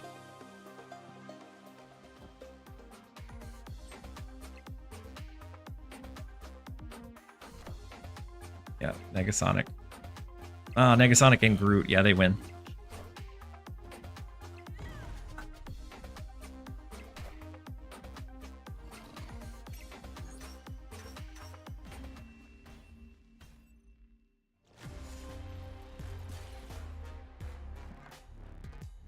That snapback told us everything we needed to know. I'm at 500 charms now with 4 scrolls left. So done for 2 days and on track for the top reward. Yeah, especially with like Twitch drops and the progression track. I think it's with a like moderate amount of playing. I think it's decently easy to get like at least 2 of the unknowns or all of these. I think would be within reason. Negasonic, Cannonball, and Guardians. Yeah. Yeah, those are the highlights of day 1 anyways. Hopefully it changes, but I don't see it. I don't see it changing, unfortunately. I think that's what we're gonna see for a while.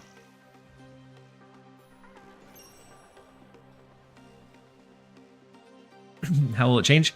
If somebody figures out or finds something that is better or works better, then it would change, but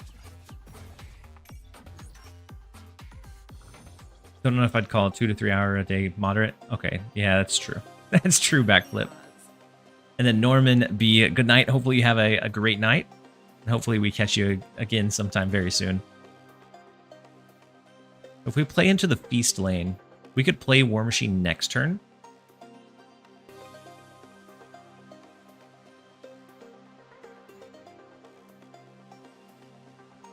We're already losing Asgard anyways. We just hope that that's not going to be the big winner next, or the big place next time.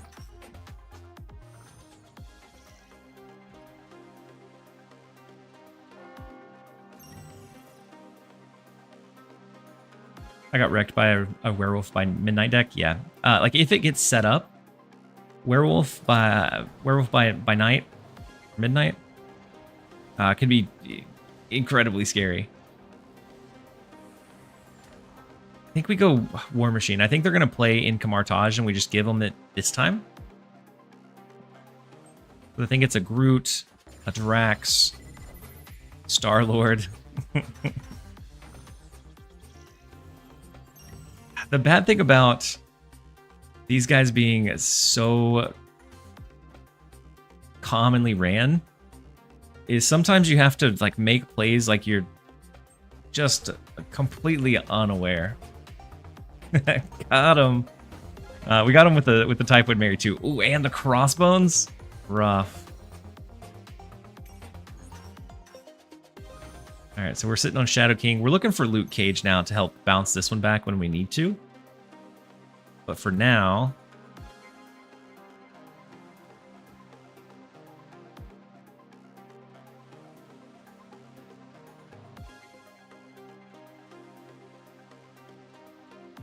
we're at 8. Let's do this for now. Big cannonball.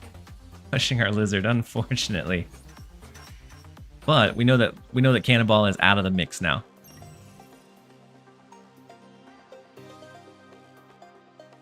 With War Machine, I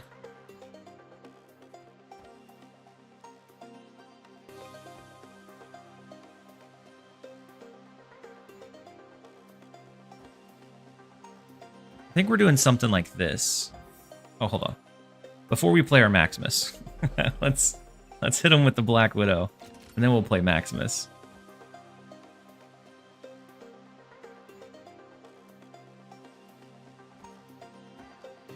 I think we hit him with something like this. Next turn we can do Infinite Plus. And we're bouncing this one back by 4. And we're adding the additional 7. Snap and you win? Yeah, I think so. I guess we could just Infinite there this turn, right? Whoa. They abandoned it.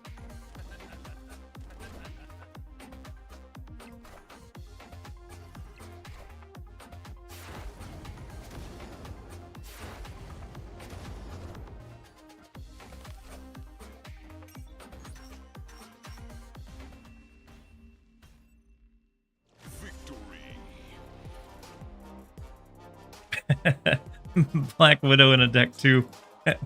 We are cooking for sure. With the Typhoid Mary, we have the Lizard Luke Cage synergy. We have Ebony Moth, we have Shadow King, which I haven't seen really ran at all. And we are so far off of Sorcerer Supreme. And it feels massive. An extra 1,100 left.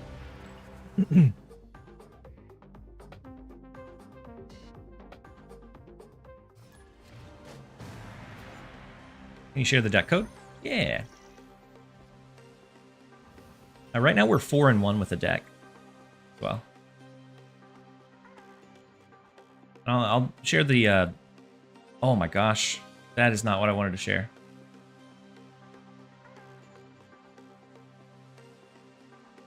All right, that's cleaner. It's a link to Untapped for it. All right, let's go Quicksilver left just to see what we destroy from him. Absolutely, no problem at all. Always lucky. So Domino. It's gonna be nice to have extra cards in Nidavellir.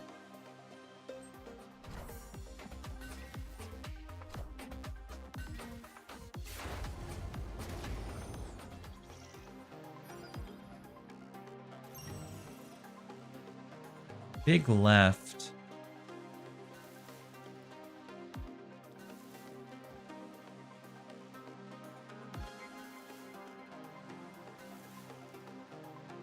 I think I'm just going to Black Widow and see if we can maybe limp a win in Nidavellir.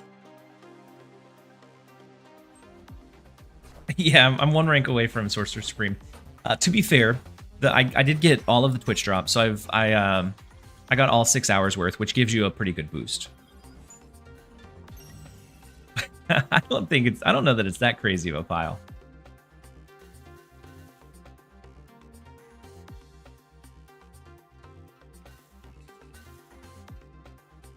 I don't want to do Black Widow yet.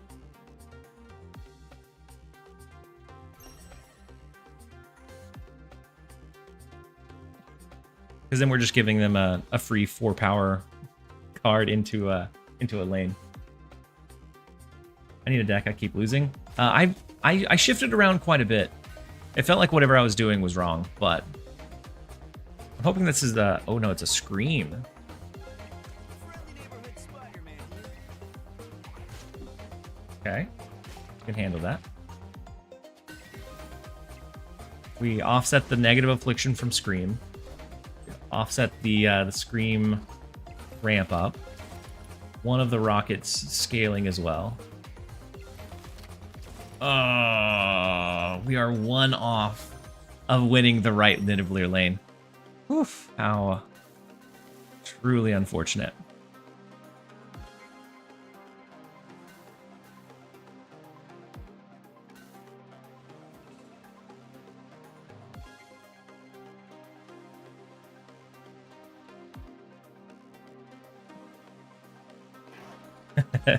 This game mode should be called Guardians of the Galaxy Showdown.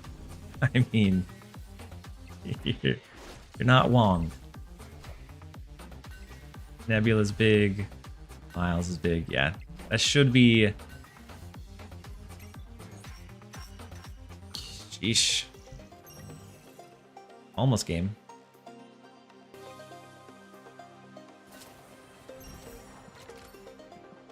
We'll snap it for him. We'll give him the extra. There's no way we win all of the lanes.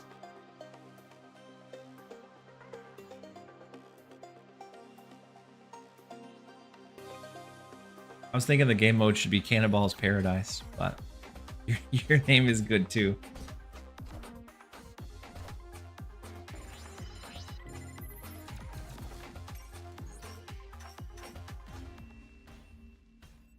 The Nidavellir hurt us a lot.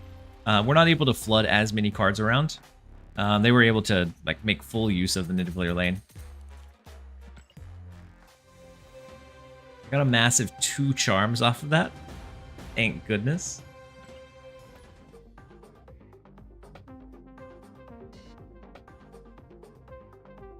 Do you match with global players? I think it's probably like similar banding or like regions to ladder, but I don't know that for sure. Is Widow worth it? I don't know. Sometimes yes. Other times definitely not.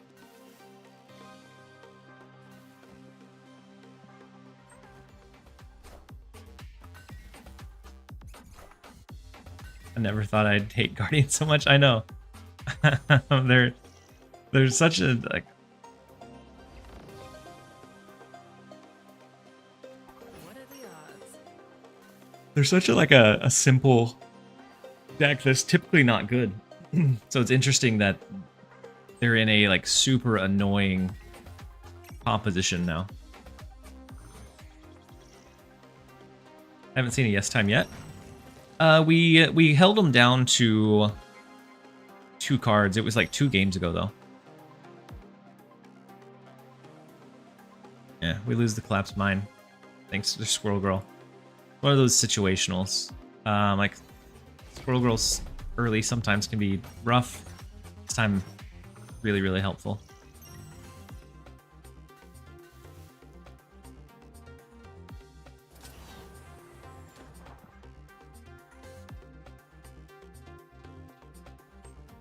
Guardians seem like the best deck and worst deck when supplemented with Scream. Ooh, Gladiator giving them card draw. Not what we want to see. Then Rocket as well.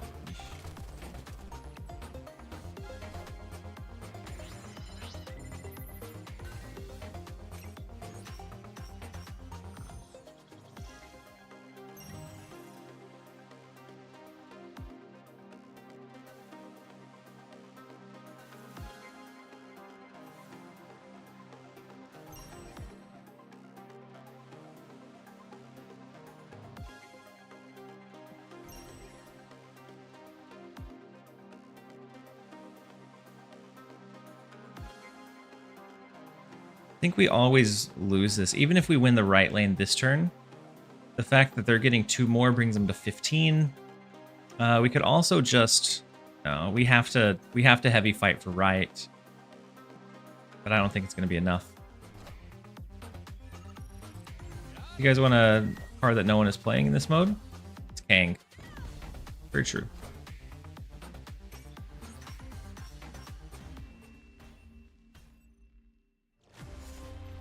We're gonna run to a quick ad break.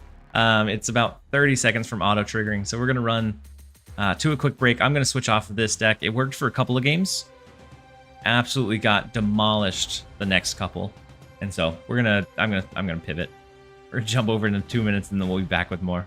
Have you tried Cosmo? I have tried some Cosmo, not in this deck, but I did try some Cosmo earlier.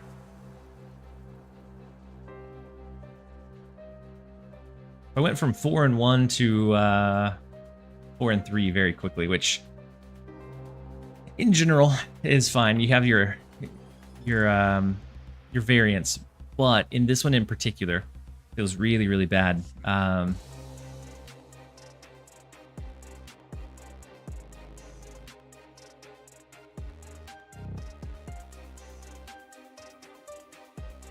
Feels bad just because of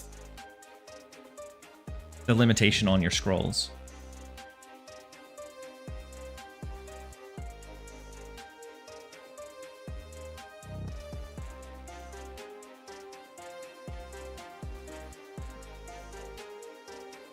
All right, so I think I'm going to run my move deck. For those of you that aren't in Adland, I think I'm going to run the move deck, but I'm going to make a small pivot to it. So I think early everything, like all the movers are fine. Doctor Strange, Sam Wilson. I think instead of Rocket and Groot, I'm actually going to run Luke Cage to try to like fend off the Scream decks, because that's really the only thing I was losing to with the move deck.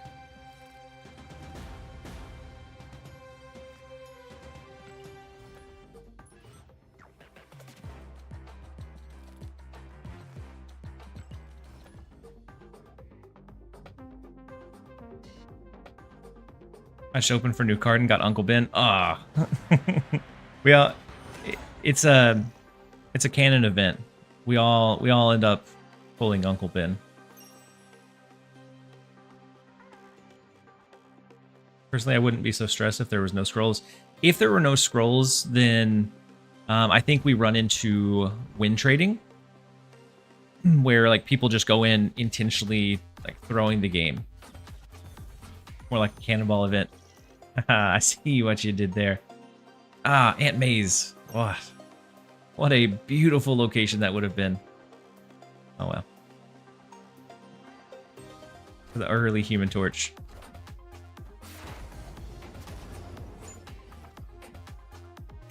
Guardians of the Galaxy Cannonball is pretty... It is strong, but if you don't, like, play it well, you can get outplayed with it.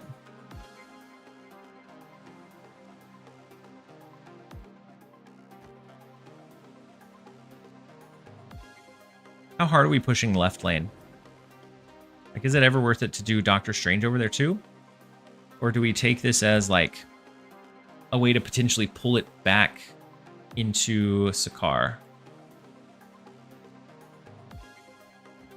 Let's go Dagger. We'll go Dagger into Aunt May's.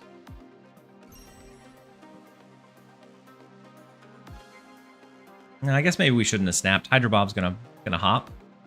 Potentially adding pressure for us in New York.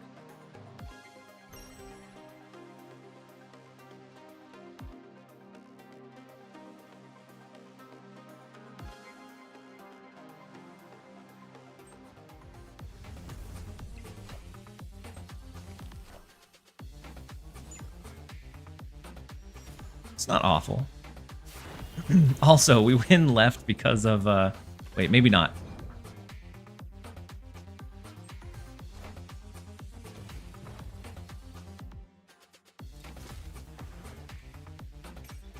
What an unfortunate series of stuff.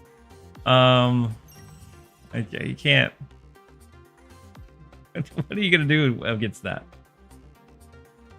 Dagger, Doctor Strange, Rep an Iron Fist.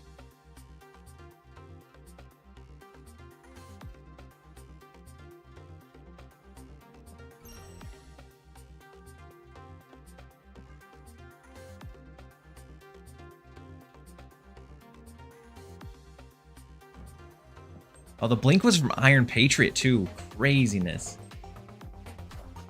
Negasonic, that's fine. We dodge Negasonics like crazy with this deck. Thankfully. Thankfully dodged.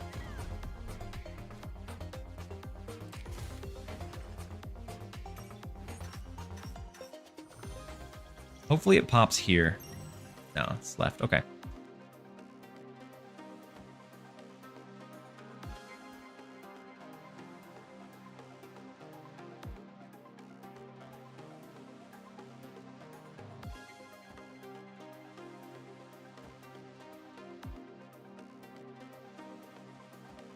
So we're always going to slide the Coal Obsidian left.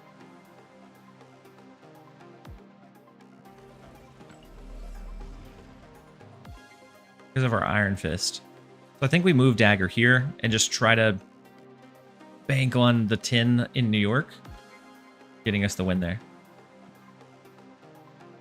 Got in Librarian, 17 more scrolls left. Nice Pokemon. Absolutely crushing it. There's a small chance that they just give up on left because we have that move possible. Thank goodness.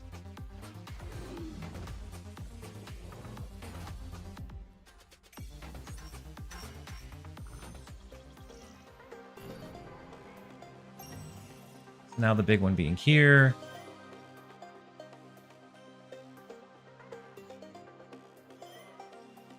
we ever pull it back here?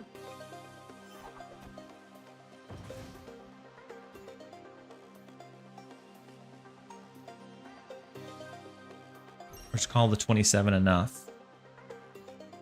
Do we think they have a way to offset Aunt May's?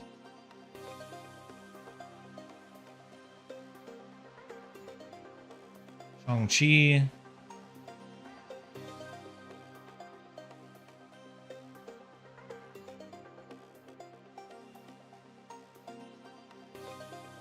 Cannonball, right? It's always a cannonball. It goes up to 22.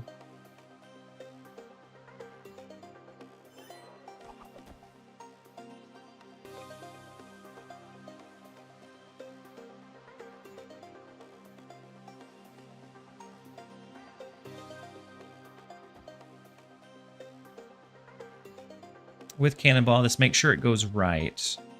We pull Call Obsidian, we can move either into left or mid off of it. I've been playing this mode with no stress. I'm glad.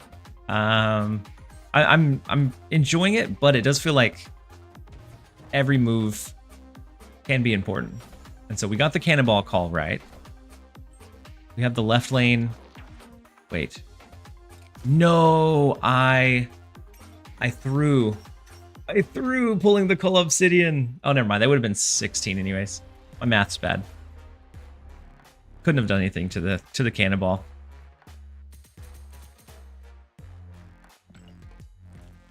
Uh-oh. We're down to one. We're down to one final one. Only stress is getting the cards. Yeah, I'm enjoying the game mode. I don't want to run out of scrolls because I want to be able to keep playing. But honestly, I've been able to play since it released at 1 p.m. So like 11-ish hours, almost 12-ish, and haven't had really much like issue or delays. So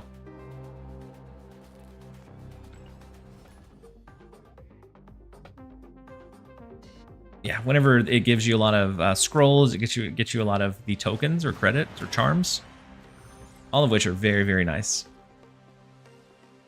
And so definitely not anywhere near as stressful as something like Deadpool Diner, where like one bad game or one bad matchup can all of a sudden bankrupt you.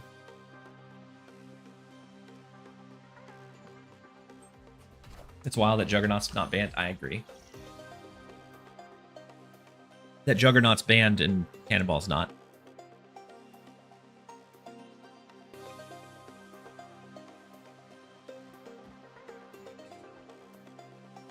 I'm going to throw Penny.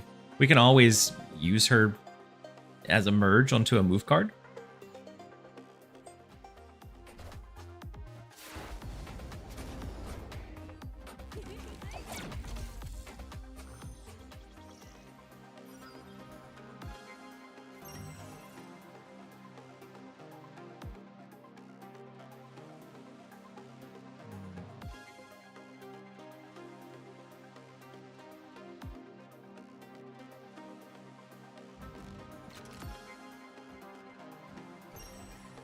We should have no problem winning. Oh, actually.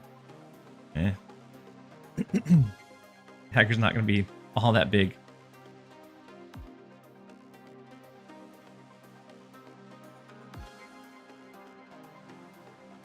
And then if I'm remembering correctly, we should, with Aunt May's, bounce Dagger here, since it has to go right. Oh, no. Uh-oh. Well. Oh no, I misplayed it.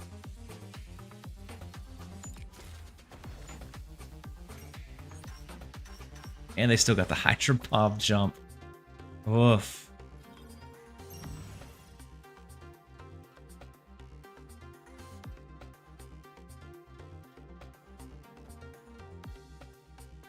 Let's go call Obsidian.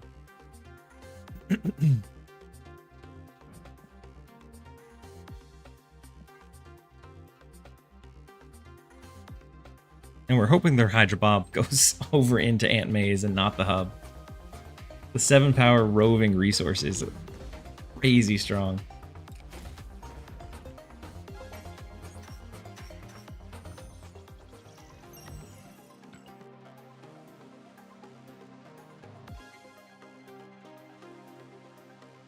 Hmm.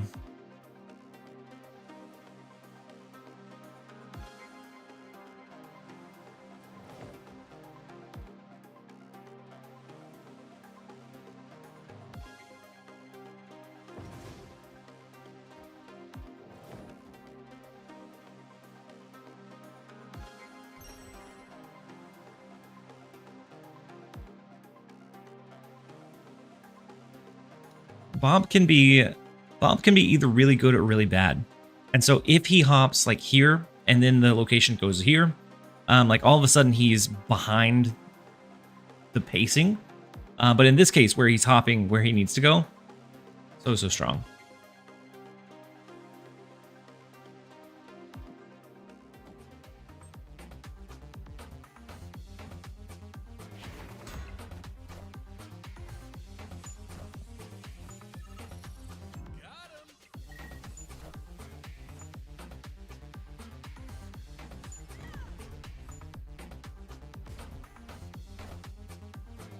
I am the Sorcerer Supreme. We're still alive. Not by much, but we are still alive.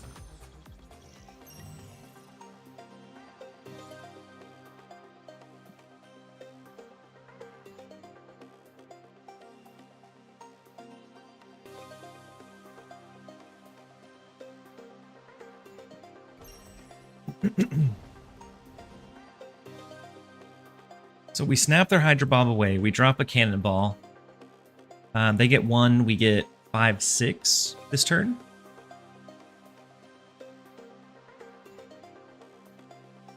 Then all of a sudden we have priority. We might be able to pull this one back.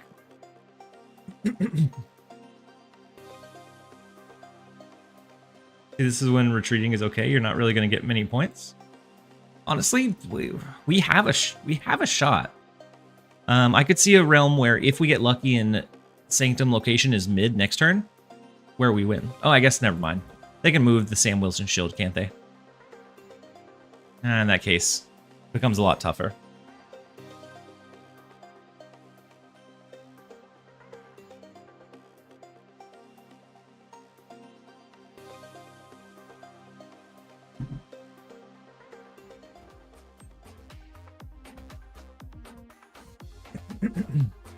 I am the Sorcerer Supreme. And so I'm hoping that something small, Call Obsidian mid is tough. It's winnable, still tough. Now they're truly locked in here. It's a tie. Oh, and we get the location. So we flip this one. I think we win. We need what? More than 3, so we need at least 4 Star-Lord. And then we snap it. Negasonic Sam Wilson. Unless they have a way to buff this up, which I doubt.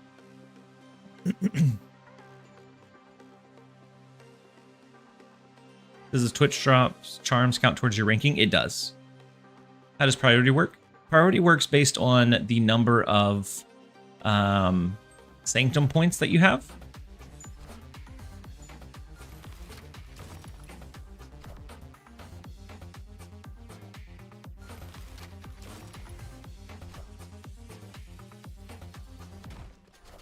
And so if you have more, even if you have less like total power, you're losing multiple lanes, then you'll go first. Where can I see the drops? So you do exclamation point drops. The second link will be your inventory. If you haven't, you have to link your account with marvelsnap.com/Twitch drops, and then you can see your progress on the inventory page. Can't believe we came back from that. He was very much ahead. It felt good. It felt good to come back from.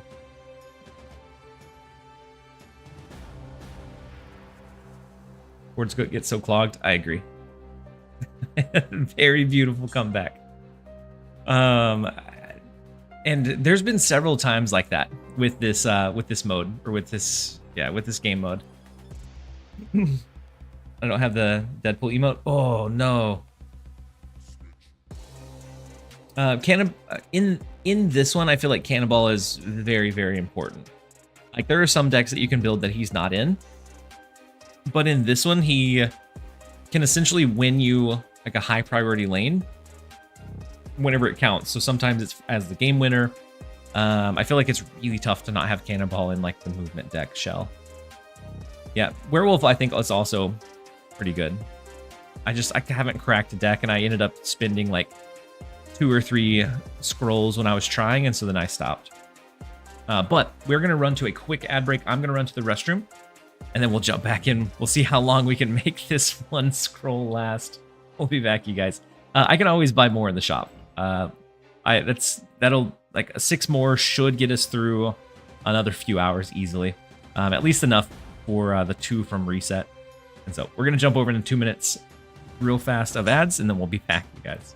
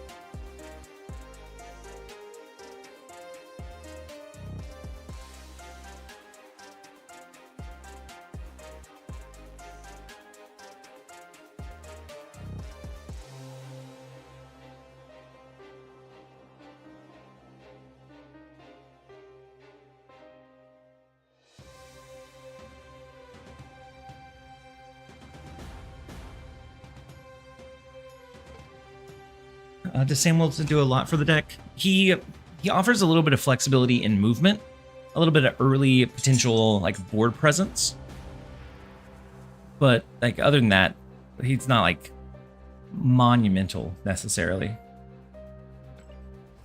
So the scroll limit for regeneration is 12.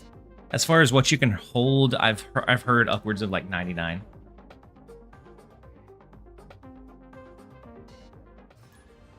Yeah, Werewolf, like it could be too low tempo. I think using him alongside the Guardians can be okay, but then it's still a matter of like how are you holding that priority in multiple lanes. The left lane is good. We can do Human Torch. We can drop a Doctor Strange.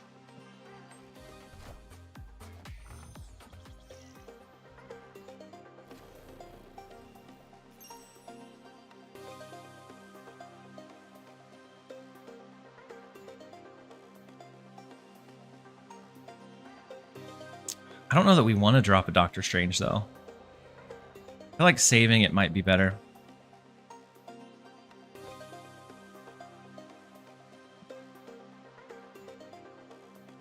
If we can find Ghost Spider, Madam Web would be really big to pull.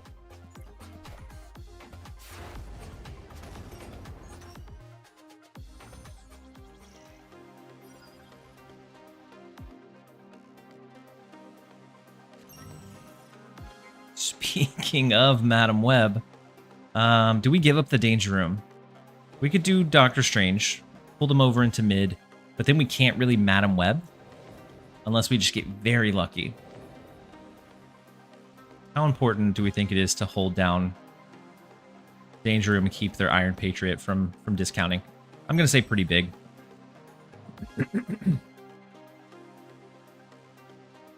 So if I claim drops at 14, yeah, you won't lose them. It's just you'll have, before the like auto regeneration of scrolls takes place, you'll have to use them down below 12. Actually, I've been running a Werewolf Guardian deck the whole time I've been watching you. How's it been going, Fearless? Polaris actually ramps up our Human Torch as well. Wow. We get the clean sweep on turn number 3, getting us up to 8. Oh. Okay. Okay. They decided they didn't want to play it out anymore, which is kind of silly. They could get Q, or they could get charms. We'd get more charms, but thanks to your decks, I was able to get enough charms to get all 3 of the portal cards. Very nice, Duke. Congratulations on pulling them. If you continue playing, at that point, the pressure's off. Like, we have all 3 of the new cards, and we're just working towards, honestly, whatever else we want.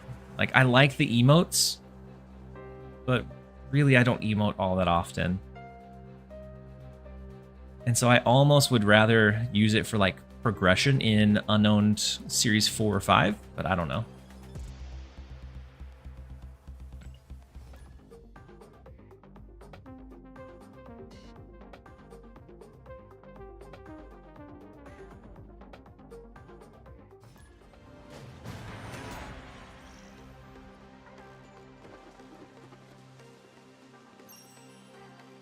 Ooh, no turn 1 drop. TLSG too good natured to buy premium emotes. Second dinner's accountant's an absolute shambles. I mean, honestly, whenever I spend, it's like almost always purely for just progression. So you might not be too far off. At this point, like, I used to have to buy lots of bundles to, like, keep up and get the new cards, and I haven't had to buy a bundle in a while. I also used to subscribe to the gold, like the daily gold pass, but I haven't had to do that for a while either.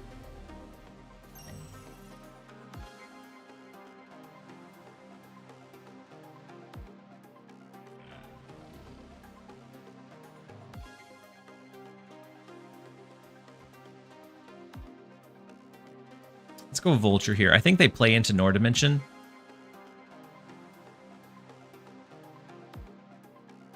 Just gonna give them the big one. Oh no, Owen, you ran out of scrolls? I'm close. I'm probably gonna spend some of my charms on resurging the scrolls so that I can continue streaming it. But yeah, we're getting close as well.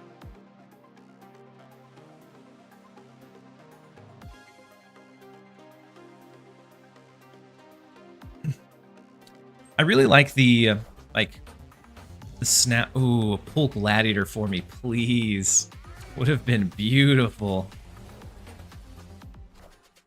Not Gladiator. Pull Coal Obsidian for me. Would have been amazing. Oh well.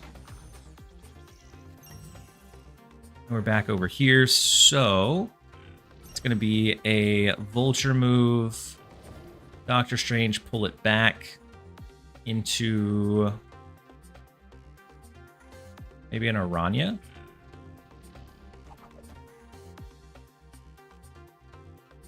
We can do Human Torch, but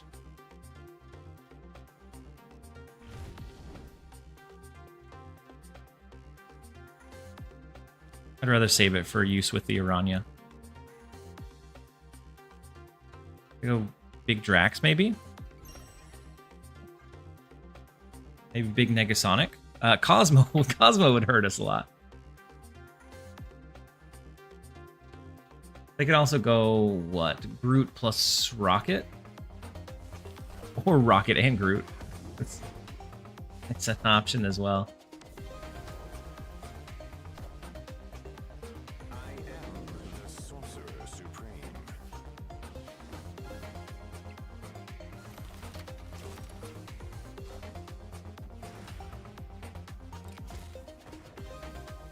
So even with the Bob move, we still win left, which is good.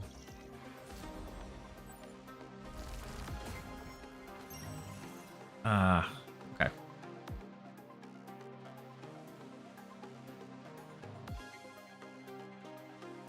We need to win the big lane about 2 more times. Do we think they have Cannonball? is my question about 90% of the time. Do they have the cannonball?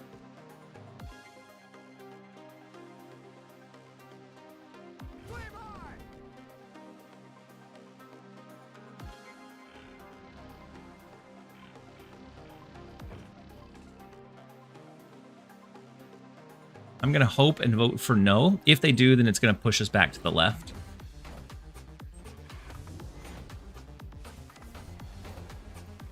I made it to Disciple at least. That's not too bad at all.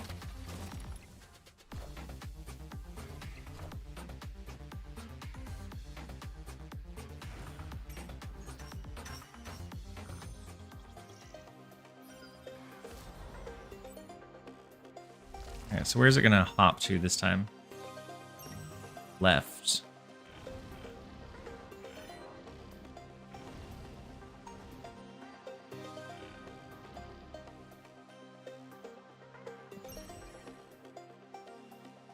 Whoa, double snap?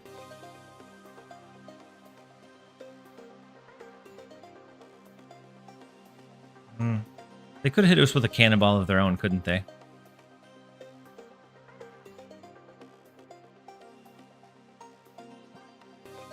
And if so, we might be cooked. They're moving their Rocket and Groot, as well as their Star-Lord getting hit. Wait. Or not.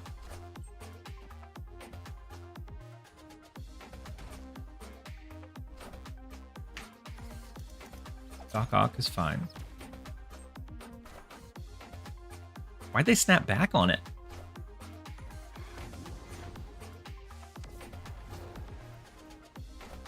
I guess maybe they knew they were going to lose. And so they just snapped to give out the extra.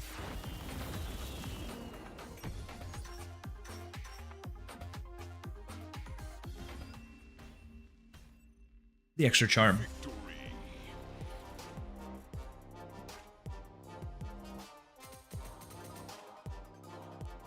We have, this is the one little scroll that could. We've been gripping onto this thing for dear life.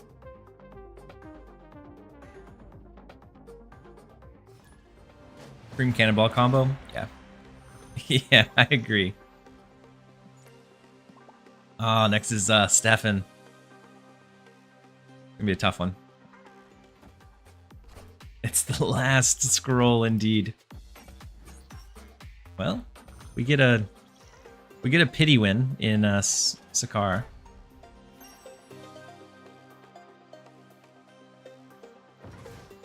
Go Captain Marvel, and then if they don't go, not Marvel, Captain America. If they don't go Sam Wilson as well, and no Scream, I suppose, we should be able to hold down Murder World. Now, they can do a snap with Hydra Bob, and then it's a chance of popping here after Murder World procs. But since this isn't the big one, I think left is more our priority. I think it goes Iron Fist Dagger. And I'll go ahead and snap it. Seems like Cannonball is the best card in the game mode. I agree. Is there a best deck out yet? I still think it's kind of pivoting. I think like a Scream Guardians deck is probably amongst the top.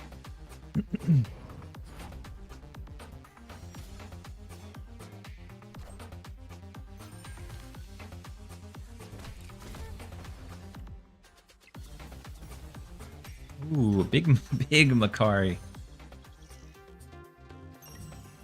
All right, then the 4 here.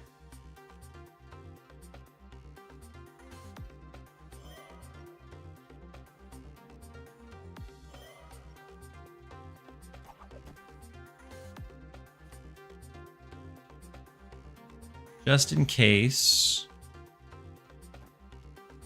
they go Negasonic, we'll go Ghost Spider. It pulls the dagger over. Luke Cage offsets any Groot and any future Groot bonuses that they get.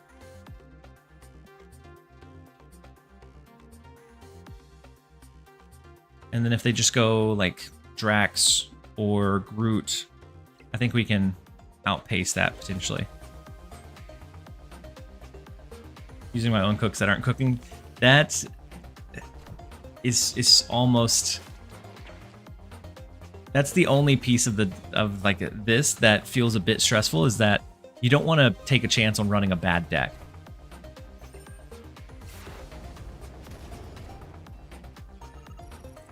Star-Lord's fine. Ooh, Star-Lord's not fine. Oh, what a good Hydra Bob flop. Oh my goodness. We lost a lot of our momentum. We can't really do much in the right lane.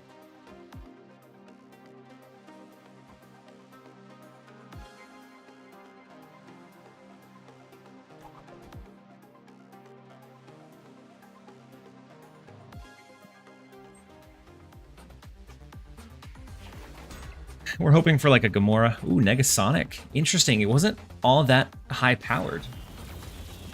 So we potentially could have overshadowed or overpowered it.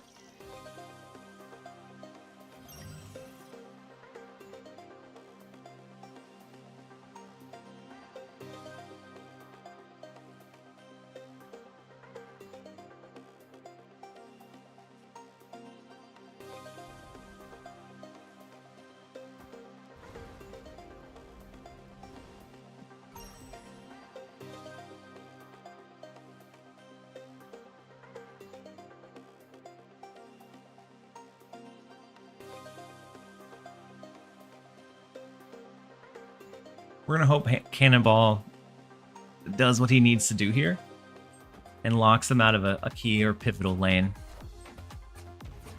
Cannonball of their own. Ooh, big Khazar. Buffs up that left lane so much. Is it enough, though? No. No, after especially not after Hydra Bob loose. Never mind. This lane is also kind of locked.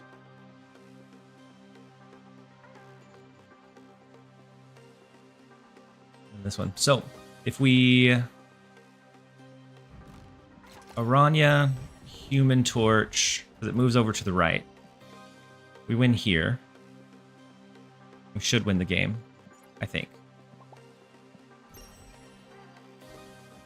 I'm also gonna proc their Negasonic with our Madam Web.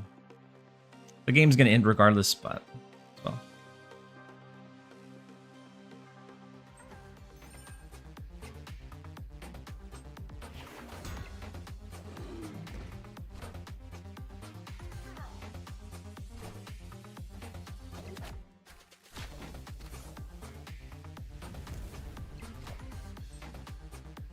Oof. We win by 1, right? No, we win by 3. So the snaps didn't matter. And then Shiny Beast, welcome in. There have been so many like tight, down to the last turn games. That may be my favorite part about the game mode.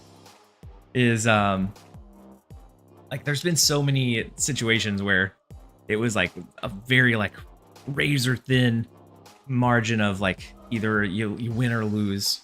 We survived, yeah. Yeah. The last scroll continues on.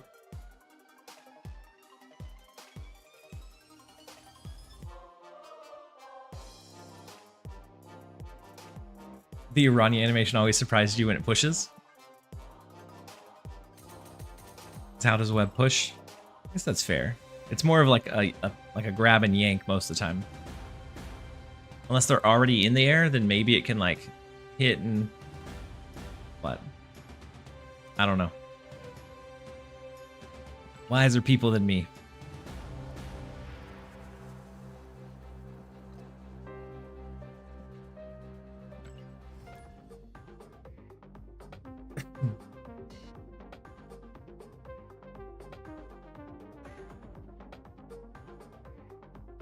So after claiming, sometimes I have to like close out of the game entirely and then restart. Oh, actually, with Twitch drops, maybe I don't have to do that.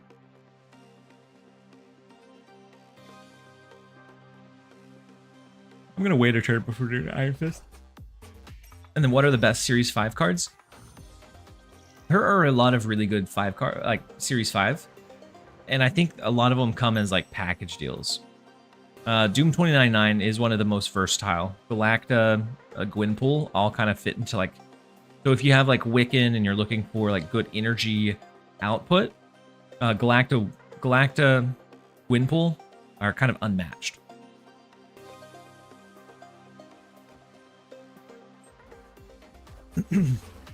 Oh my goodness. They missed the rocket not once, but twice. Oh gosh.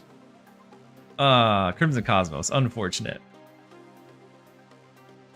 With our Madam Web over there. Just hanging out.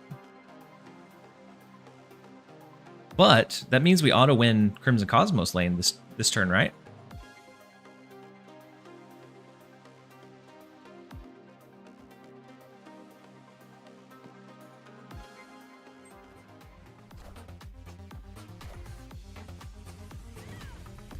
Goodbye, Luke Cage.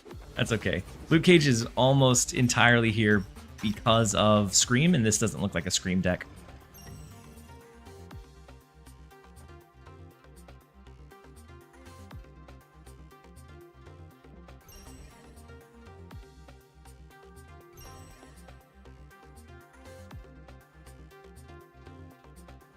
What do they have here?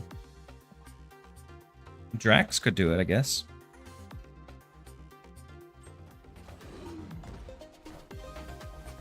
Yep, Drax could do it. We lose the output by 1. Oh.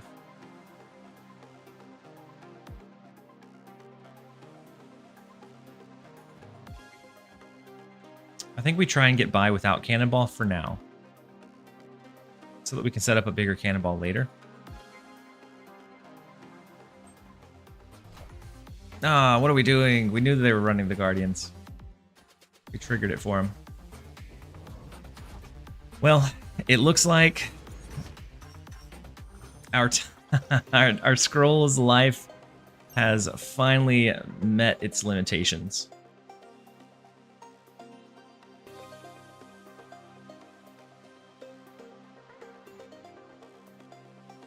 We have to win every lane.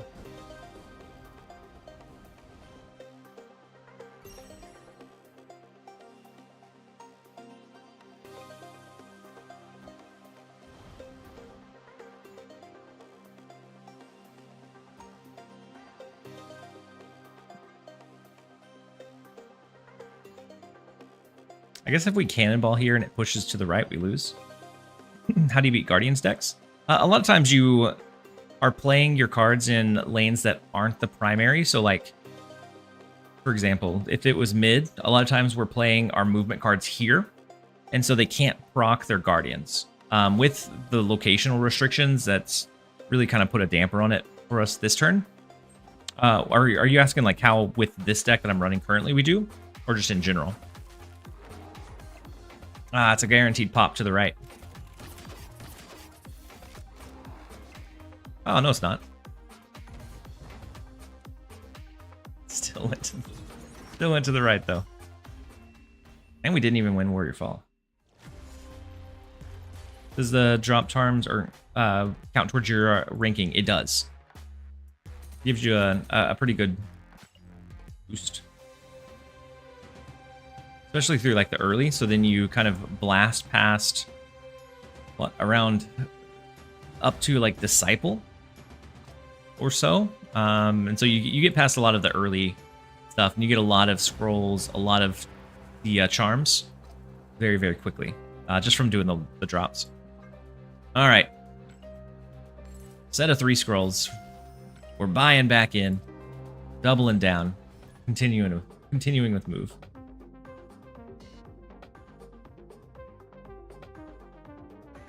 Oh, actually, ads are about to run. It's going to be 30 seconds. Because I missed it. My bad. And so, at least it's over the start of it, not later on.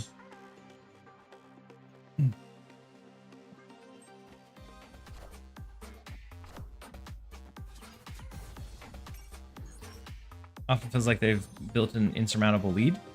So by turn 4, we're typically playing like off of those lanes. And so then like we pull a major card over, we usually have some pretty good snap equity in that.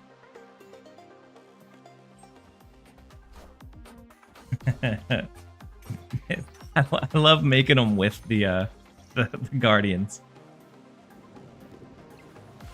Let's see where the big one's at. Big one's left.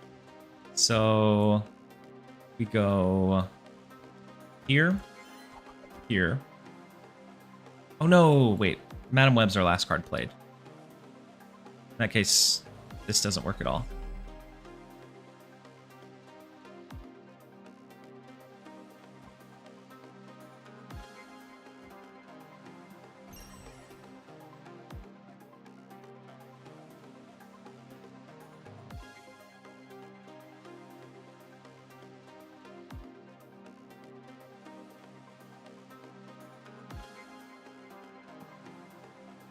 And so with a move deck specifically, you get around Negasonic a lot of times because you're not playing directly where their Negasonic would generally go, which is nice.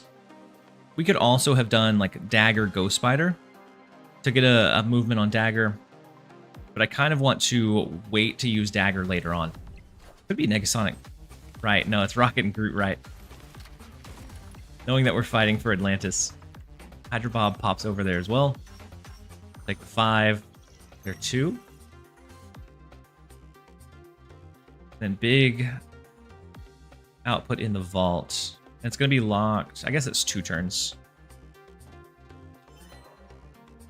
So Ghost Spider will move Ultra twice.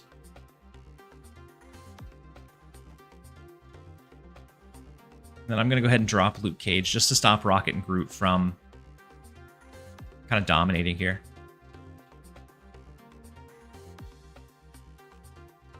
They move Rocket and Groot over, or they play like a big Drax. I'm not going to snap back because I think there's a chance we lose this vault lane. And then Santa Maria with the Hydrate Reminder. I appreciate you. I'm actually going to have to get a refill soon.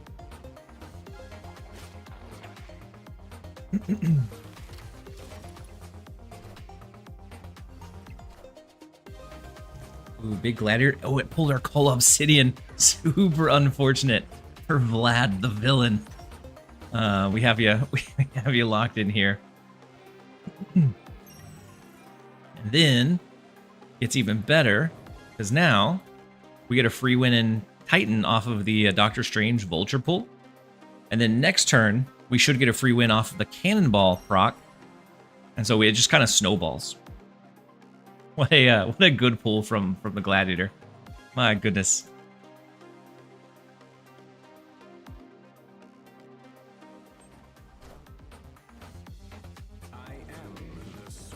They could hit us with a cannonball, right?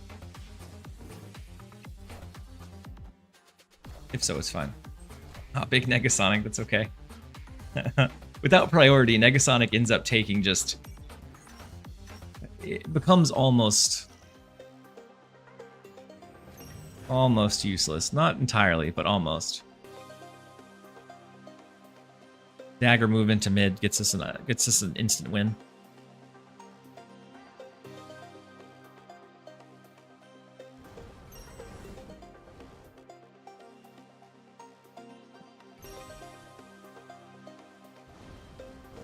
They've already moved the Rocket and Groot. So we're just going to do this.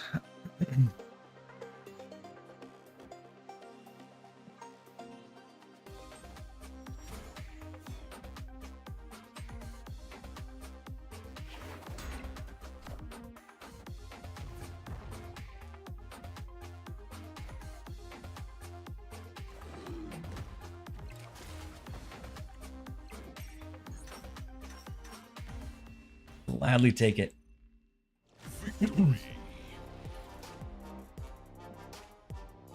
And so I really like this deck against the Negasonic Guardians. Don't like it so much when I'm going against Scream stuff. And so I think it's a trade-off depending on what we're seeing more of. But this one deals very, very well with the Negasonic. Not really any great ones to hit here.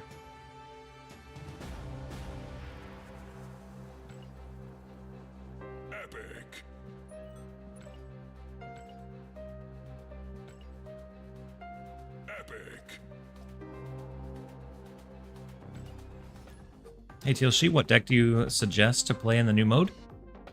There's a handful depending on your collection. Guardian/Guardian Move or Guardian Destroy-ish, like Guardian, maybe Guardian Tech. It runs Negasonic Cannonball, can be really strong. Surtur is okay. A lot of times it gets outpaced just by like the Negasonic stuff. You can also run Scream decks. Those are doing very, very well. And then Zoo does okay. If you have like the Gilgamesh Zoo pieces, does all right there. And then we have this regular move that we've been rocking here. It took me months to figure out you could drop alliance missions. Oh no, that is sad. You can only drop a handful. You can drop 3 a week, but it's still better than nothing.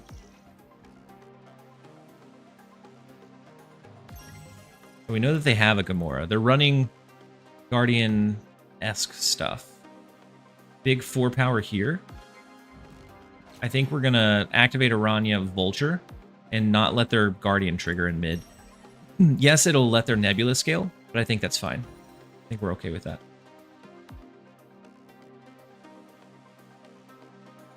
Yeah, I'd say Sam Wilson isn't like insanely needed in this deck.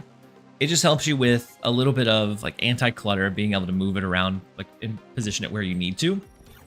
And then it also offers you like great early priority.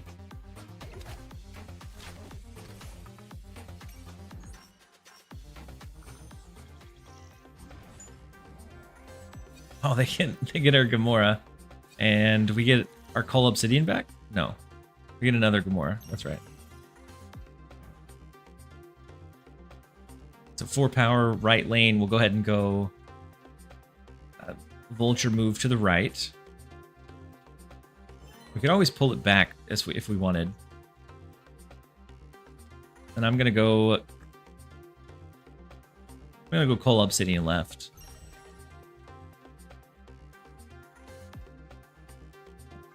Wouldn't Tribunal be quite good?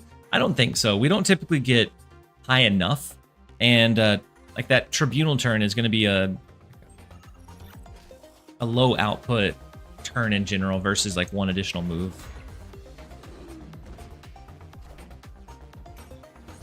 Big Drax not going to proc because we're not playing cards directly there. And then the big White Palace. We may play a card over there. Since we have priority. I guess we could just Gamora to try to maintain our lead. Yeah, Werewolf seems okay. And then Easy, welcome in, or Ezlek, welcome in. Hopefully you're having a great night or day, depending on what time it is for you.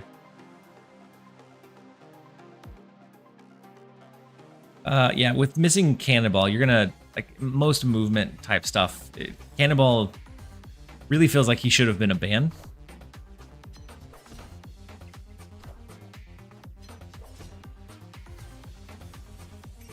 Ooh, wait. No, even if Makari jumped left, it would have been fine. I still enjoy Arsham and Sanctum. Arsham ends up being, in a lot of cases, like lower tempo. You can still play it and enjoy it, I'm sure. But it is a little bit like lower tempo most games, unless you just get like a perfect curve.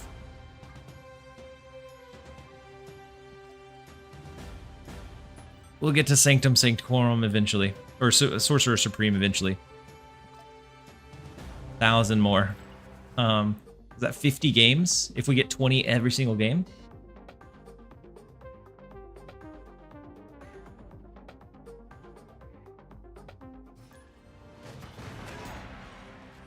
How's the grind feeling?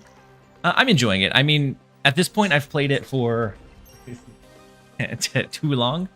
I've played it for far too long. But in general, it feels... I enjoy the game mode. I've played it for, so far, 5 hours this stream. I did, I think, almost 5 hours last stream, if I'm not mistaken.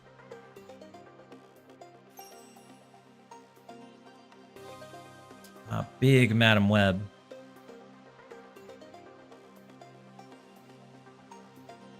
Go ahead and place it down. I think once we get to a point where like the meta has more or less been established, I think it kind of becomes a grind. But right now it's felt more fun than grindy. Ooh, big. Pushing in White Palace. So, Human Torch, Ghost Spider. Since we're already playing a card over here, we might as well play like an Aranya as well. No, I'll play Aranya into Nidavellir. And the posture check from Page Turner. Thank you, I appreciate it. As we get later and later into the night, Gremlin mode activates, and I know that I'll be stooping down like crazy.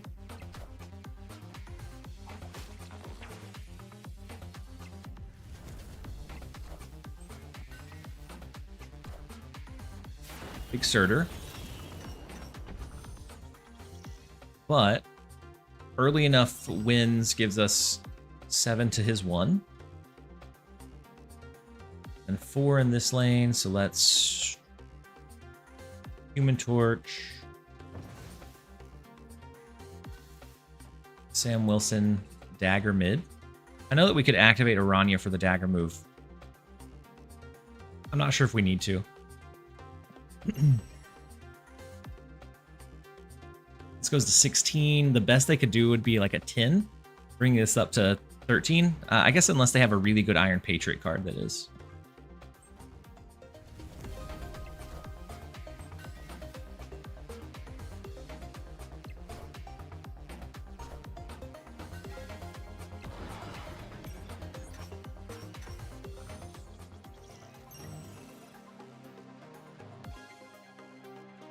So the Tuma right. Pulling it mid wouldn't help.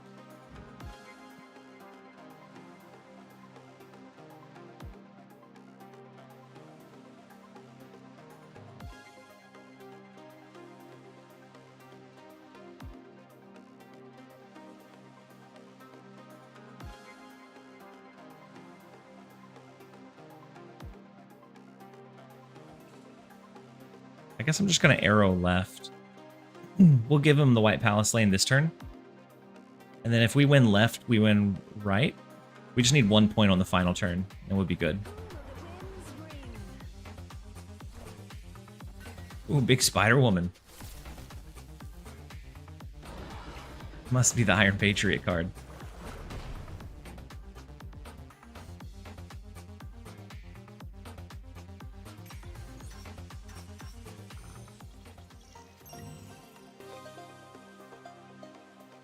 Big one's here.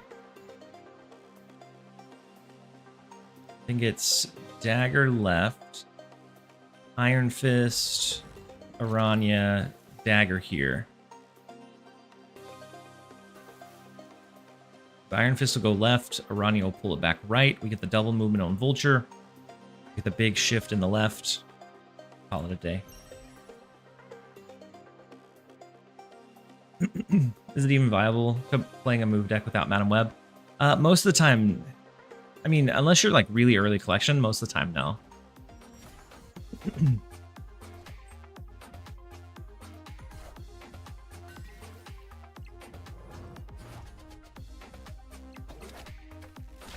I guess we could have also just daggered over to the right. This that works. Goodness.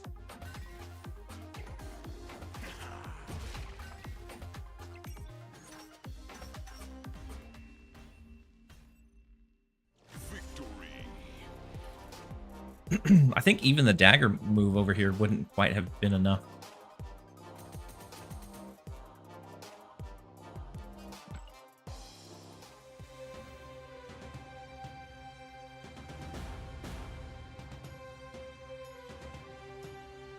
What are the priorities in the event shop? I think that's entirely up to and dependent on who's looking at it. So like Dexter, I feel like the emotes were priority number one. For most players that are pretty deep in the game, deep in their collection, these cards are probably going to be the most useful, or like the best chance at getting a valuable one. If you have quite a few Series 4 and 5 cards, like some key pieces or combo pieces that you're missing, then doing the unowned card for Series 4 or 5 might be more worthwhile. I think the earlier you are in your collection, the more likely I would be to lean towards the unowned card. So like on my free-to-play account, that's what I'm leaning towards. I would also add the caveat to wait until the patch happens. So the series drop happens on the 4th, which is going to bring a lot of Series 5s to 4, 4s to 3. And so you don't want to accidentally pull a Series 4 that's about to drop to Series 3 from this selection. Like those are like the highest priorities. Typically the new cards are the progression. And then after that, it's really dependent on like what you like. And so like if you pull the cards or you're close to collection complete and you don't really like any cosmetics, you can do the credits down here, which are halfway decent. So 1600 is 3000 credits. I think it's something along the lines of 6000 credits is one key, so one new card. And so honestly, this is not a bad deal, because 16 is half of a card. Okay, it's quite a bit more expensive than just doing an unknown Series 3 or 4. You should get a little bit more agency with this one, in getting the key and choosing when to use it. I think for most people, it's going to be the new card releases. For people that aren't really interested in those, the unknown Series 4 or 5.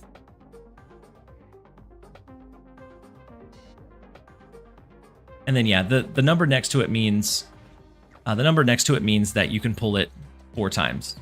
You can pull it. This one was 3 times. This one was 2. I pulled it once. This one you can pull however many times. It just tells you how many times you can actually purchase that. The new cards also aren't very good. I mean, Laffy seems okay at best. Gorgon seems like a very narrow tech card. And then Uncle Ben is, well, Uncle Ben. And so, yeah, like if you're missing pivotal pieces, I think S4/5 unowned is the way to go. But it just depends on your collection. We are going to jump into a quick ad break. The ads are about to automatically trigger. So a minute and a half, and then I'm going to go ahead and jump into a game in about... I was just making sure I didn't connect earlier when I queued. We're going to jump into a game here in just a second.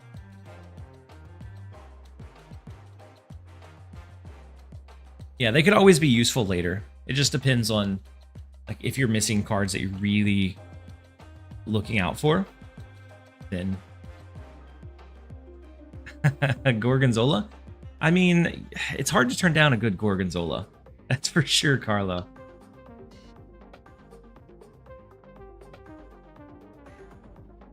Some may say it's a little bit cheesy, but I feel like that's my whole shtick.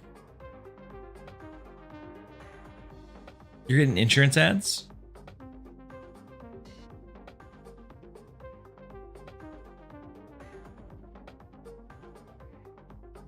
Actually, I think I have mine pulled up on my alt account. Mine is toothpaste. Is the ad that I got. So, and then a car ad, which they're in the wrong market. Ooh, our scrolls have been holding steady, but we are up against Dexter, so he's 2 for 2 against us, I think, in the game mode. Maybe this time is the time that we can best him.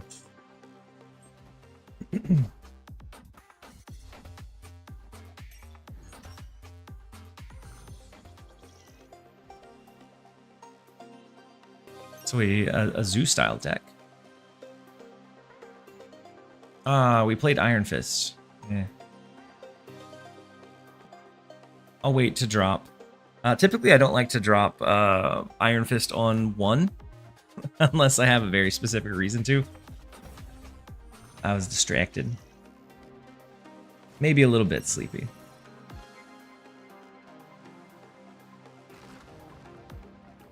Feels kind of bad, but I'm gonna I'm gonna vulture into mid. If we lose next turn, I guess we can throw a Coal Obsidian there. But we're gonna want to fight heavily for Hala so that we don't lose those cards.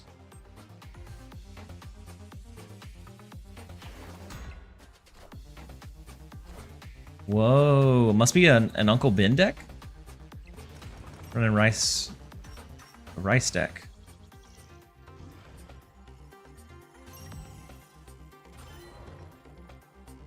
I mean, if we rip Vulture out of Hala, then it doesn't matter, does it?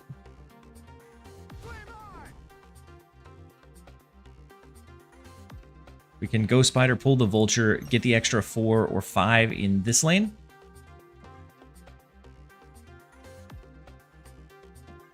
Actually, hold on. Let's do... Oh, no. Okay. Ghost Spider. Ghost Spider covers the potential... We have priority, so it's never a Negasonic. He's running Ben Destroy. Yeah, that's what it looked like.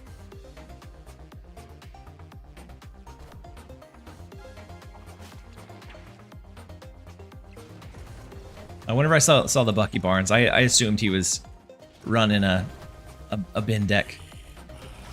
Ooh, big Venom.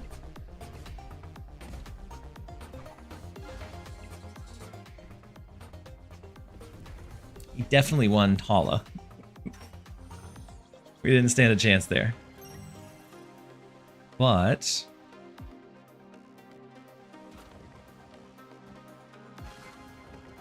the odds of us pulling our Cannonball are like 0. So we're gonna need these 2 lanes. Or if we win just Titan this turn, then we would need 1 more point next turn, like if we somehow lost Lechugia. There's also a world where he might have Shadow King, might have Gong Chi, since he's running Destroy. Oh no. He didn't quite... He wasn't able to get up and running. I feel... Uncle Ben is an interesting idea. I feel like it's going to be really hard to like find a deck that he shines in. But I do think it's an interesting card. I think in general it's probably on the weaker side. Dexter's asking why you're doing this to him. I don't know. It's the middle of the night. I'm grumpy. Tell him I apologize.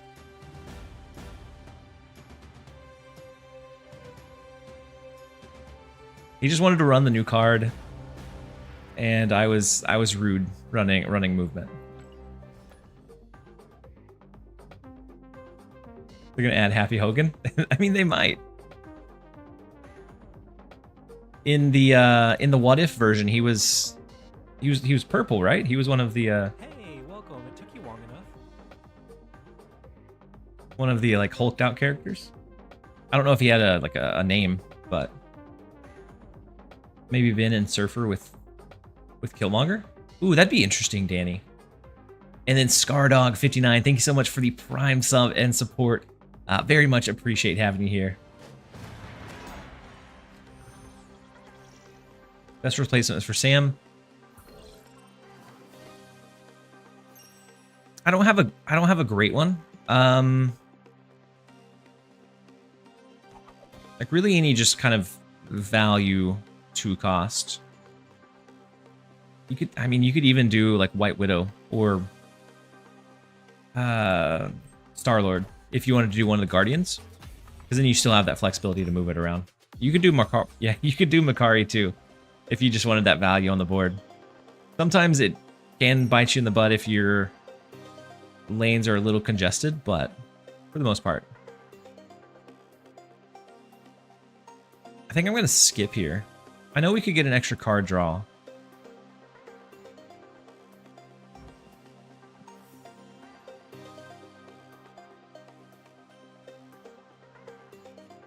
But I'm not sure that that's worth it. Drawing into Madam Web, Vulture, yeah, we'll do it. The Freak, actually a real good comic villain. Really? I didn't know he had a name. And without Aranya, you may just go with like a low end, like value 1 cost. You could go Hydra Bob potentially, but sometimes that's gonna stab you in the back.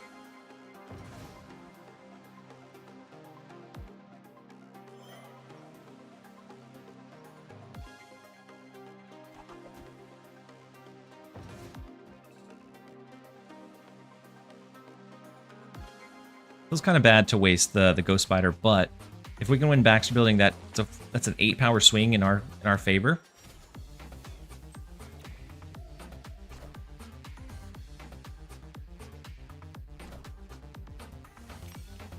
Beautiful.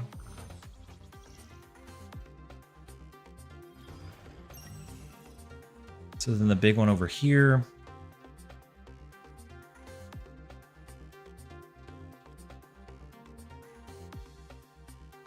Do we think they have more than 4? Because we could always call Obsidian in Baxter Building to hold it down here. Or we just play the Coal Obsidian left.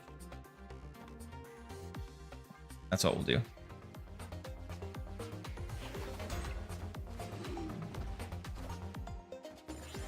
Ooh. That War Machine is gonna need to be high value very, very quickly.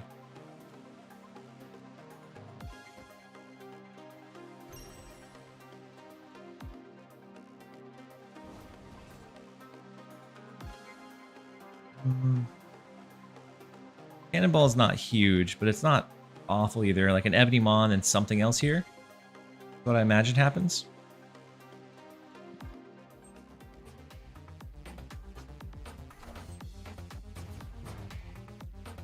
So unless they have Sam Wilson... Oh no, they can move the rocket.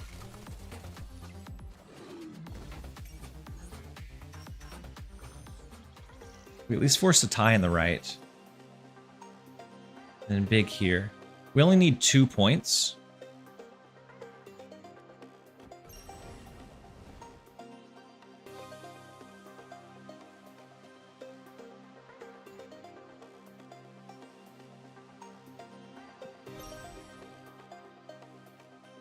I only need 2 points, so I'm going to fight for Baxter Building and the Abbey, and their Infinite can just have this left lane. I think that's okay. They'll never expect the second Cannonball. I think it's Infinite left, but we're not fighting for that lane. We just need 2 points to end it. I guess there's a chance, had we Cannonballed and pushed it here, that we wouldn't have locked in the Abbey.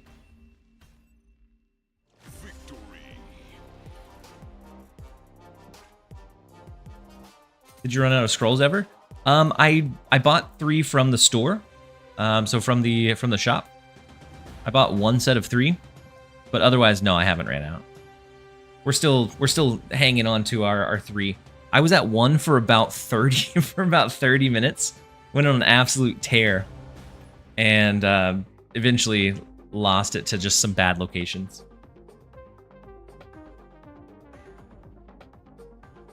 Happy gets hurt during a fight with Titanium Man. Iron Man tries to heal him. And Happy has a bad reaction and turns to a monster. Interesting.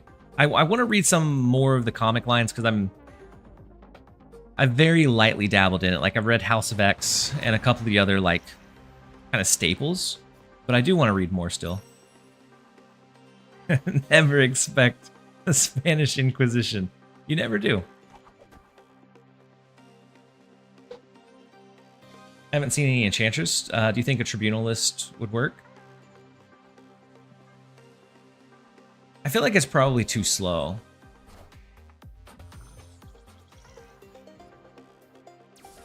You said that's an old 60s one? What, the House of X? Yeah, I had Marvel Unlimited for a little bit. That was when I was like heavily focusing into the content. And so I was doing a video every day and I was working full time and I had my kids and wife. It's definitely a little bit more laxed now. And so I have a little bit more breathing room.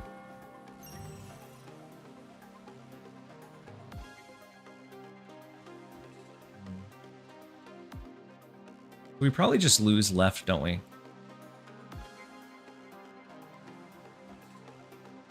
I'm a little bit afraid of a Guardian left. I almost wanted to play in Kamartosh. But they go very heavy, right? Oh, Shanna. Okay, that makes sense.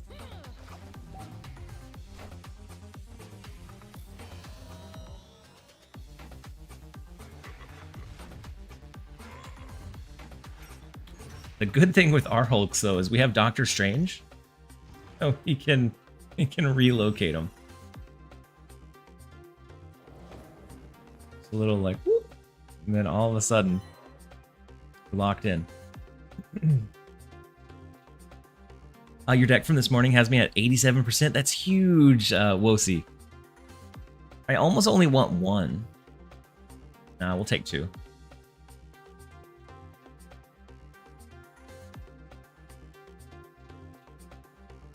And then it'll be we can win right, they win mid, and then it all comes down to who wins more often than left. Make up that differential. Oh wait, hold on.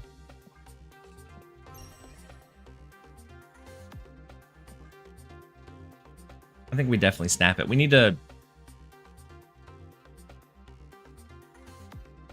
take advantage of the ones that we should have pretty comfortably.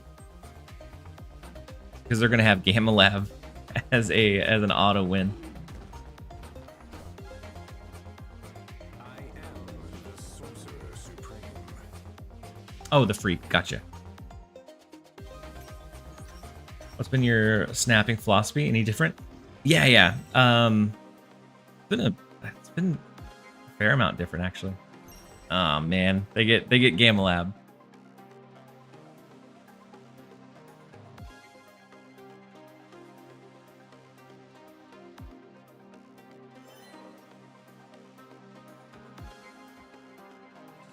I don't think we drop.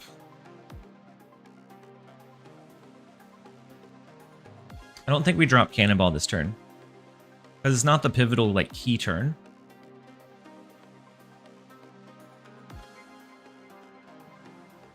I think we just get Coal Obsidian down in the left.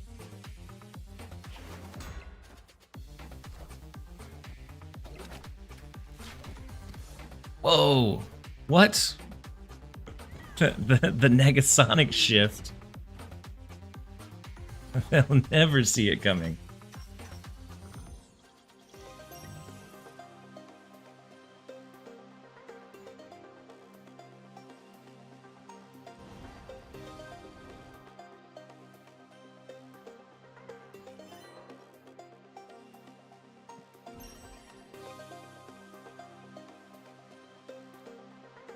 Actually, we get this in the right, yeah?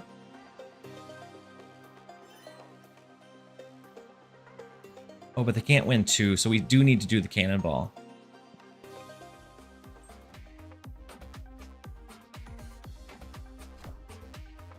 Big Blue Marvel. Cannonball could lock them out of right lane. Oh, no. Oh, no. That is not what we wanted to see. Oh, that's so rough. Well, R.I.P. We gave it a good old shot. Let's go ahead and snap to get an extra token or two.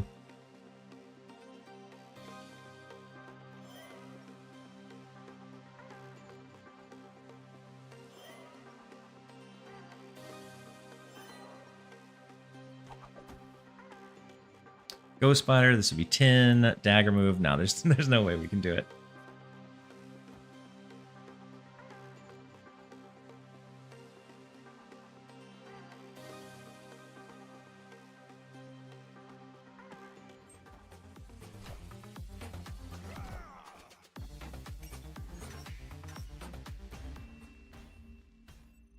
We hit the one card that we could not hit over into Kamartaj.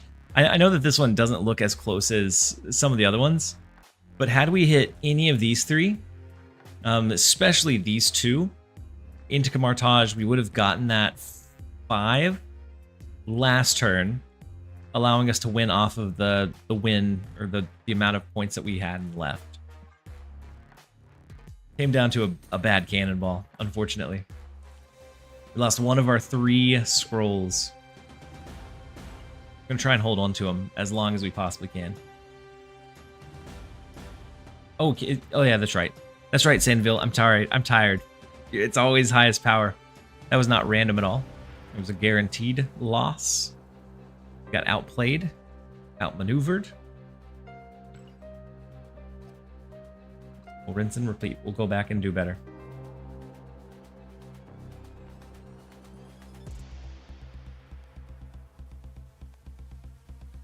Yep, the 3 cards, especially with the Twitch drops. Presta, if you're asking how they got them, the Twitch drops count towards your Sanctum progress, and so not only do you get 1,000 or more charms, it also pushes you up a couple of tiers. I think it's 3 tiers on your ranking, and you only need 100 to go up 1 more, and then you get bonus credits and tokens from those as well. And so with the drops, it is very, very easy. After that, it turns into a grind. And so, like, it's kind of like Pokemon. I don't know if you guys have played Pokemon Trading Card Game Pocket. Whenever you first log onto the game, the ability to get a lot of cards is, like, you're getting and unlocking a lot of new. You're opening a lot of new packs, and it's great. After that, like, first couple of hours wears off. After that, it gets very tricky. Like, it slows down dramatically. I think that's the same thing with the Sanctum. So we have priority. Let's go ahead and drop Luke Cage, which is built. He was built for this deck. Thank goodness. Let's go ahead and go Luke Cage left. I don't know if we're gonna win it.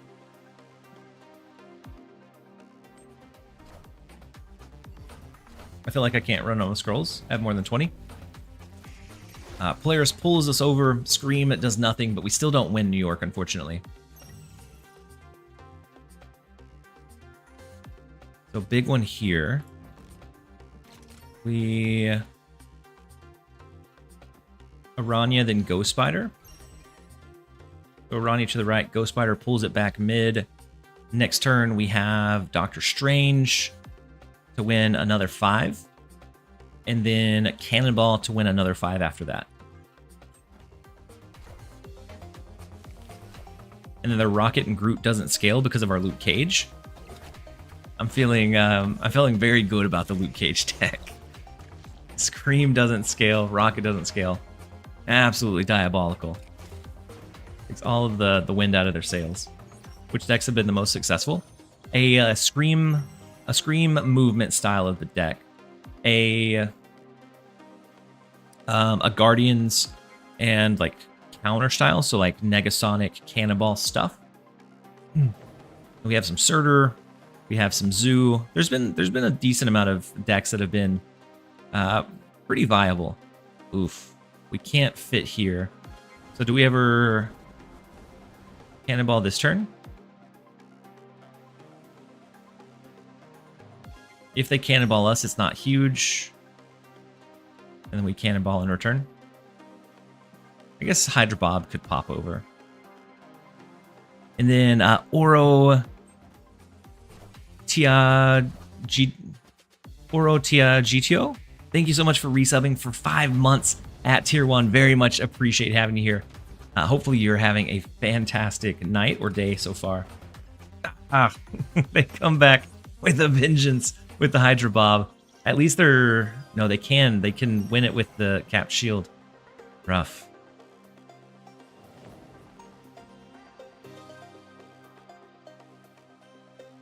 All right, let's go Doctor Strange and then Sam Wilson.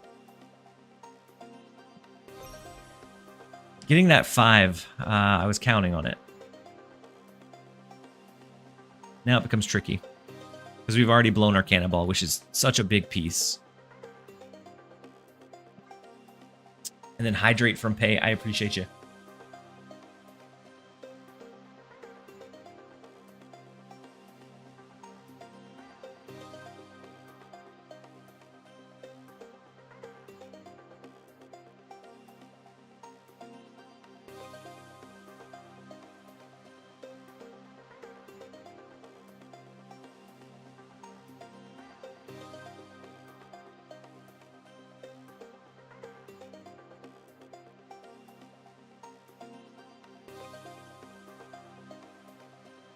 in the mode Hydrobob's a star. Hydrobob can either be really good for you, but if you get him kind of off-tuned where he ends up in the location that it's going to be next, he can be really bad for you as well.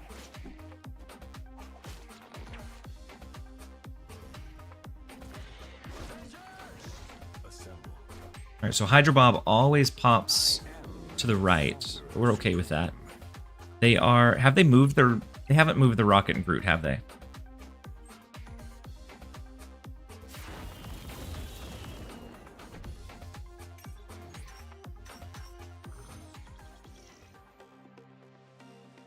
We can't move Vulture anymore. Until next turn, that is.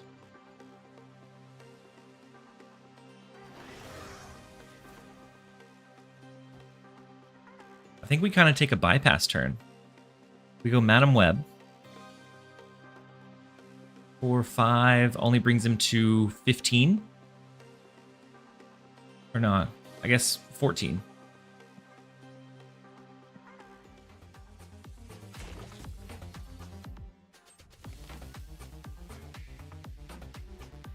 Cap shield in mid from the hub. What a good pull. Turn 8. I don't know that I've ever seen it go this long. And the big one is here.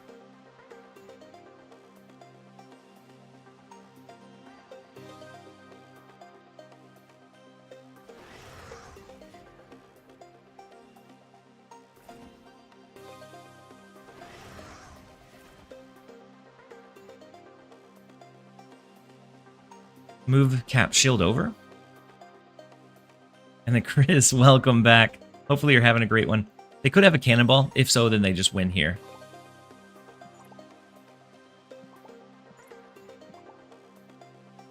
So the game's over regardless. I'm going to go ahead and snap it.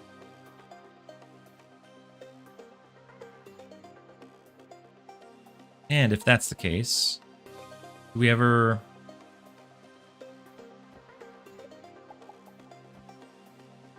fill up our locations?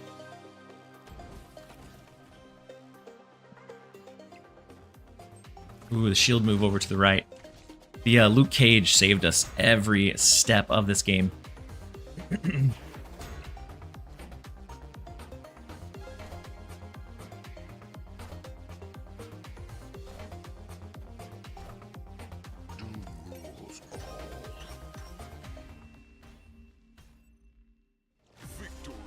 You come out on top.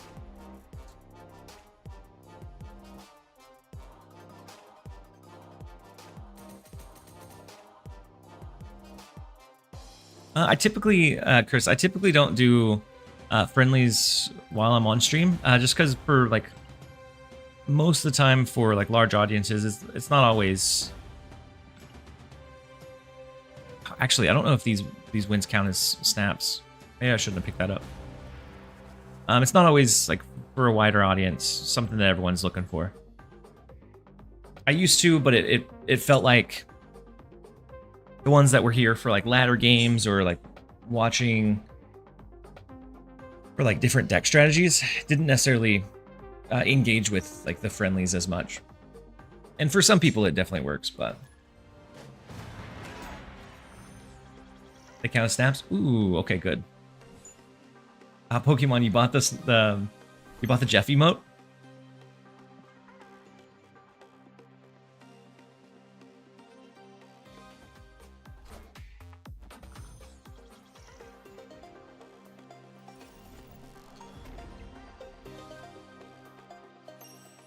I want to buy some of them. I haven't fully committed to which one I want to buy.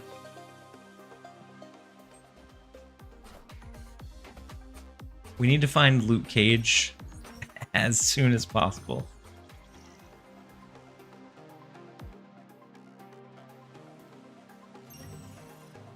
That's not him.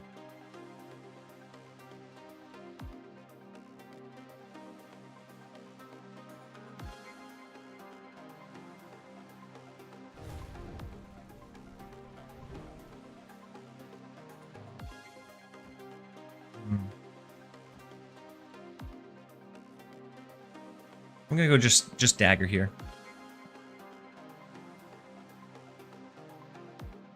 Yeah, no problem, Chris.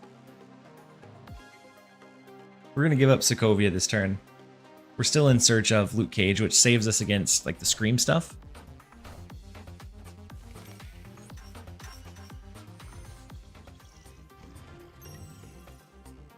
But until then,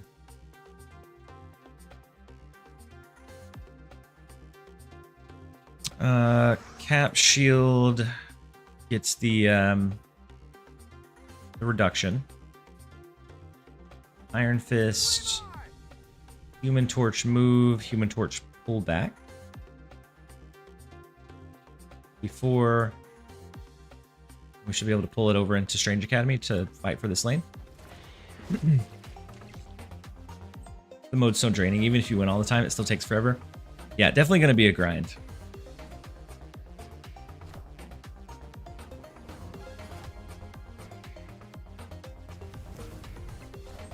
I need a big moment earned before I sub. Absolutely, Chris. Take your time.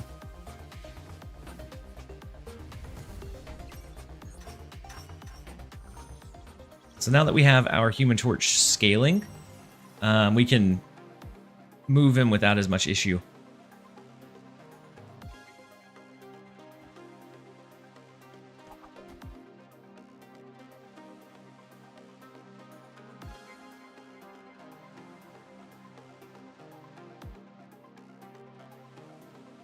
Do we naturally move it and let it get scaled down by 2? And then let Dagger go where she's gonna go?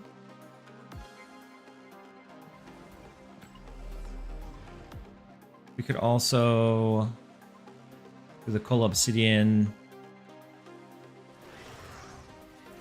No, I think we go with the Human Torch, and then I'll go Rania here to stop Nebula from scaling.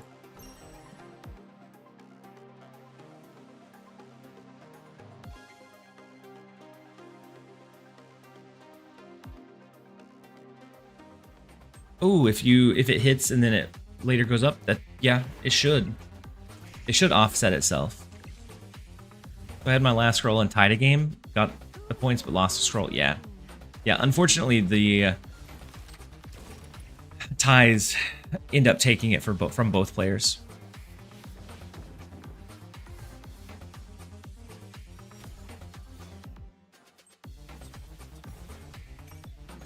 Ooh, Makari almost came in with a clutch.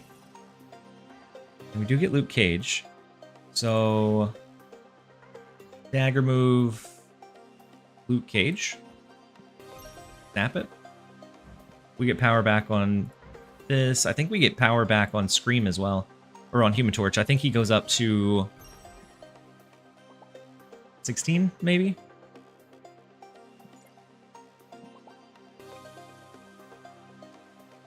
My only question is...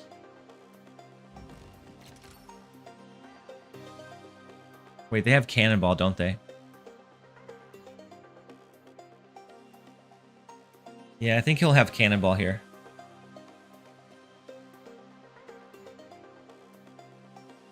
It's either that or like a Rocket and Groot move over. Aranya for more power. Yeah, we Aranya'd the Luke. Wait, they went left?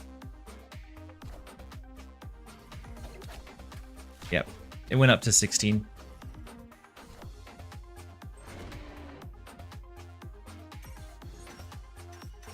I guess they didn't have any, Stegron, yeah. They didn't have any like, Cannonball or anything big enough to handle this lane. So they snapped just to give us the extra charm. Anyway, time to sleep. Keep it up. I enjoy a lot. Enjoy your stream. Thank you so much, 77 Rouge. Hopefully you have a great night. Hopefully we catch you again sometime soon. How many new cards have you unlocked? All. I unlocked all 3. And then I'm almost up to the point where I can buy a random S4-5 if I wanted to. Right now it's between Diamondback or Bruce Banner. So one unknown and then one pretty bad.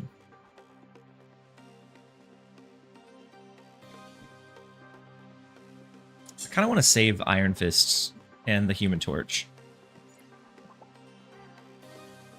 I know we could use it for priority here, but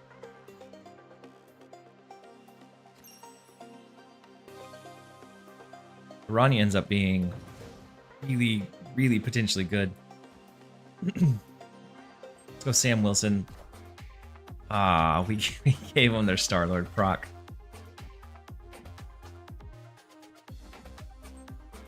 And we lost our Human Torch movement.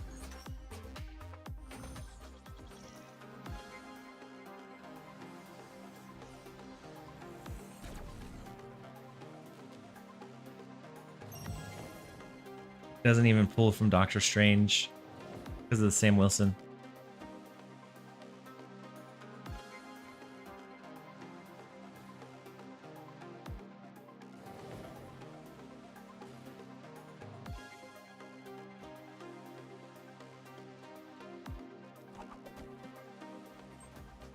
And then Roxas, thank you so much for the hydrate reminder. I am starting to run low. Bruce is the unluckiest card in the game? Yeah. Gladiator pulling Krakoa. Or our Cannonball.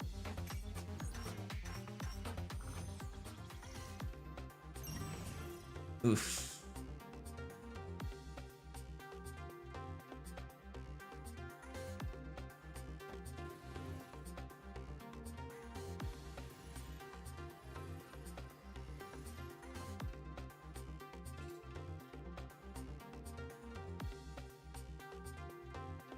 I think we're going to give up the 4. And maybe it's this? I guess the 5. Push the Coal Obsidian over into Sakaar.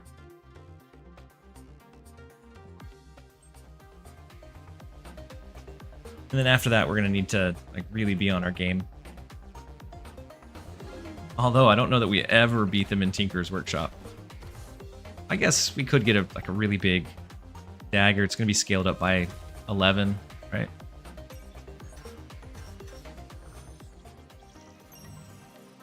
Big Vulture works too.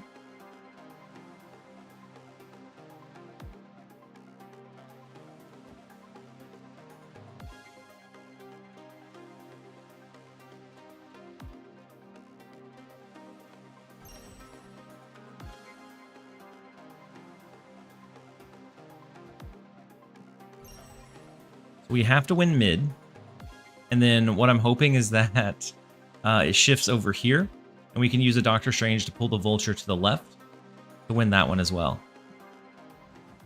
That's what we need to happen.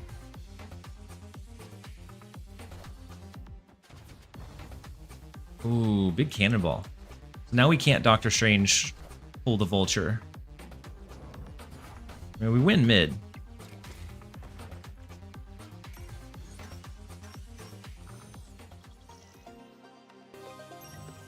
Ah, it jumped over here. So they automatically win. Just because I don't have quite enough space to yank it over.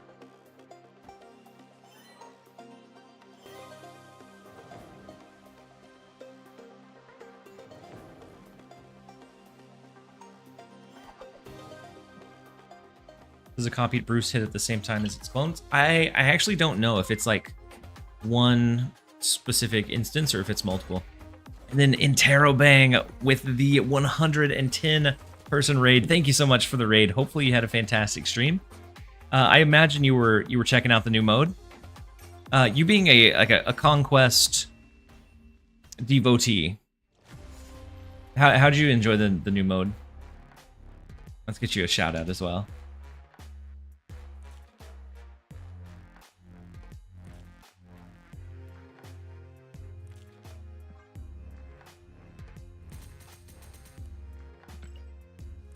We're running low on scrolls. Gonna take another 900 to get a surge from Sorcerer Supreme. We have one more shop purchase that we can make.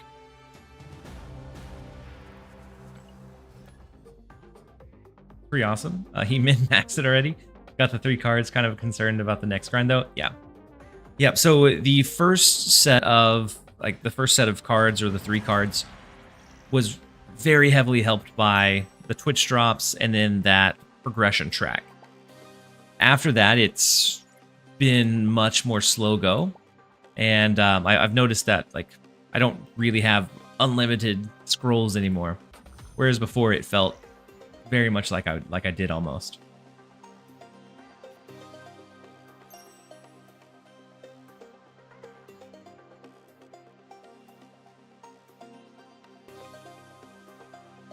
I'm gonna go Madam Web mid. I'm hoping they don't go with a Guardian though. The next grind is it's probably cheaper for me to get a job. That's true. Truer words have never been spoken. Had about a 75% win rate with Guardians. Yeah, Guardians are absolutely ridiculous right now.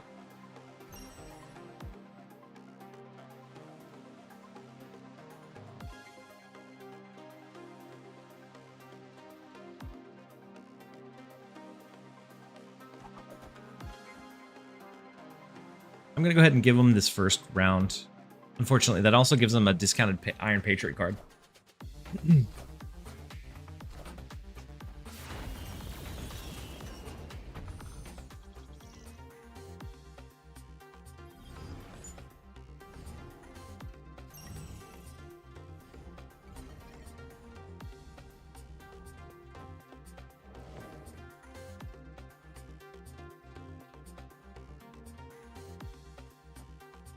Do we ever want to just do like a Cull Obsidian here?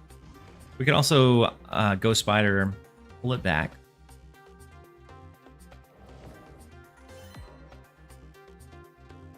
Let procs a couple of times.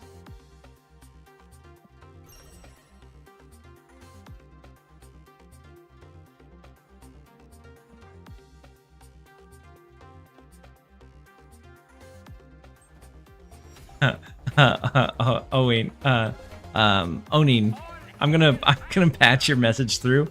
It flagged it as heavily inappropriate though. So the Negasonic duplication with Arnold Zola, unfortunately, is big. We did win this lane, but at what cost? At what cost? Let's see. We go dagger move left, loot cage. We can always pull dagger back wherever we need it to with Doctor Strange. We also have a cannonball to fight for another one. I got 8 scrolls from drops and went on. Oh no, the eight loss is so tough.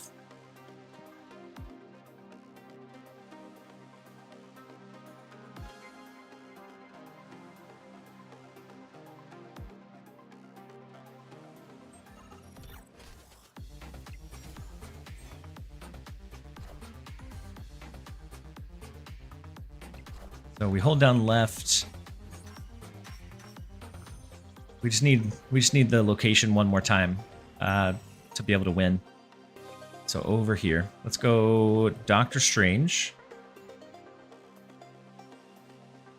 I'm gonna go Aranya, pull Obsidian as well. We're gonna go super all in onto the Nebula lane.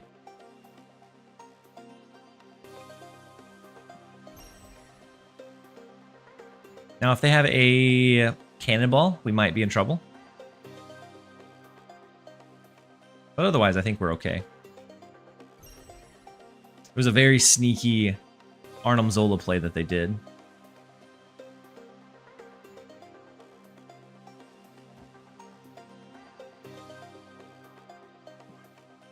And posture check. San. The later and later in the night that it gets. No! Hold on. No, it's fine, right? I thought for a second that their Widow's Kiss blocked us from dagger pulling, and that they like stole the game away that way.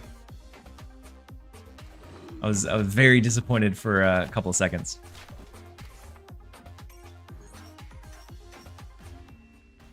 But we will secure the win. And I'm gonna run.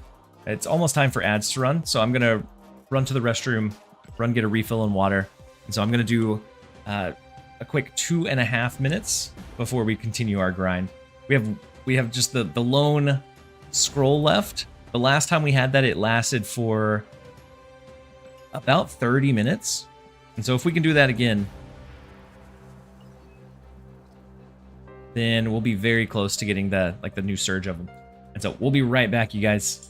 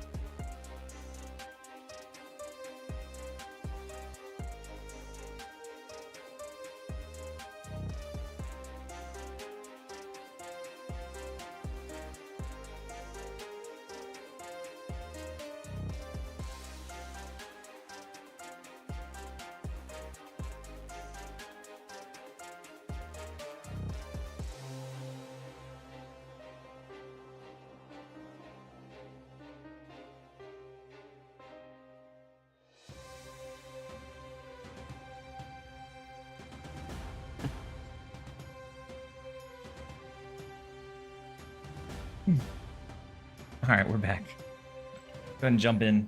See how long we can make this this one scroll last for. Yep, Dr. Boom is in the back.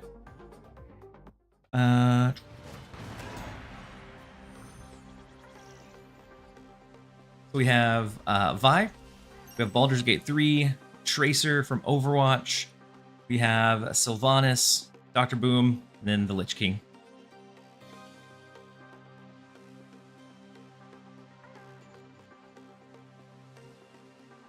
I actually didn't get paid for the.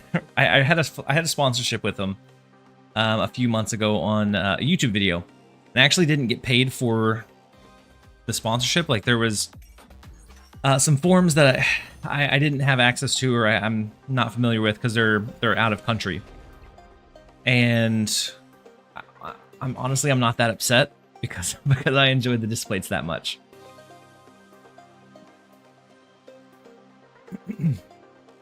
I did want a couple from Marvel. There was one with a Thanos gauntlet that looked really cool. It had like high saturation on the stone, so they really like stood out and popped.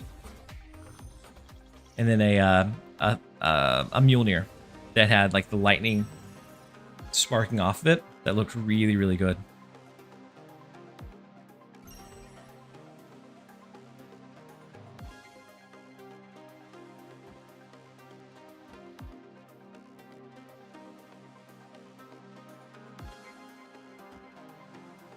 Do we ever...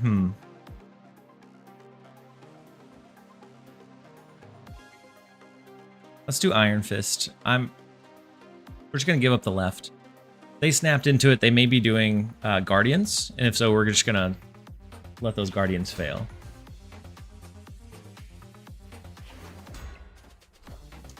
That card was... that card was very, very strong.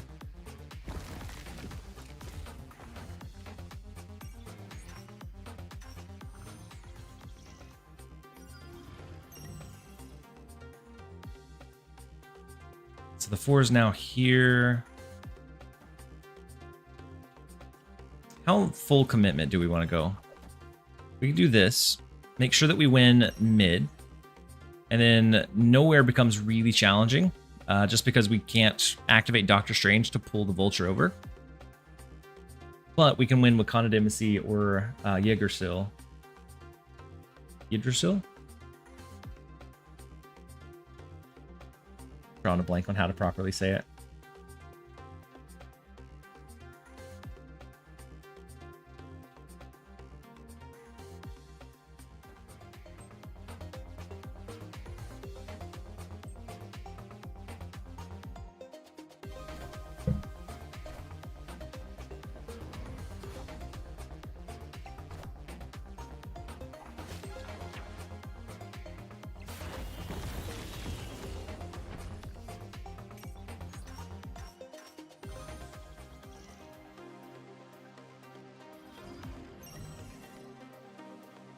Nowhere is very tough.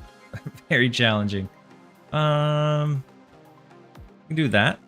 Their Hydra Bob is going to pop out of this lane, though, because of the snap. So maybe we're okay. Maybe we're not. Probably shouldn't have snapped back.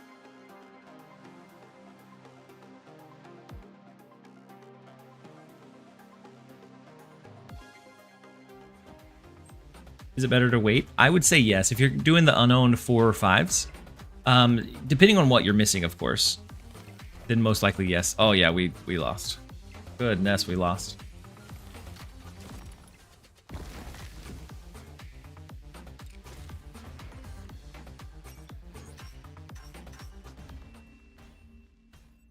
Yeah, had we not snapped back, we could have earned more.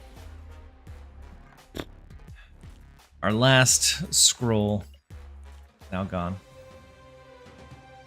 And so if you have any of the cards that are downgrading from 4 to 3, I would say absolutely, you absolutely want to wait.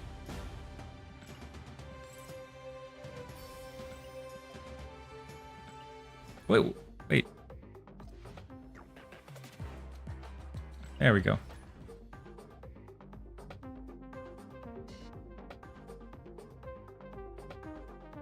I just got destroyed by someone cooking with Victoria Hand Swarm. Victoria Hand Swarm, you're putting a lot of power out. It's just board space becomes maybe problematic. Can't stop winning. So you have Kitty Pryde, Elektra, Nightcrawler, Mirage, Spider-Man, Negasonic, Claire, Shang-Chi, Miles, Stegron, Doc Ock, Vision. Interesting. I'm glad that it's working for you.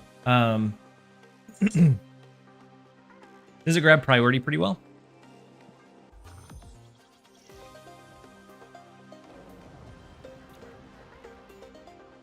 Baxter Building is going to be a pretty big location to want to win. With Aranya down, we can Vulture move into Baxter Building next turn.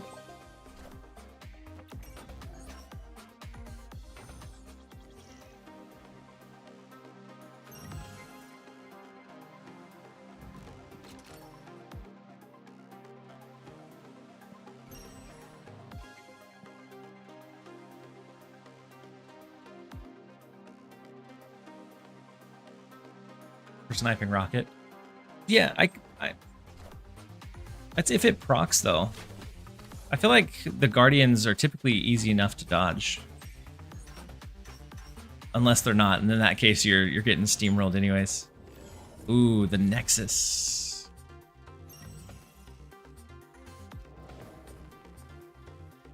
Super interesting. We just Ghost Spider it.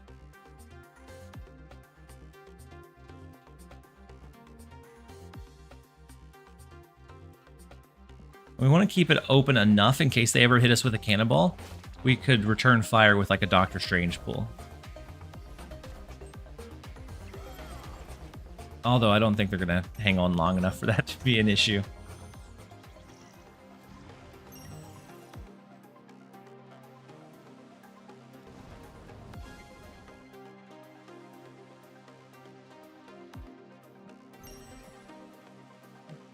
All right, we'll throw Cannonball. Like best case scenario, they can do Gilgamesh, which is only going to be what, 9, 10, 11, 12? Which isn't going to be able to do it.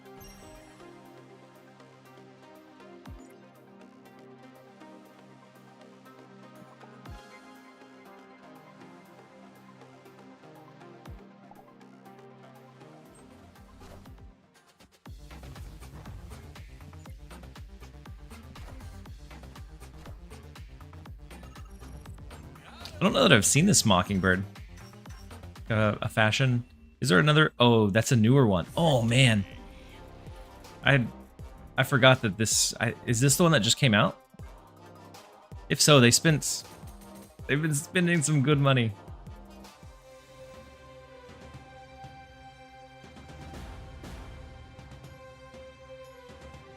Because there was a new album that came out that I completely overlooked. Yeah. So it's this one, but I assume they're all super rares.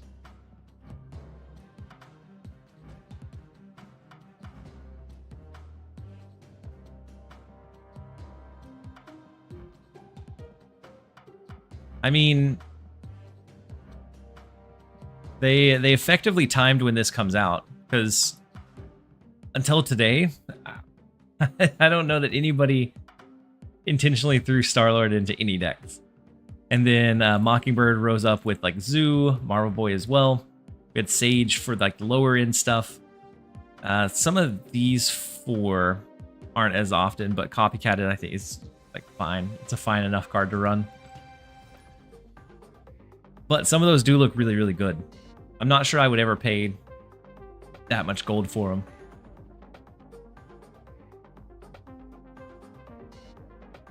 But I did think it, I like the style of it.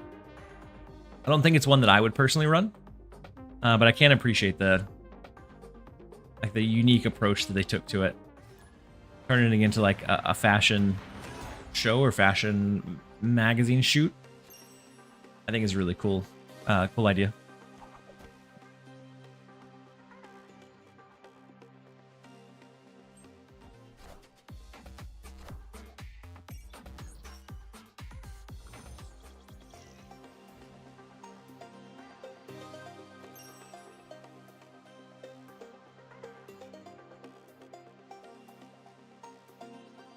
So with Nebula, do we...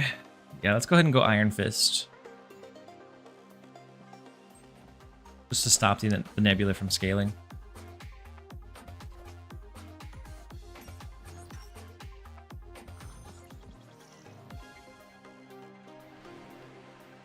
Ooh, and then the Bifrost after 4. Alright, so instead of activating the Aranya...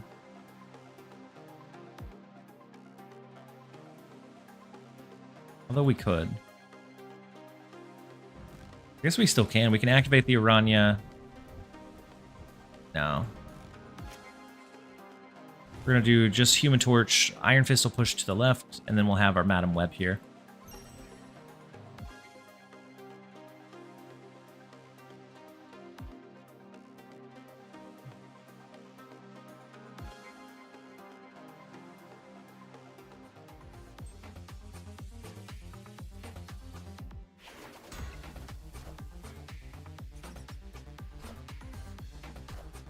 Zoo, they're looking to like stall until 5 when they could get like a big Gilgamesh down.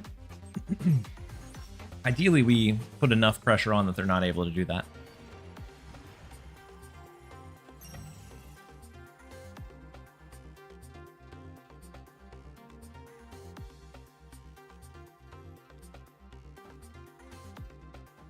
Let's do this, because it's going to push into Hala.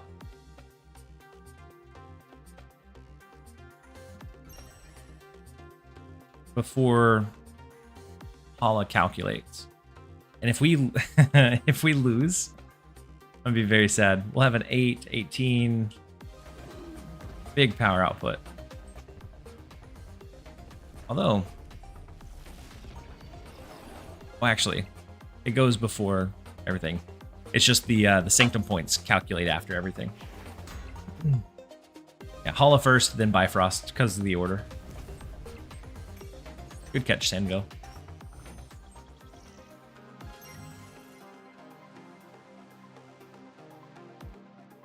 And then big Human Torch goes up to 16, 17, 18, 19.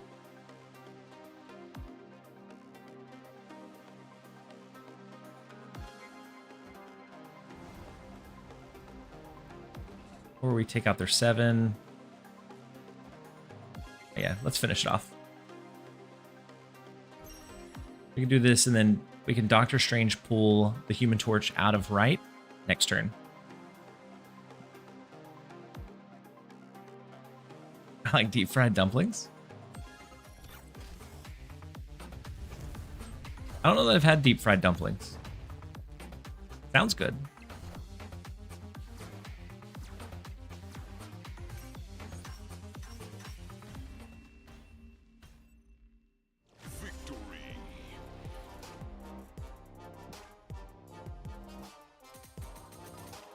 We'll hold on with the win. This move deck is... We're holding 63% win rate over a pretty good sample size. Right now we're at almost 40 games, which is pretty good. All the other like Guardian stuff I was getting kind of trampled with. The Zoo deck, I have a 64.5 over 30 games, but most of those were like earlier on. So I feel like it kind of tapered off some.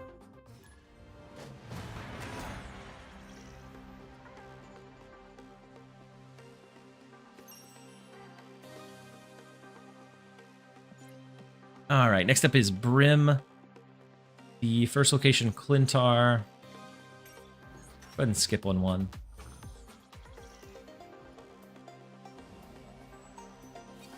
They get a copy of our Cole. What do we get from them? Ooh, Miles.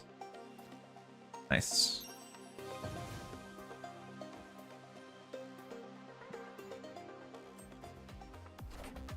We have Ghost Spider to be able to pull a card around, whether that be Dagger or Human Torch.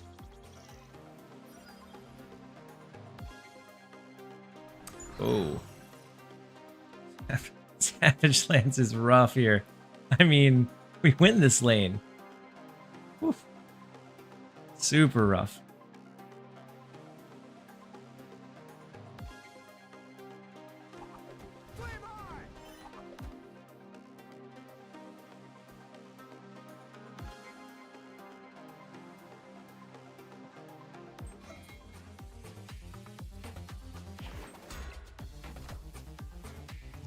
Gladiator, ooh, Gladiator hit Cannonball. Oh, we actually win Clintar?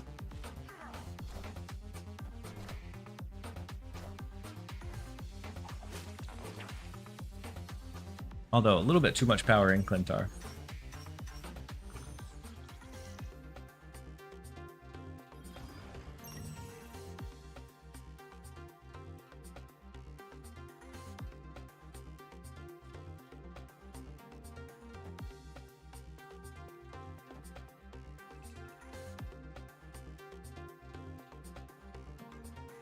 They should probably snap this mid while they have it to try to take advantage of it. Is the untapped profile public? Yeah, if you go exclamation point Dex, that top one. Wait, Clintar just destroyed all of my movement, guys. Well, no Aranya for us.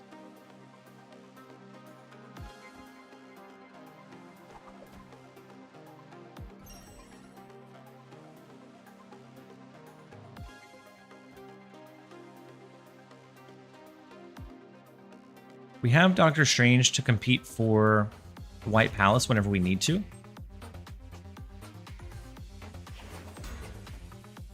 Luke first. Ooh, Luke Cage first for the rocket, yeah. It stops him from getting one scaling. Good call. Good call, subject. Although, the cannonball got us.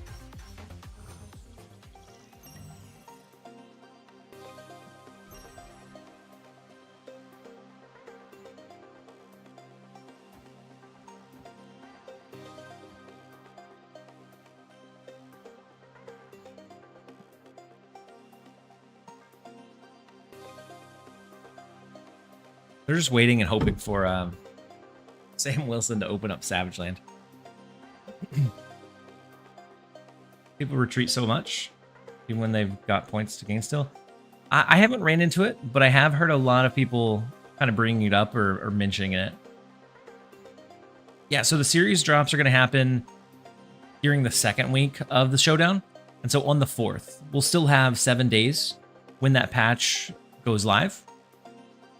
And so if you're looking at pulling the like unknown series 3-4, I would recommend or suggest waiting until the 4th to do so.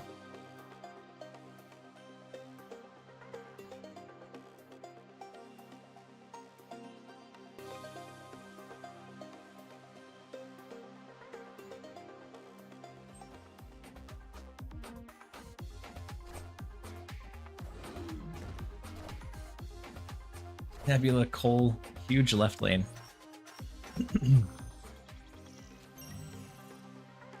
But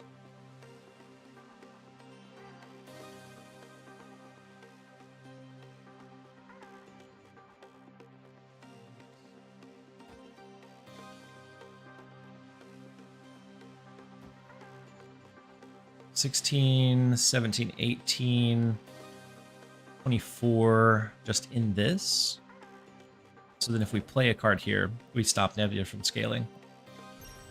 And they've moved their rocket. We don't get negatively afflicted with it with us having Luke Cage on the board. What do you think of Laffy? So I haven't played him. I haven't experimented with any of the new cards because I've been focusing on playing the showdown. And I don't really want to experiment with them in the showdown since scrolls are so limited. And then Roxas with the Hydrate Reminder. I appreciate you. I think Brim may be falling asleep. I don't know. They're roping us super heavily.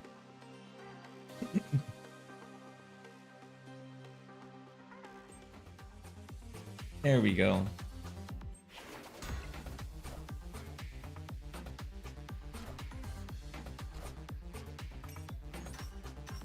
Big Rocket, big Gamora, but they didn't have space for it.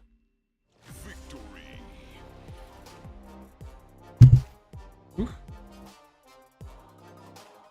Sorry guys if that came through loud.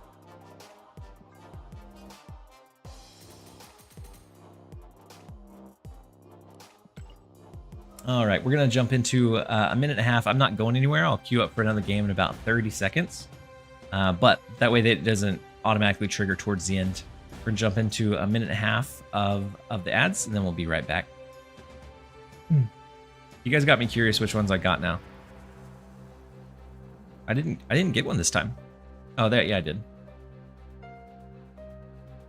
Expect delays.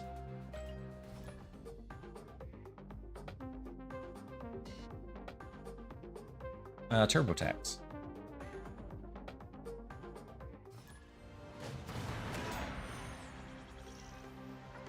Although my alt should be done with the drops, I should be able to close it out soon.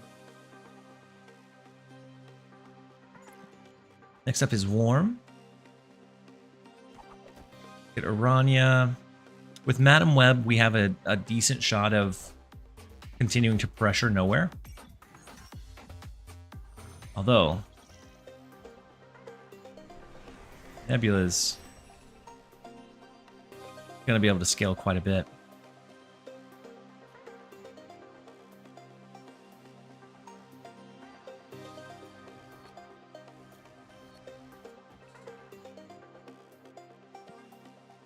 I'll go Madam Web mid.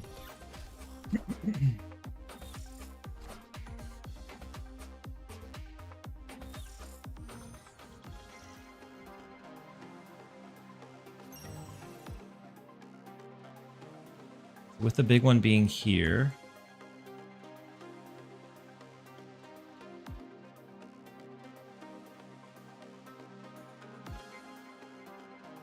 I think we have to give up this one this turn. Instead, we can hit him with like an Irani Activate Vulture.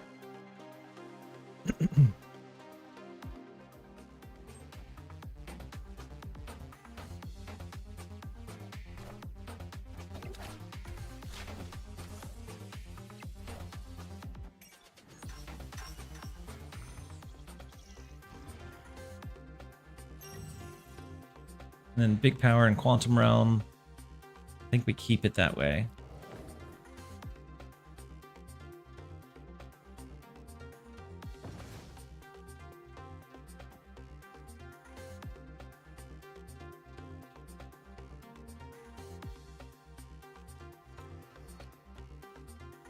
We're just gonna do Sam Whistling. I'll hold the Iron Fist.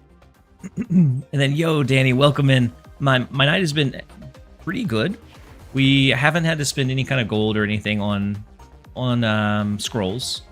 So we've been holding a pretty good win rate over a pretty extended period of time. And so it's been going well. Hopefully your night has been going well as well.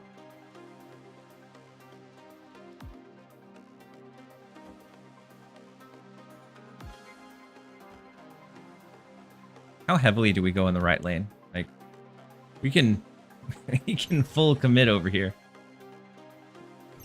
If they have a cannonball, and if that's the case, we probably shouldn't have snapped back.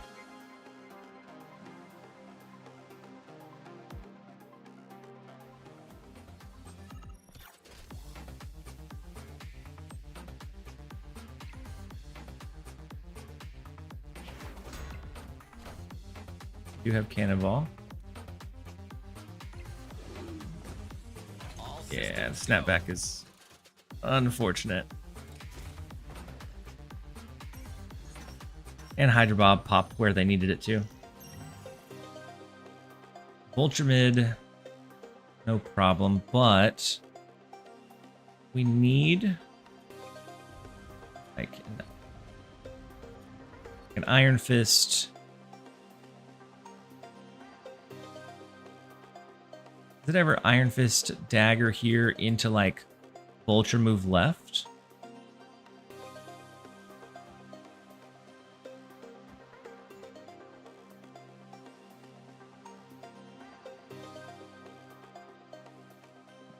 Because I have a feeling they're going to fight for nowhere. Because they only need 2 points to finish off the game. So we're going to be fighting to defend these two.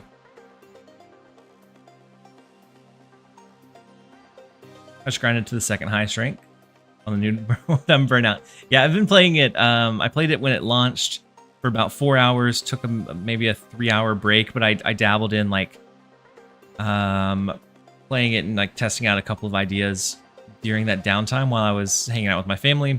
And then I've been streaming it for 6.5 hours. Haven't ran out of scrolls yet, and so that's a pretty good sign. A lot of it came from like that progression on the ladder or on the like rank track, and then the Twitch drops helped as well. What time zone are you in? I'm in Central, so it is almost 5 a.m. Jizzy.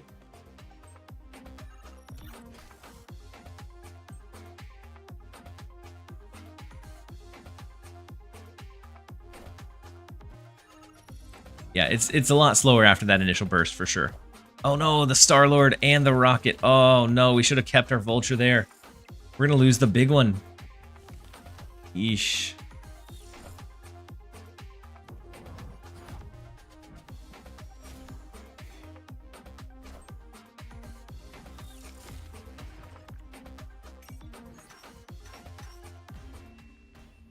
I was too worried about the one. I didn't think about the mini.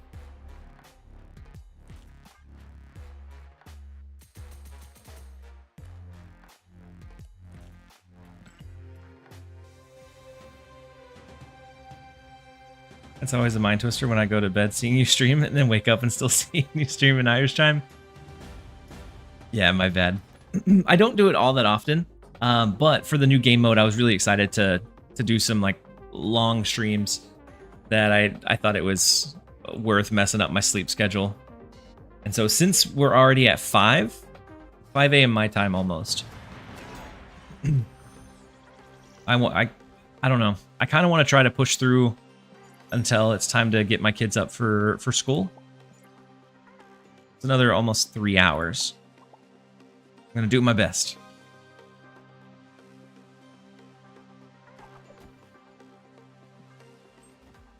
I do enjoy the new game mode, and so it's gone by fairly quickly.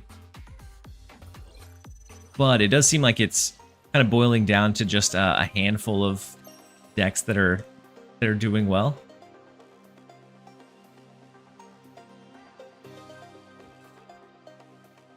So Madam Web left is big. That way we can just double up and move it out, double up, move it out.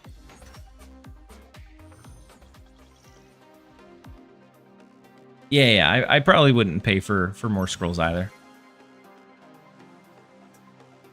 Cap Shield and Oscorp Tower. Unfortunate. That's the and that's the sign that's worth 4. I'm just gonna let it be a tie. Oh my gosh, they hit our loot cage, which is so big for them in negative zone.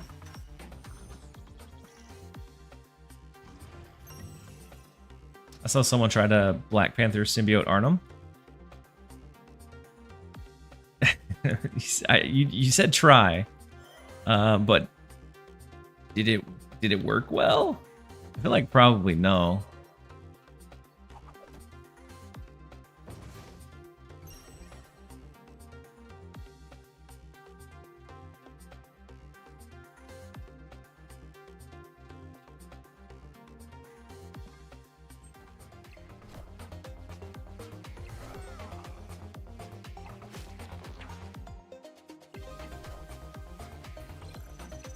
Okay, we do win negative zone.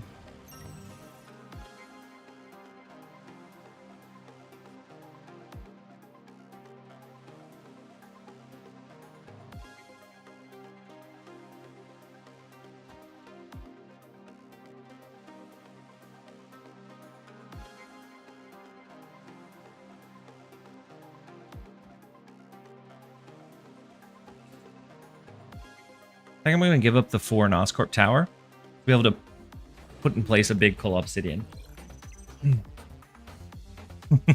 I will say after 7 hours, Negasonic and Cannonball have to be my least favorite cards. Yeah.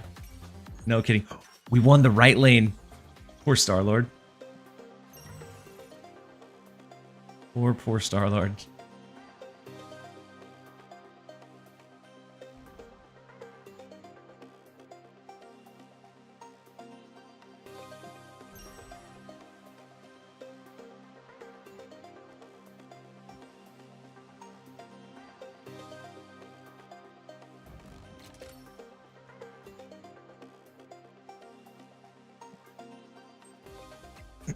Even with them having our loot cage,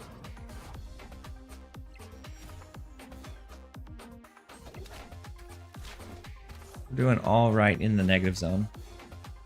The Pride Shuri Elsa deck is good. Just need to play around Negasonic. Does it have enough like lasting priority though? I feel like that could be an issue with it.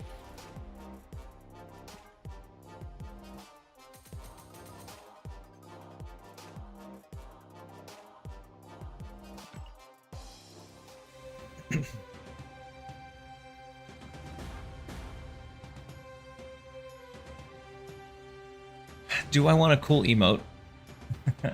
Or do I want one of the 2 unknown cards that I don't have?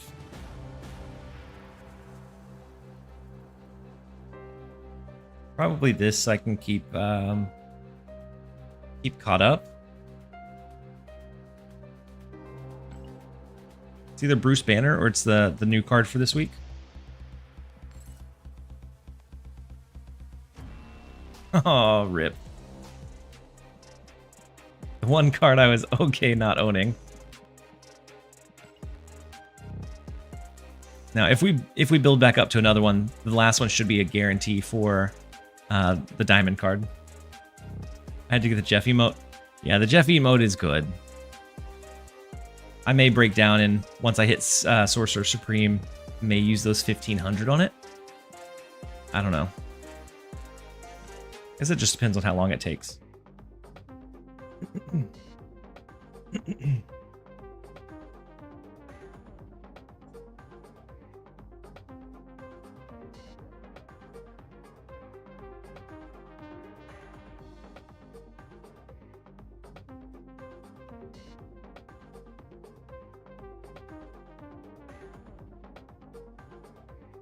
The economy for wins without leveling up.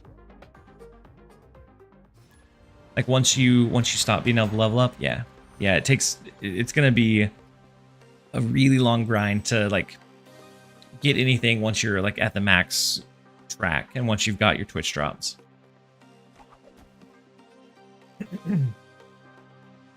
Is all this move to counter the Guardian stuff? Partially the counter the Guardian stuff, also partially to be able to like pivot our high power card, whatever it be, like whether it be Vulture, Human Torch, Dagger, into the next big lane, so that we're able to push for like 4 or 5 Sanctum points. I don't know what they're called. 4 or 5 points in multiple lanes or in a lane, turn after turn.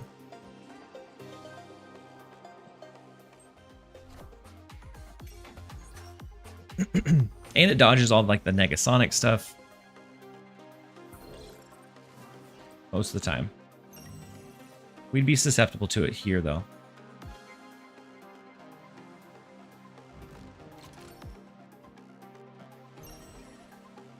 Maybe not. We should Vulture shift over to the right and we should be okay.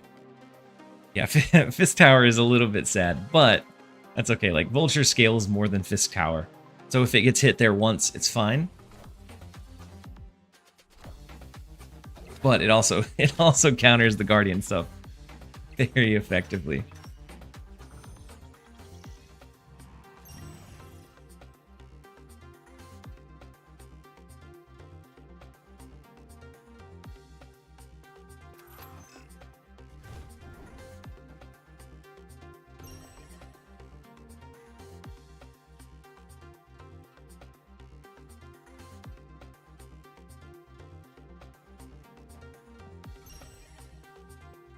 I have a feeling it's a very heavy Guardian deck, so I'm not even going to play in Fisk Tower.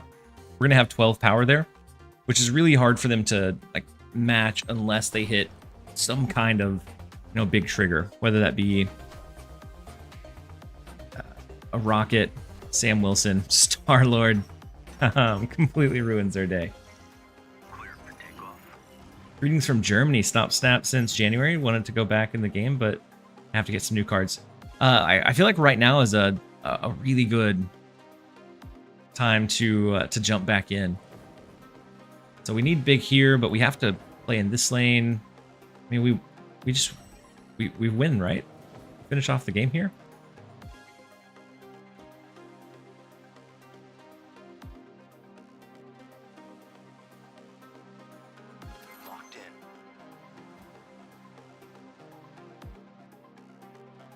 Can't get it right unless they have like a Hydra Bob or something that pops over there.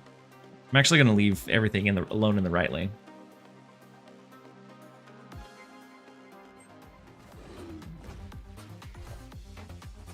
Why is it a good time? So we have the Sanctum Sanctorum, or the Sanctum Showdown, not Sanctum Sanctorum. We have Sanctum Showdown that just launched that allows you to get 3 new cards, or from it you can pull unowned Series 4 or 5 cards. And so from the shop, you can pull unowned Series 4 or 5. You can do that up to 4 times. It would be a major grind to do it 4 times, but if you were so inclined, you could. We're having a series drop on next Tuesday, and so I wouldn't pull any cards from here unless you just weren't unless you weren't missing any that are dropping down to Series 3. Otherwise, I would wait until the 4th and just kind of hoard and build up your points and then spend them at that point. And then we have a web store pool, which if you haven't, make sure to always go on to marvelsnap.com. I think it's /shop. I just go to the main page and then click on shop. And you can do a Galactus pull every day. I have been averaging around probably 150 credits a day.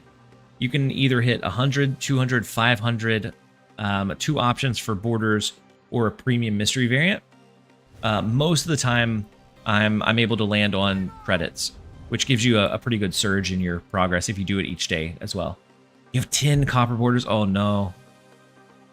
Leader Misery. Oh, there's an infinite loop on Leader Misery.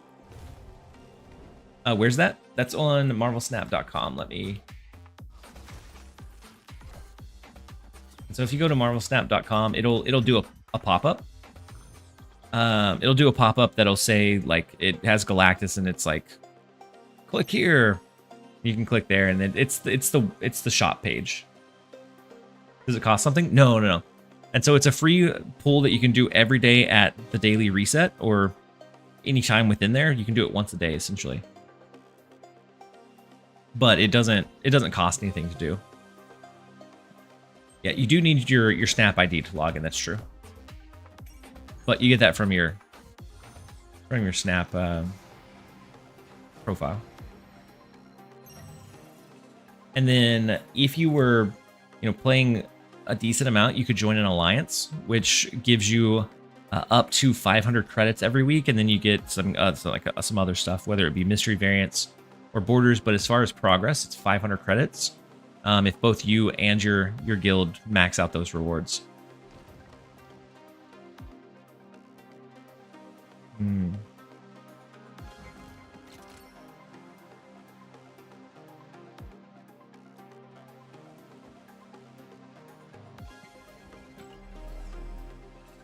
I don't know what I want to play here.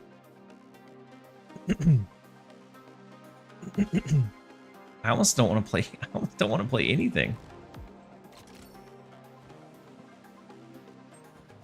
Yeah, they raised the rewards a lot, an awful lot. So the guild that I have is it's filled up, but if you have Discord on the Marvel Snap, like the official Marvel Snap Discord, there's a LFG or looking for group page that is very, very helpful.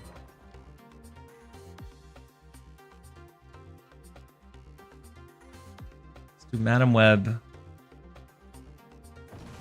And then Sam Wilson. We're hoping we can win mid this turn. And if they don't have, I don't know, Drax. Drax would be bad. Full Obsidian, also very bad. Not what we wanted to see. This is temporary. I don't know. They didn't say if it was temporary or not, but I do plan on taking advantage of it while it's here. All right, let's move the dagger. Go ahead and do a Luke Cage. It's turn 5. They go first, so they can't hit us with a cannonball. I guess they could with the dagger, couldn't they?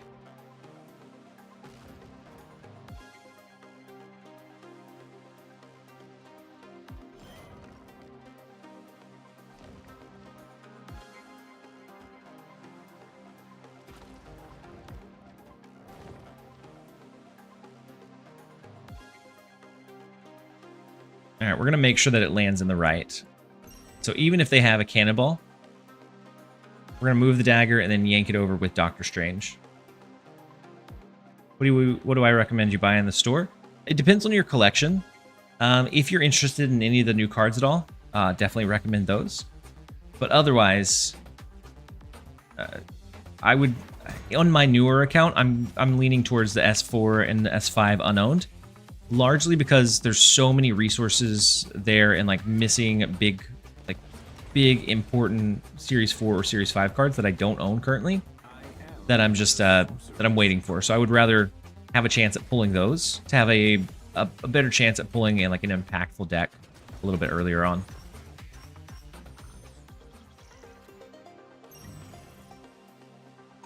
The 4 over here. Human Torch move is fine.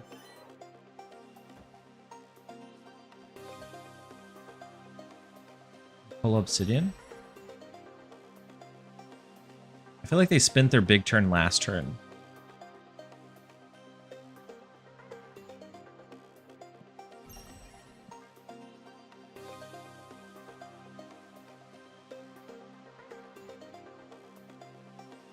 Yeah, the new cards are cheap, but if you're not planning on using those or you don't have like an ideal deck in mind, they're probably just gonna sit and collect dust anyways.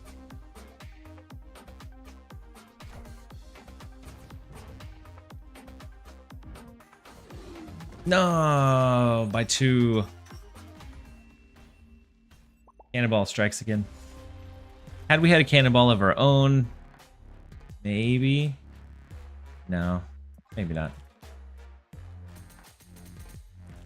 Nori, I guess that depends on what Series 4 and 5 cards you're missing. Like, are you able to build a good majority of the decks that you're able to see? Or that you see? If not, like if you keep seeing decks that you're like, man, I really wish I had Scream, or I really wish I had whatever else it might be. Actually, we need to run a quick ad break. So I'm going to run 2 minutes. We're going to wait just a second, and then we'll jump into some games.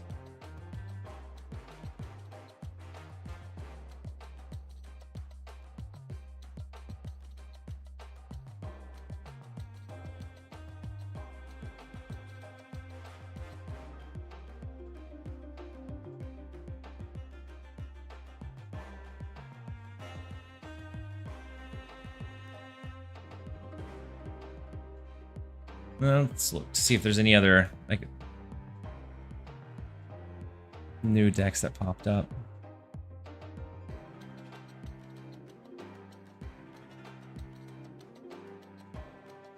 A few of these that have like crazy high win rates. I think it really depends on your like matchmaking MMR. All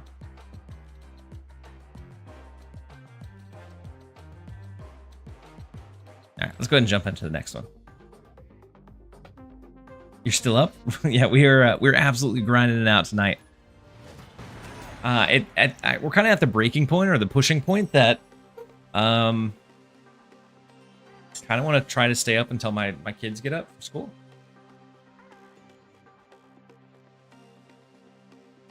I don't have Ajax and Wiccan, Ares, Moonstone, Malekith, Frigga, Fenris, Agent Gilgamesh, Surtur. Some of those are like really big, like key pieces. I would almost say, like, pull for those.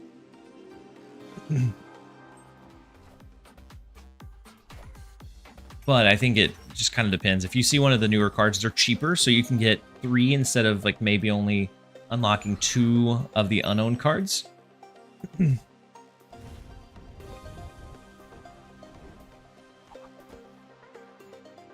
so it largely just depends on your preference.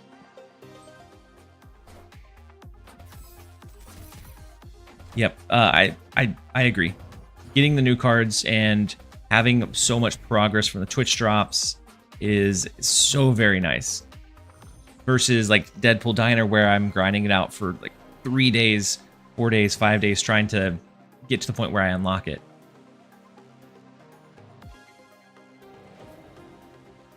Let's go Doctor Strange into the Danger Room.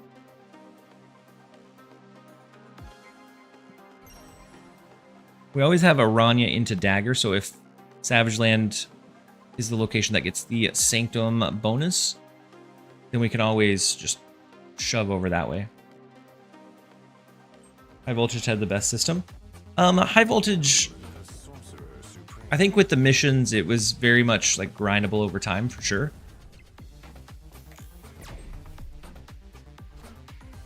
But I really like the autonomy that this deck gives us. Like, having the option to choose, do we want a Series 4 or 5? Do we want the new cards? Just being able to pick, I think, is really, really big. All right, so with Kunlun, we probably don't win that one, but we can get a Dagger primed and ready. And so they gave us agency. I don't think the store is meant to be able to buy everything versus something like Conquest where you expect to be able to reasonably purchase everything that's there. I think this one is much more like letting us choose what we want to like focus on or grind for. I couldn't resist the gamma and went for unowned S4 or 5. Got Moonstone. Moonstone's a pretty good one, owning. Cannonball is actually not amazing. Oh, I think I'm just gonna go call Obsidian. Call it good. I hope.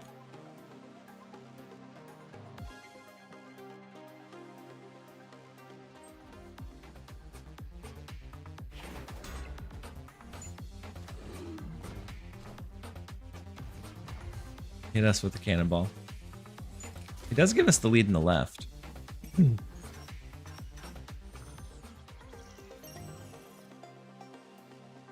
Big here.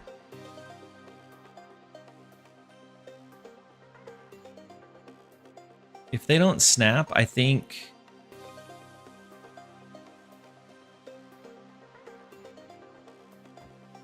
we cap shield a cannonball. Because then we could always, if it's here, we could snap it out of Savage Land after. Although that becomes kind of tricky with Cannonball. I'm not sure that we want to really do that.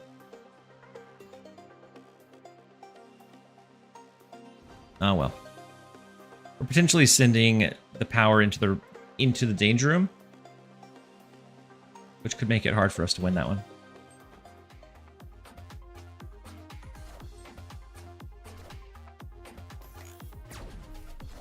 A high voltage? High voltage wasn't too long ago. Had we Negasonic, or had we cannonballed the Negasonic? I guess it's never the case, is it? Victory. It's always the highest power. Call Obsidian was always the choice.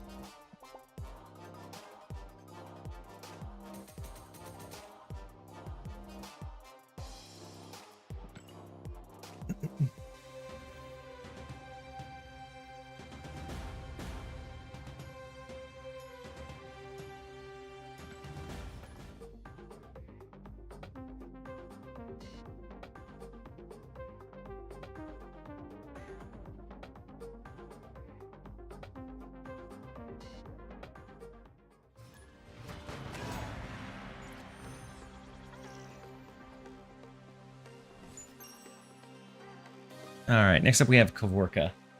We have plenty of resources. They do as well. I think we go Aranya mid, because if they're running a Guardian deck... Ooh, no. It's a Havoc. A Bast Agent Venom Havoc deck. The Bast was pretty good for him.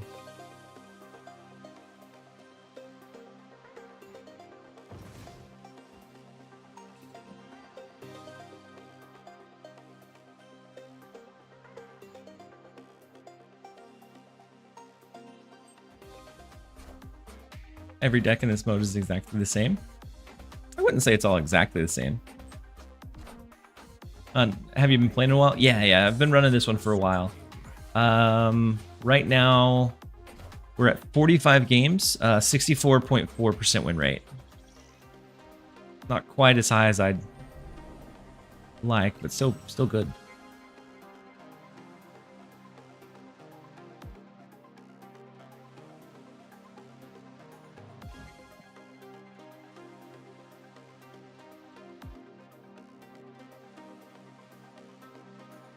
Oh, I was wondering how Sam Wilson got into mid, because I was pretty certain I played it left.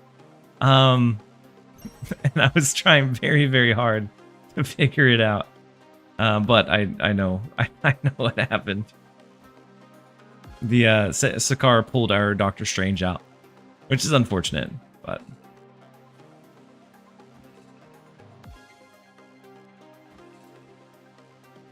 All right, let's go Iron Fist into Dagger.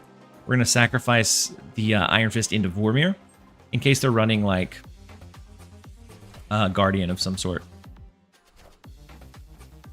Like a rocket. They do still win Olympia, but we managed to keep them at bay pretty well.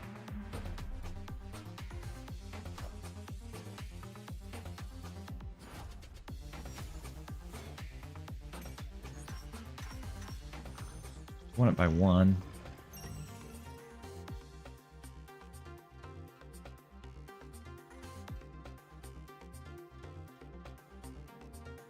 So we could shift into mid. That would give us 11. We could also do Aranya into the Vulture.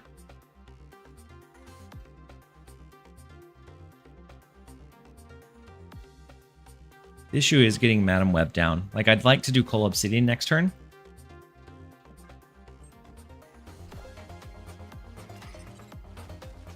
Big Sage. Good to know that the Sage is out of the way. Dagger nerf was hard. I mean, to be fair, Dagger at +2 is still crazy strong. Like, I don't think she ever should have been +3.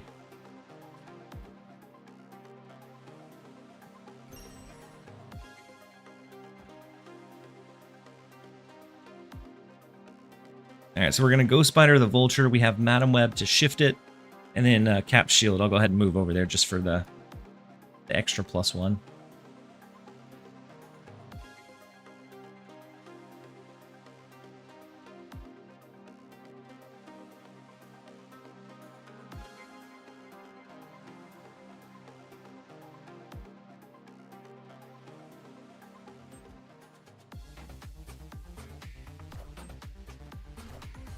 Ooh, big Havoc. And then Athena. So they're locked in here, but they're just going to scale by 4 every turn, which is big. But a Vulture move is also very, very big.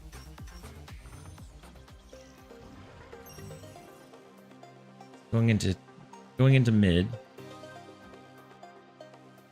Throw in Vulture.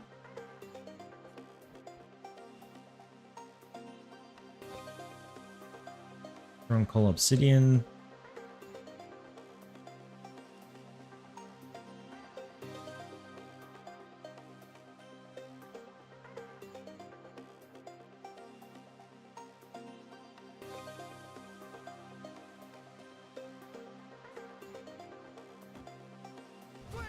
I'm going to go ahead and do Human Torch as well. And then I think we snap into this. We need to apply as much pressure. Because if we win this plus one other lane, we can win the game. If they lock us into just having the 15, depending on what they have, we could potentially get away with just winning like the side lanes. Tie and Sanctum? Yeah, Tie and Sanctum is probably the worst thing I could imagine. Like, I don't know why they would ever do that. Where both people lose their resources. I wish it just refunded both. Like that, I feel like that's a scenario that would be super hard to win trade with. Where you like, I mean, maybe not. Honestly, I wouldn't put it past people. I understand why ties have to take it. I just needed to take a second and think about it. Seeing as how like leagues was so heavily run by like win trading and just like manipulating. If you get a group of friends and you guys coordinate, you could both reach 15 and then like put the same card, you run the same deck, put the same card in the same lane to reach a tie. Both of you get refunded, you can jump back in.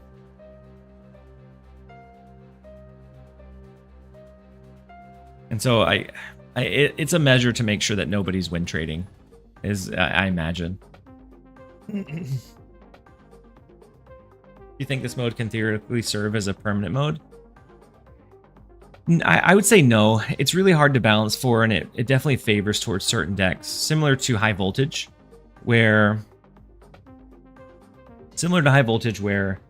like a handful of like it segregates the cards into just like a handful of viable things. This one is like maybe 5 viable decks that we've seen so far. And I think that over a permanent time span feels very, very bad. Sargini, how's the game going? The games are going well. We were up and down for a little bit until I kind of settled on a deck I wanted to run. And right now we're at 65% win rate, over 46 games with this one. And so it's holding steady for us. I'm going to bite the bullet and go Madam Web. I assume they go Star-Lord here. No, Hydra Bob. TLSG, I'm going to go crazy if I see another rocket on 1.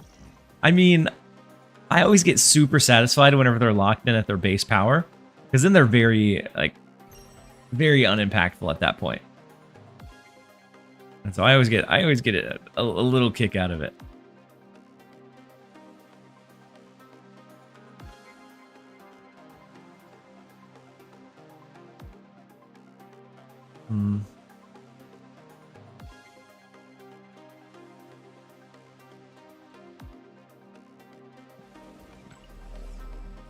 I'm gonna go ahead and play out the Vulture. Big Negasonic.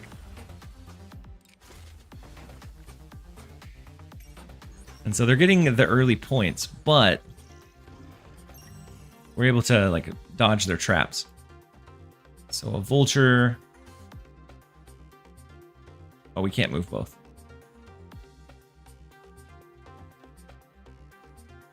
In that case, do I ever want to Cap Shield, Coal Obsidian, right? We still gather power here.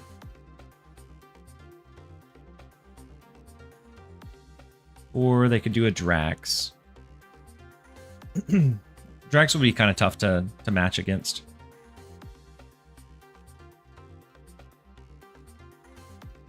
Dakin's not super heavily used. There's a couple of decks that use him. But usually like much higher end, like almost collection complete. Onin, hopefully you have a great rest of your evening as well. And hopefully we'll catch you again sometime soon. The big power in White Hot Room. We don't have priority. We can always Vulture, Doctor Strange.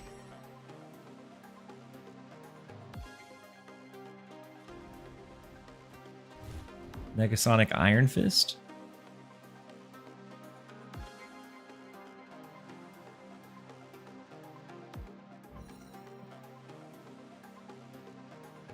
Gives us a pretty good out.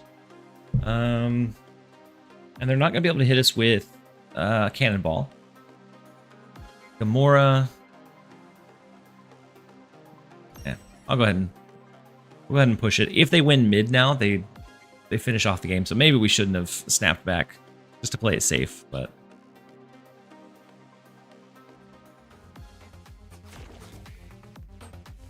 what do you think about Diamondback? I actually haven't tested Diamondback out very thoroughly. I haven't played it at all. I am the Sorcerer Supreme. Like Vulture, huge.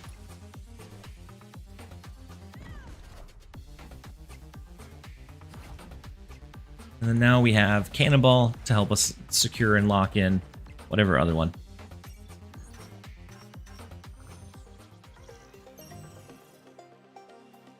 Here. With the priority. I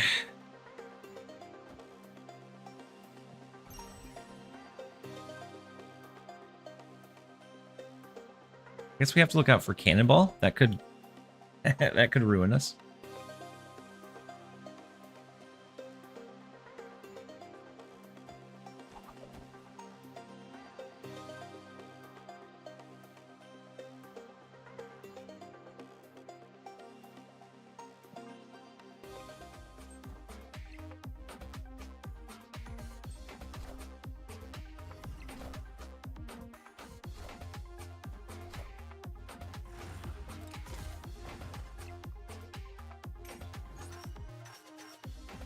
Wait, why did they Gamora mid?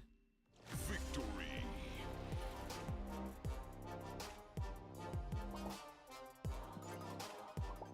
Either way, we'll take it.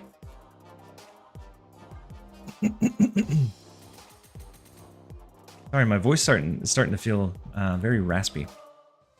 I think 'cause it's getting late, I'm getting a little bit sleepy. But we're gonna go as long as we can.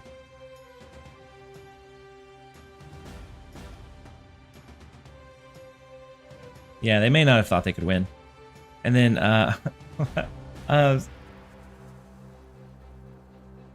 Page Turner. So the timeout actually times you out for 3 minutes. Are you okay with that? Actually, 2 minutes.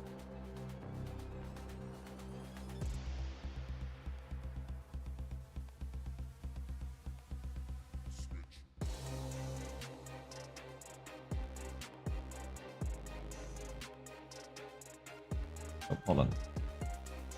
I miss. Oh, we have another one. We have a lot of them. Okay, hold on.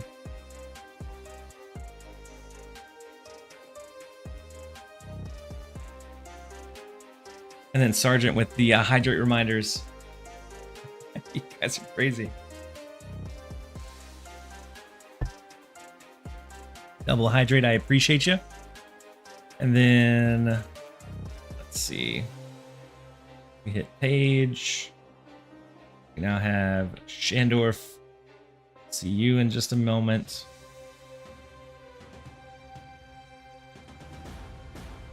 Have Saki XD. I'll see you in a moment. Sergeant 88. We'll see you in a moment. Rush Limbaugh. We'll see you in a moment. You guys just be wildin'. And then 2 more hydrates coming in from Frothy Blizzard and Impezi. I appreciate you guys.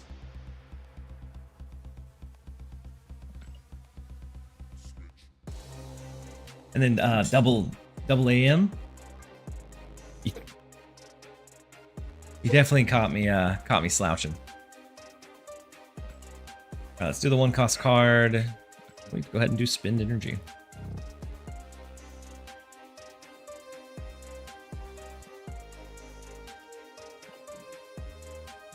Ooh, and we had the shop rollover.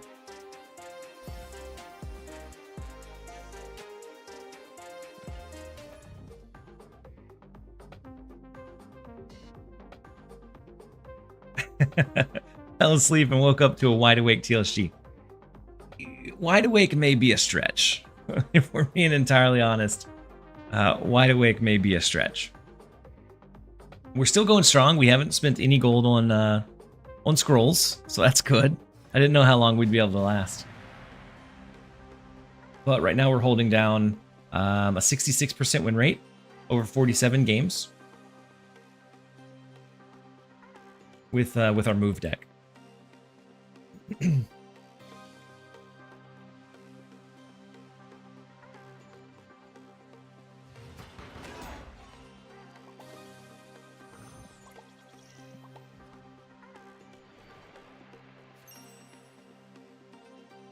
All right, let's go ahead and get Aranya down. The Bifrost actually helps us out a good amount.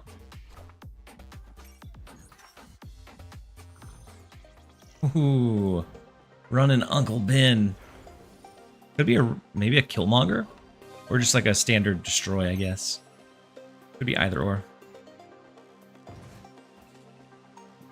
We have Iron Fist, Human Torch, Ghost Spider, and then we have Luke Cage. Thank goodness.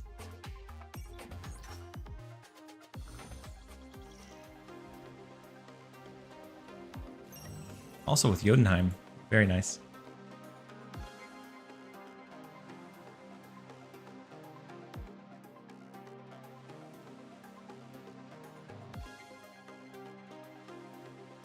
Do we ever Aranya and Ghost Spider to compete for the Bifrost this turn?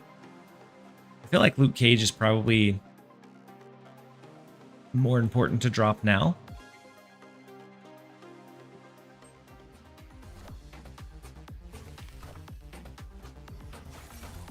Oh, we could have tied left.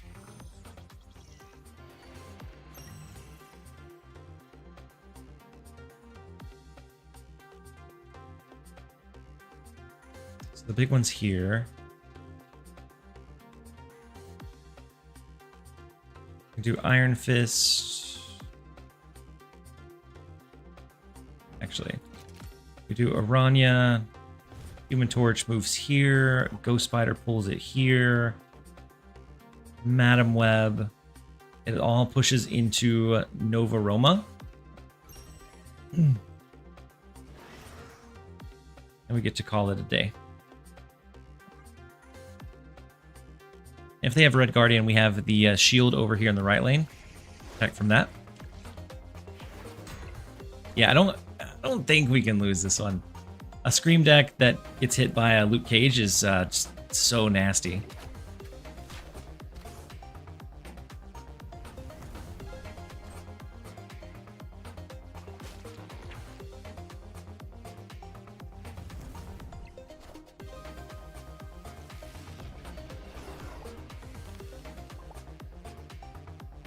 I like Cap Shield as well, because you can use it either to like fill up a lane and then move it out later. You can use it to choose where to drop pull, and then otherwise you're just getting like some decent value off of it.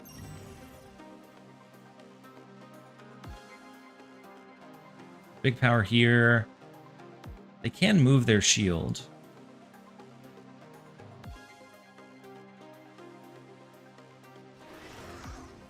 Do we ever like heavily commit to this lane? We can move the Human Torch.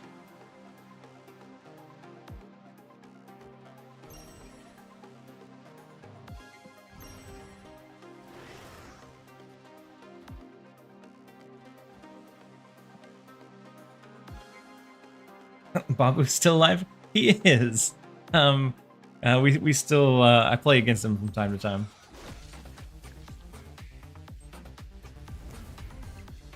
Oh, this could be a cannonball, right? Ah, it's gonna be a big cannonball too. Yo.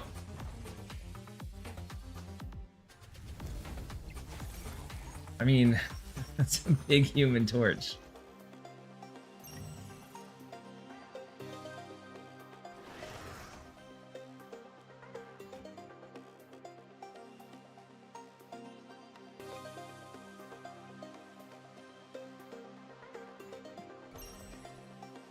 The problem is that's kind of a one trick.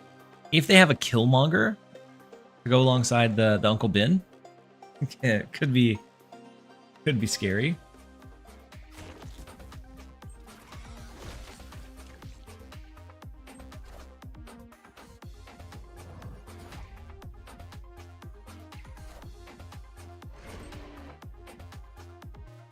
Friendly neighborhood Spider-Man here. Second round slap wasn't bad, depending on what Spider-Man pulls here.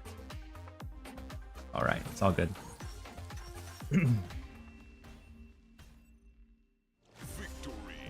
That left lane was very big. Killmonger's not a real card. I mean, I kind of have to play like it.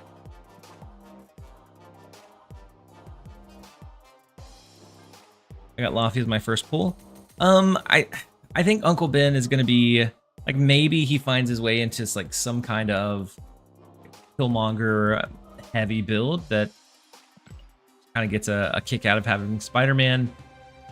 I feel like Gorgon is a more easily or widely applicable like tech card, but I feel like it's rather narrow in like what it encounters or what it stacks up against.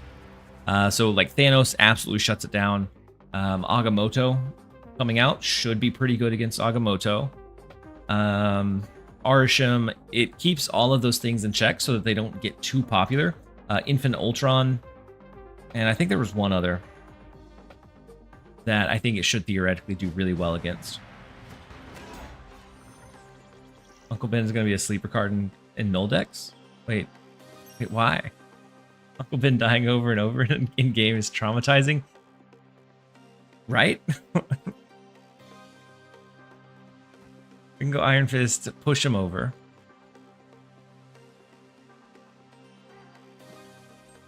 But we can push for the extra card draw. Ah.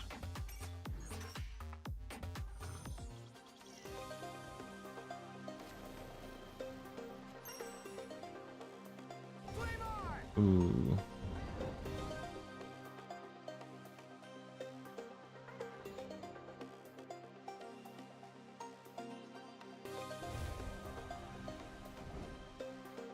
I'm going to take the 25% gamble here. Hope that it's not a not so dangerous room. Big.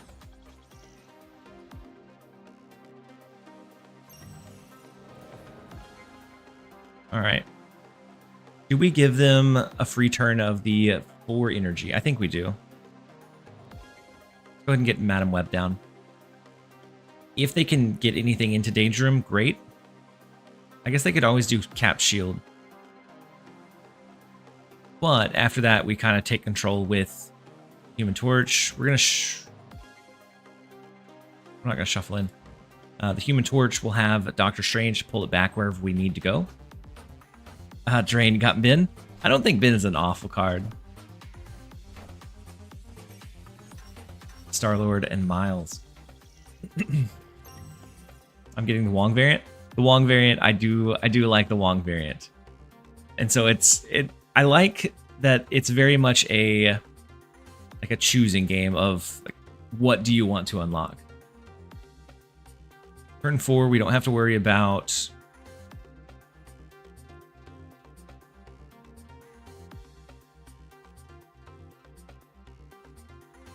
I guess Cap Shield moving over. We don't have to worry about Cannonball, but I'm not sold that we win the Abbey either. Without wasting our Doctor Strange. Well, they gave us the Human Torch move, I guess.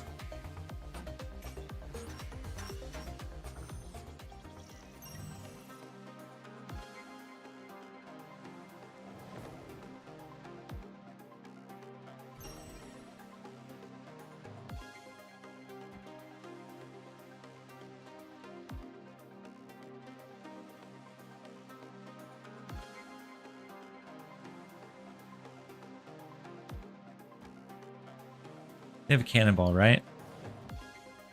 And so this theoretically should help us win that one. Can we get any of the new cards from the unknown? The 3 that you got from, or the 3 that just came out, so Uncle Ben, Gorgon, Laffy, those aren't in the Series 4-5 unowned pool. We read them like a book with the Cannonball play. Otherwise, Doctor Strange pulled Cull Obsidian.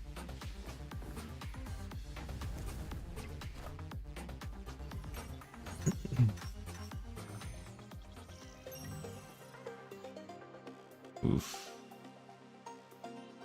Well, rest in peace.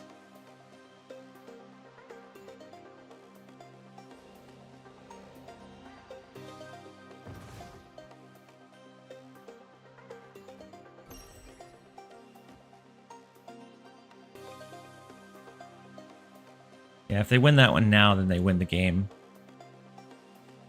Before the snap, we maybe could have made it happen. But we lose this one.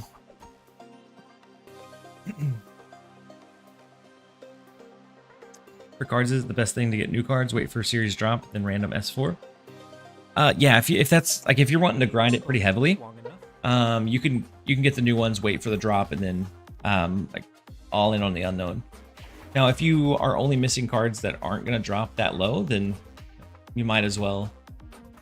You can open them now.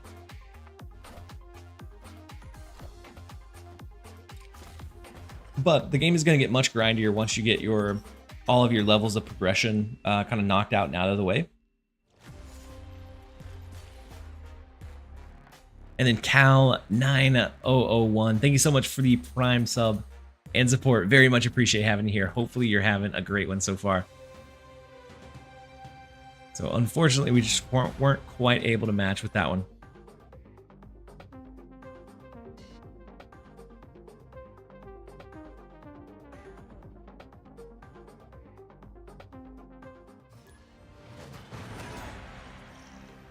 And next up we have Warm.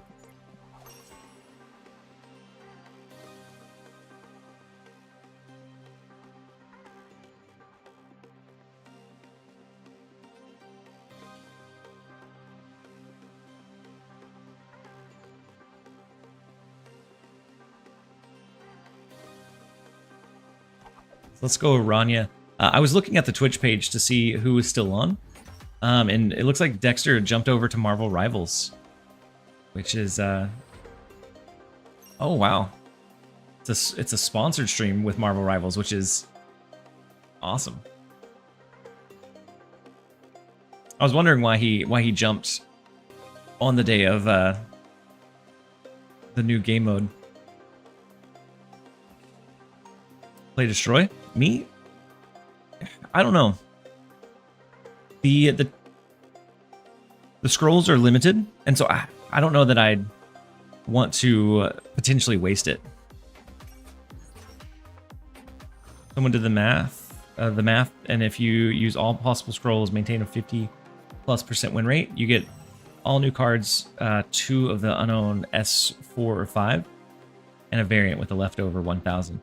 I mean, doesn't feel that bad to me. That feels pretty good. And then Simply Uber resubbing for 6 months at tier 1. Very much appreciate having you here. Hopefully you're having a great one so far. Let's go Human Torch over, and then we Ghost Spider pull it back into the vault.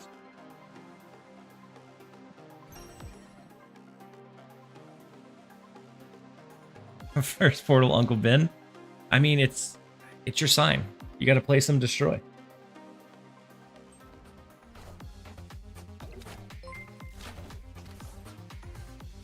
And then Jacques Tolino, thank you so much for the resub with your Prime sub for the 6th month. Welcome back. Hopefully you're having a fantastic day so far. So glad to have you here.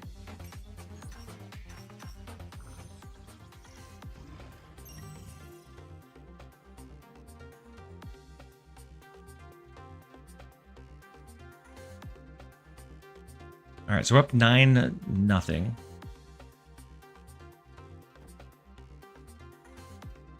We can almost close out the game by like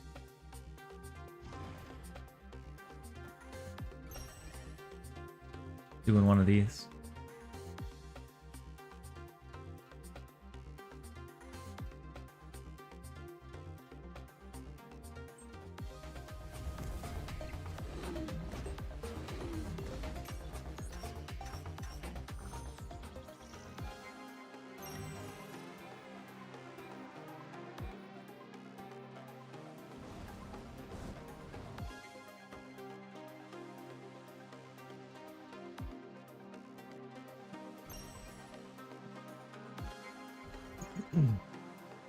And then as long as we get one, the game will be over.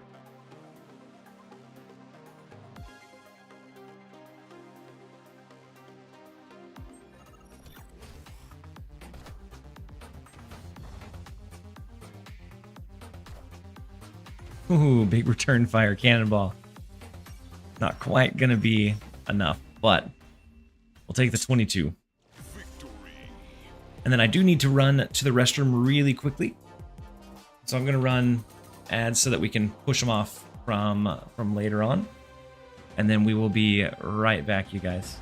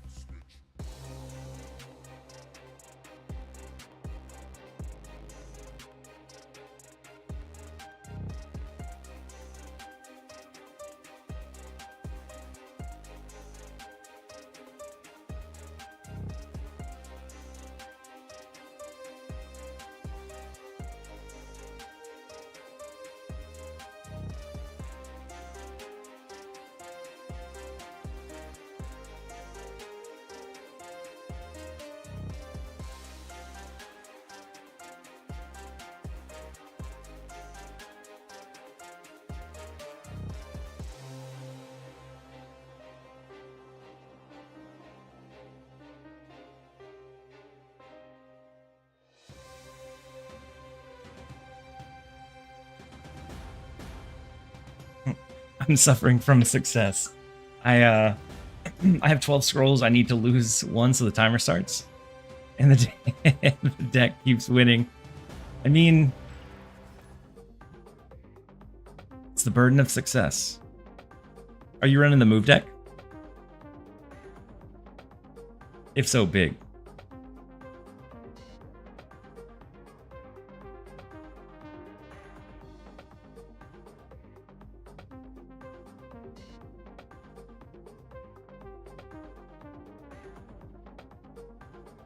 Change the deck for once.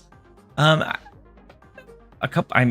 might have been a couple hours, but I was switching around quite a bit, and the reason I've kind of found one that I am running or able to run well and stuck to it is because the scrolls are limited. I'm down to 2, and so as soon as I lose those, I'm out. And so, like, switching up can, I don't know, it feels risky because it takes some like fine tuning a lot of times to find like the ideal like place for your deck.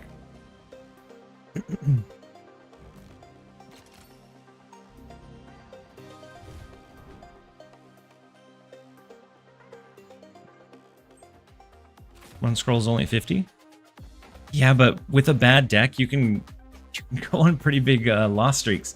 So before this one, I ran an Infinite Ebony Maw War Machine. I went 4 and 3. Before that was a Galacta kind of Guardian build. I went 0 and 2. 0 and 1 with a Spectrum Zoo. 1 and 1. And so that bleeds through those scrolls very, very quickly. If it's not something that I've been able to tinker around with. Now, once I take a break, get back up to 12, like that leaves me some room for experimentation. But until then, it feels kind of bad to do that. Oh, I misplayed the Human Torch. I think Iron Fist is active here. Have you claimed the Twitch drops? I did.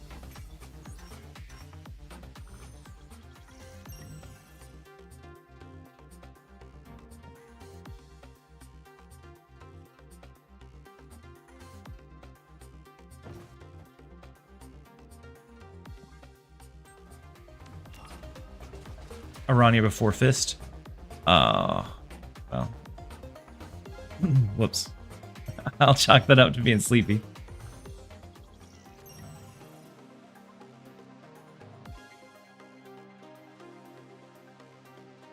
I mean, it's a good thing we're going up against a bot, but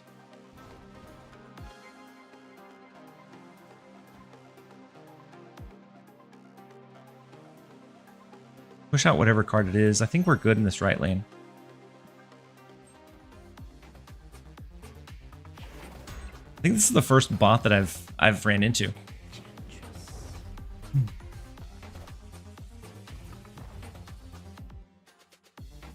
At least that I've noticed that I've ran into. That's what someone said earlier. I hadn't seen one, but this definitely feels like kind of maybe bot-like. Maybe it's not. Feels like it could be.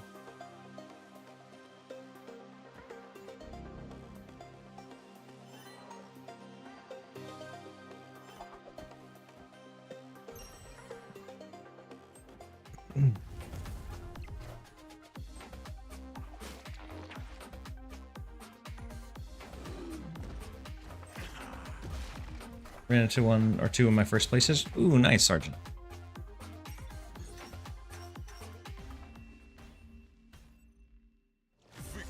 I haven't played a Destroy deck in a while, and I don't want to go with an experimentation in the Sanctum when I have 2 scrolls left. 2 scrolls to last 7 hours. A Destroy deck doesn't really feel like it's up my alley right now. Like, I'm sure it does fine, but sometimes it becomes too telegraphed. So if you're running into the Guardian stuff, that could hold it back. I think Destroy deck in general puts out a lot of power, but I don't think I'm going to experiment with it right now. You said wait until you get up to 12 again, so you'll break for a day and a half. Oh, I don't know. Maybe. I don't know if I get all the way up to 12 or if it's just a couple of resets. I do also have a free-to-play account that I'm going to grind on. Probably not during the stream. I'm recording I played for 30, 60, 100 days. And with this game mode coming out, I'm interested to see how that set ends up.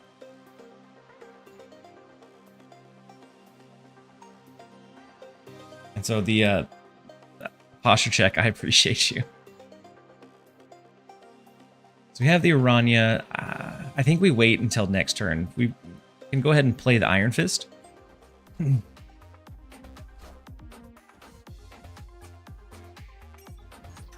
Yeah. I think limited resources definitely pushes towards a specific type of meta, something where experimentation is kind of it's not as rewarded. So Iron Fist pushes here. We can activate Aranya later.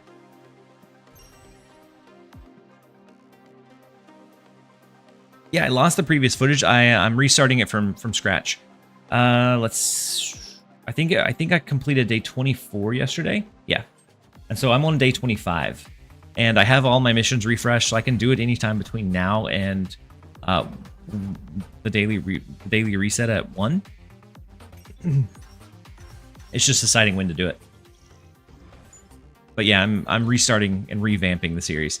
There's been enough changes, so they've doubled up on the S3 pools from 1,000 plus from the reserves. They've revamped the Galactus web pool. They came out with alliances since the last time that I ran one. All of those like small things add up pretty substantially over time. So Aranya, move the Human Torch, and then let's go ahead and throw Sam Wilson here. Actually, I don't know if we snap into it because I don't know if we beat like a Crossbones or a Coal Obsidian, which looks like what it is with the cap shield popping here. I guess we could have dropped our own Coal Obsidian, couldn't we? Oh, it's a big Ares.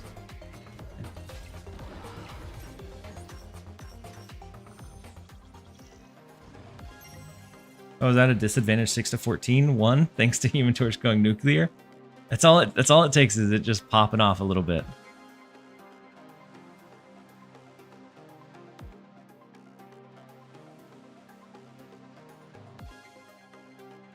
We can always do what they did to us.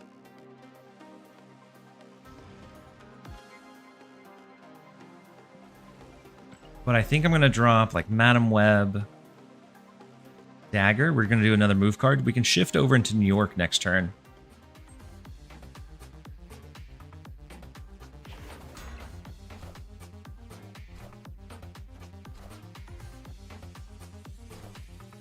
Ooh. Scary Scream Craven turn.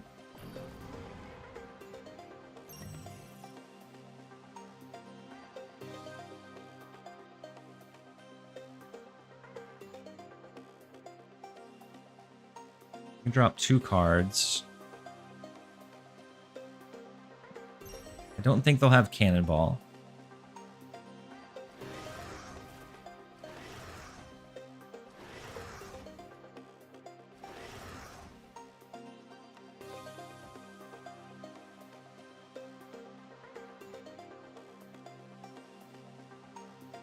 Is this enough in the left? I think so. I think we saved the Doctor Strange for a follow-up turn.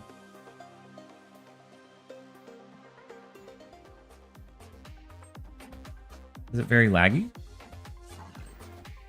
Is it the stream? don't think so.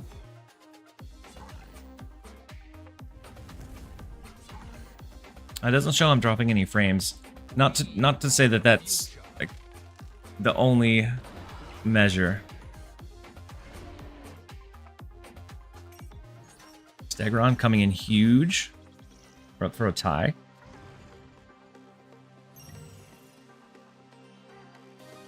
Then into here.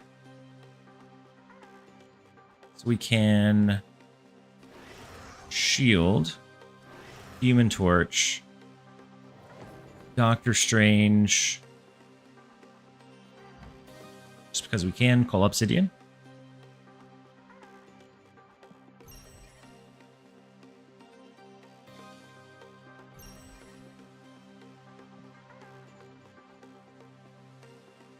I don't. What locations do you think should be adjusted legendary? I haven't had any issues with any of the locations. Like maybe some should be banned. Like I think Nexus is kind of silly in the game mode, but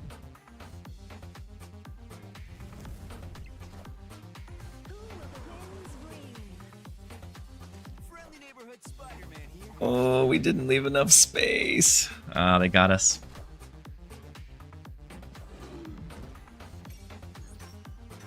Big arrow.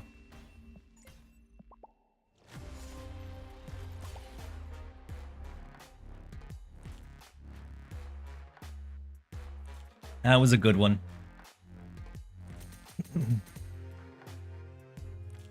I knew that the arrow existed,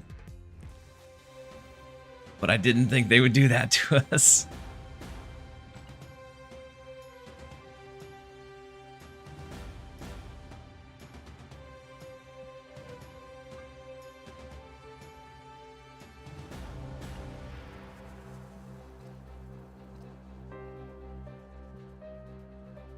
All right, the last one. We have to hold on to it as long as we possibly can. Bought out all of the restocks. I doubt there's ever a chance that we get 618 before we lose it.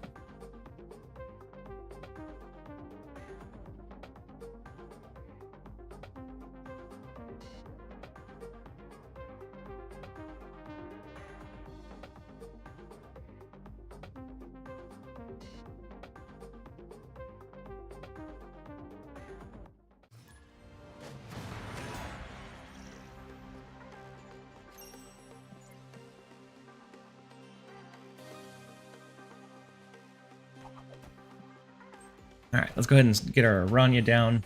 We'll start setting up our move cards. And hope we don't get just absolutely smashed by an arrow again.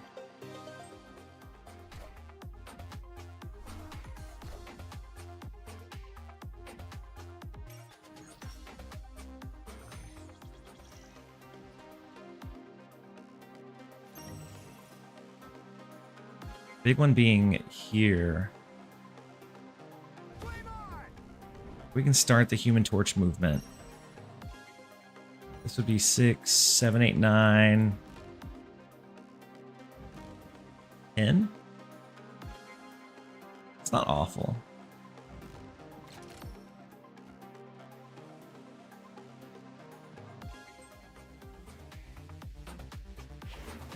This is like a Negasonic or... Oh no, we have priority. I'm hoping it's like a Groot. No, big Gladiator. Eesh. And into the Iron Fist? No.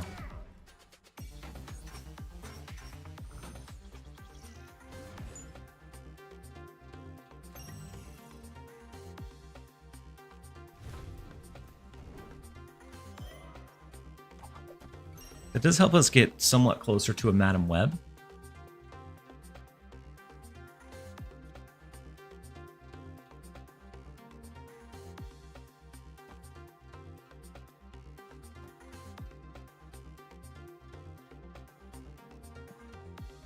Go with this. We double move the Human Torch. Hopefully that's enough. Ooh, is it Rocket and Groot? Yeah, Rocket and Groot.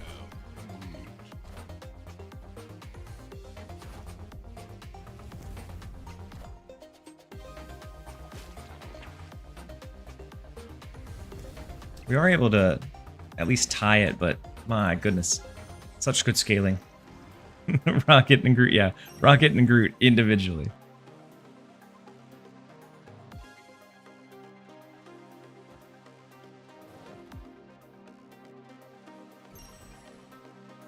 The problem with this is after this one, we're kind of spent for our movement cards.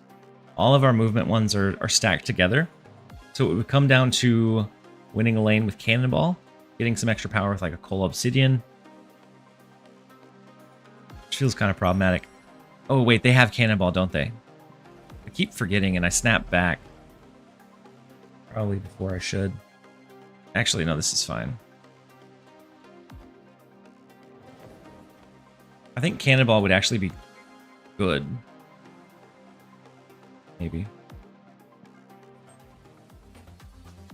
Human Torch is less than Vulture. Oh no, you're right.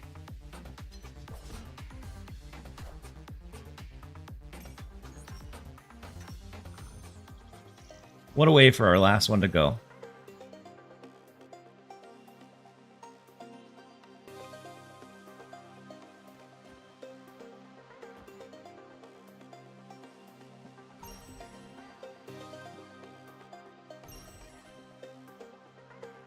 I made so many snap mistakes. I've been doing good up until now. Yeah, we got absolutely slammed for some silly mistakes. Like a couple of games ago, I messed up the Aranya flick, hitting it onto the. Oh yeah, and they got all of their guardians and hit them all too.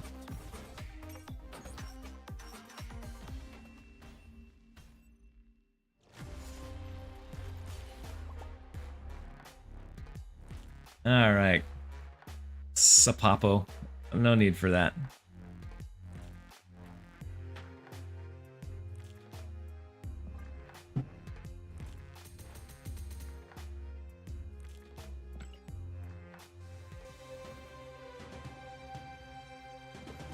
So we are officially out of scrolls.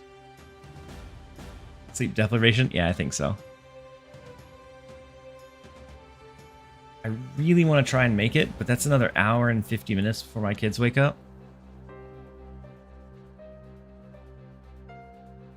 Oh yeah, no, the Guardians haven't been played this much since Snap came out. Like it was always a more of a meme than anything. Some budget deck.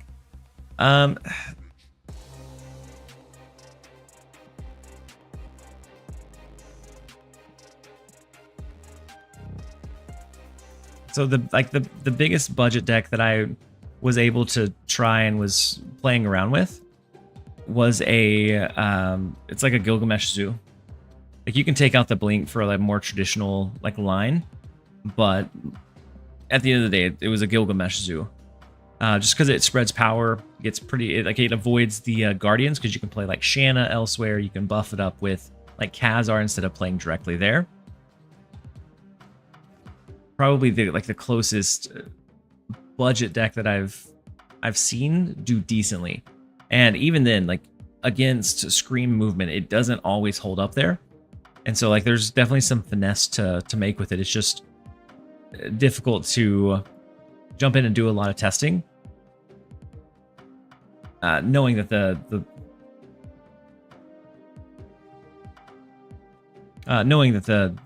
entries are limited.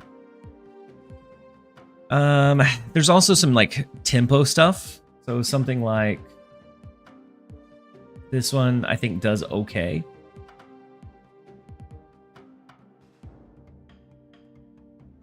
I think something like this one does okay. Of course, you have the Sam Wilson Iron Patriot. If you're not getting the season passes, then it looks a little bit different. And it's also kind of difficult because it really depends on your collection level or your matchmaking rating,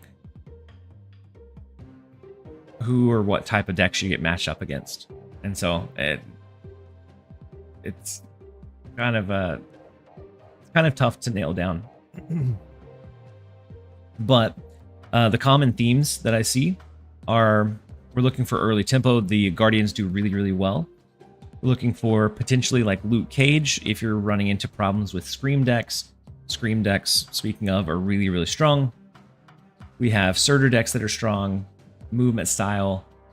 The reoccurring cards that I see are Rocket. We see Star-Lord a lot. Sam Wilson does really good at that early tempo. Cull Obsidian, if you have the Sam Wilson, they're a really good duo. Groot, we have Rocket and Groot, Drax and Gamora. All of those are playing really big roles in a lot of decks. Same with Negasonic. And so like any mixture of those, they're all going to be very similar-ish, but any mixture of those does well.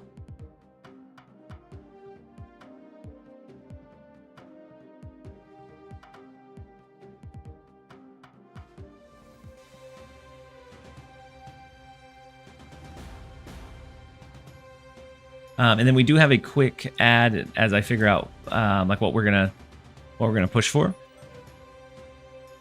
It's 40 per entry, which feels just silly to waste, but maybe we do it. We're gonna go to a quick 2-minute ad break, and then we'll be right back, you guys.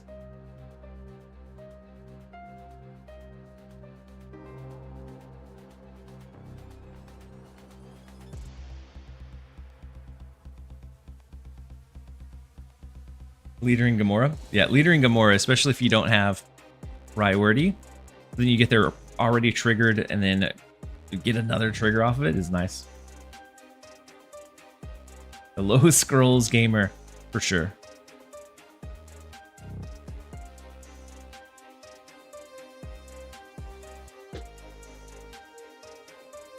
The Miss Marvel emote is just kind of commonly accepted as like, if you do it right after like outplaying the opponent, it comes across. It really doesn't matter what emote.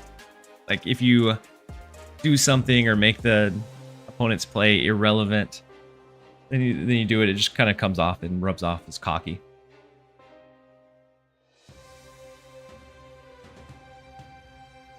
Not to say that it always is, but just kind of rubs off that way.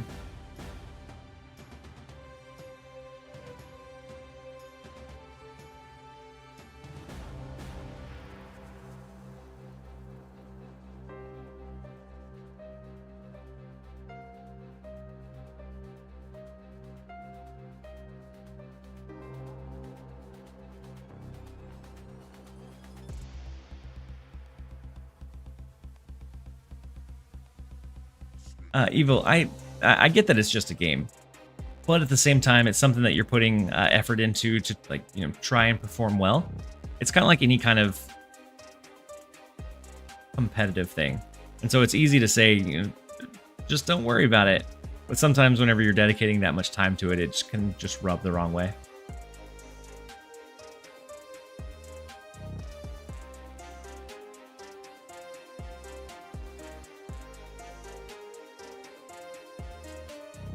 Yeah, I think that the sweaty one, I've never taken that one as like, I'm going to do one ticket. We're going to do one ticket. That's all we can afford.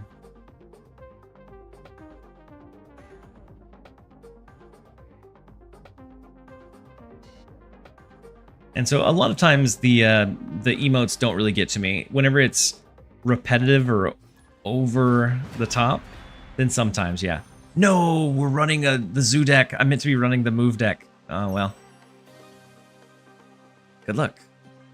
We'll try our best.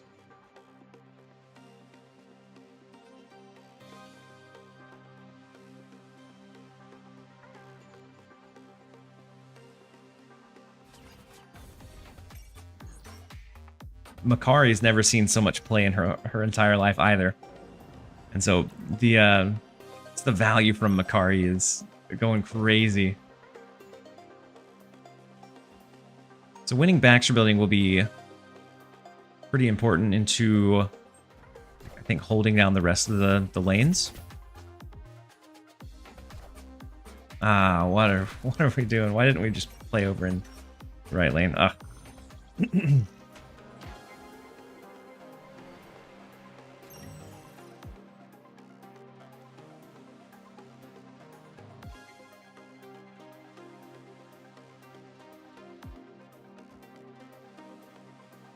All right, let's go Shanna. We hope that the Bifrost gets destroyed.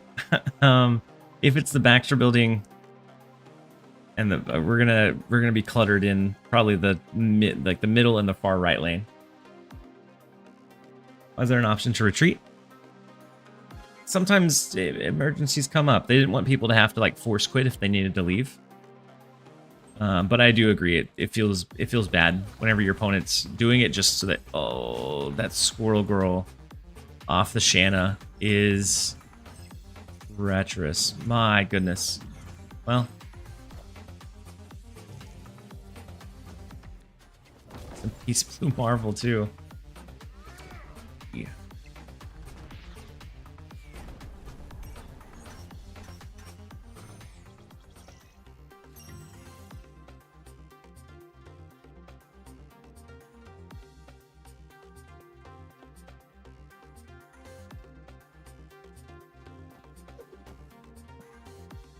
What an unfortunate Shanna pull. I've had people retreat on one. It's so wild. I haven't ran into any of that. I do know that a lot of these modes are still based very largely on like your matchmaking rating, even if it's not necessarily 100%. But like I match into very similar people in this as I do on ladder, and like I've heard a lot of people. Oh, the Negasonic. I've heard a lot of people have issues with that, but I haven't so far.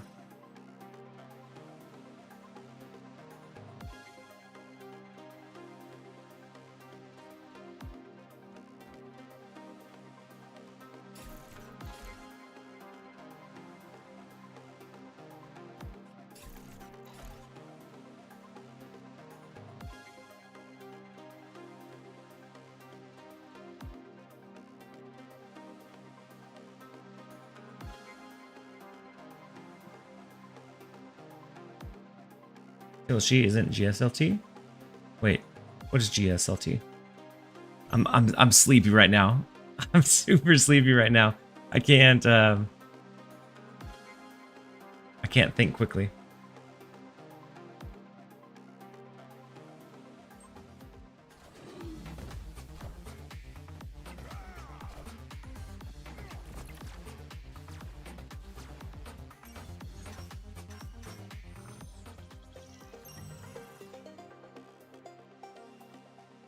I was really hoping for Gilgamesh mid.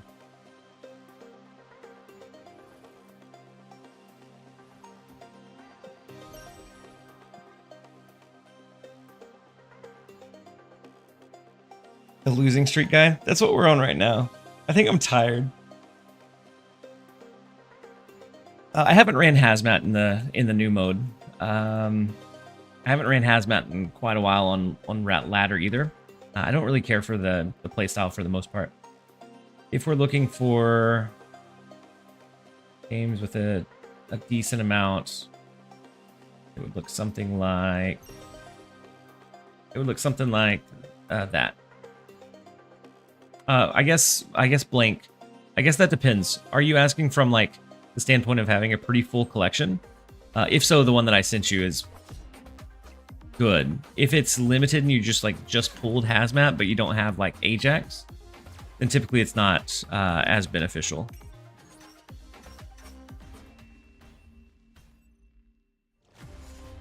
Are you driving the kids to school? No, just getting like the lunch and stuff ready. Tired? It's not like you're almost at an 8-hour stream. And funnily enough, before this 8-hour one, I did a 5-hour. Yeah, I did a 5-hour stream before this one, and then I broke for like 2-3 hours. So I think we're gonna call it. I could probably push on, but since I don't have any tickets, I don't want to spend gold to continue playing when I'm making a lot of kind of simple misplays. And so we're gonna raid you guys out. I appreciate each and every one of you for hanging out.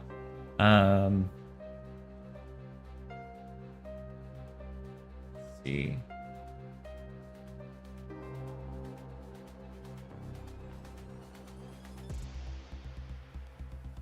So Ordinary Harry's on. He's rocking 4,000 viewers.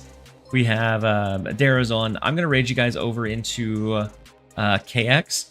He's a pretty high-end, high-skill player. Sometimes he can. I don't know a good way to say it. Sometimes like he's very confident in himself. Sometimes, but let's go ahead and raid you guys over into him. I always know he's a solid player, and so he's probably cooking up something pretty good. We'll jump over there. Thank you guys so much for being here. We will catch you around again soon. I'm gonna go get stuff ready, and then I am going to bed. I hope you guys have a great rest of your day or night, depending on where you're at. But let's go ahead and shoot you guys over. Thank you guys again. We'll catch you next time.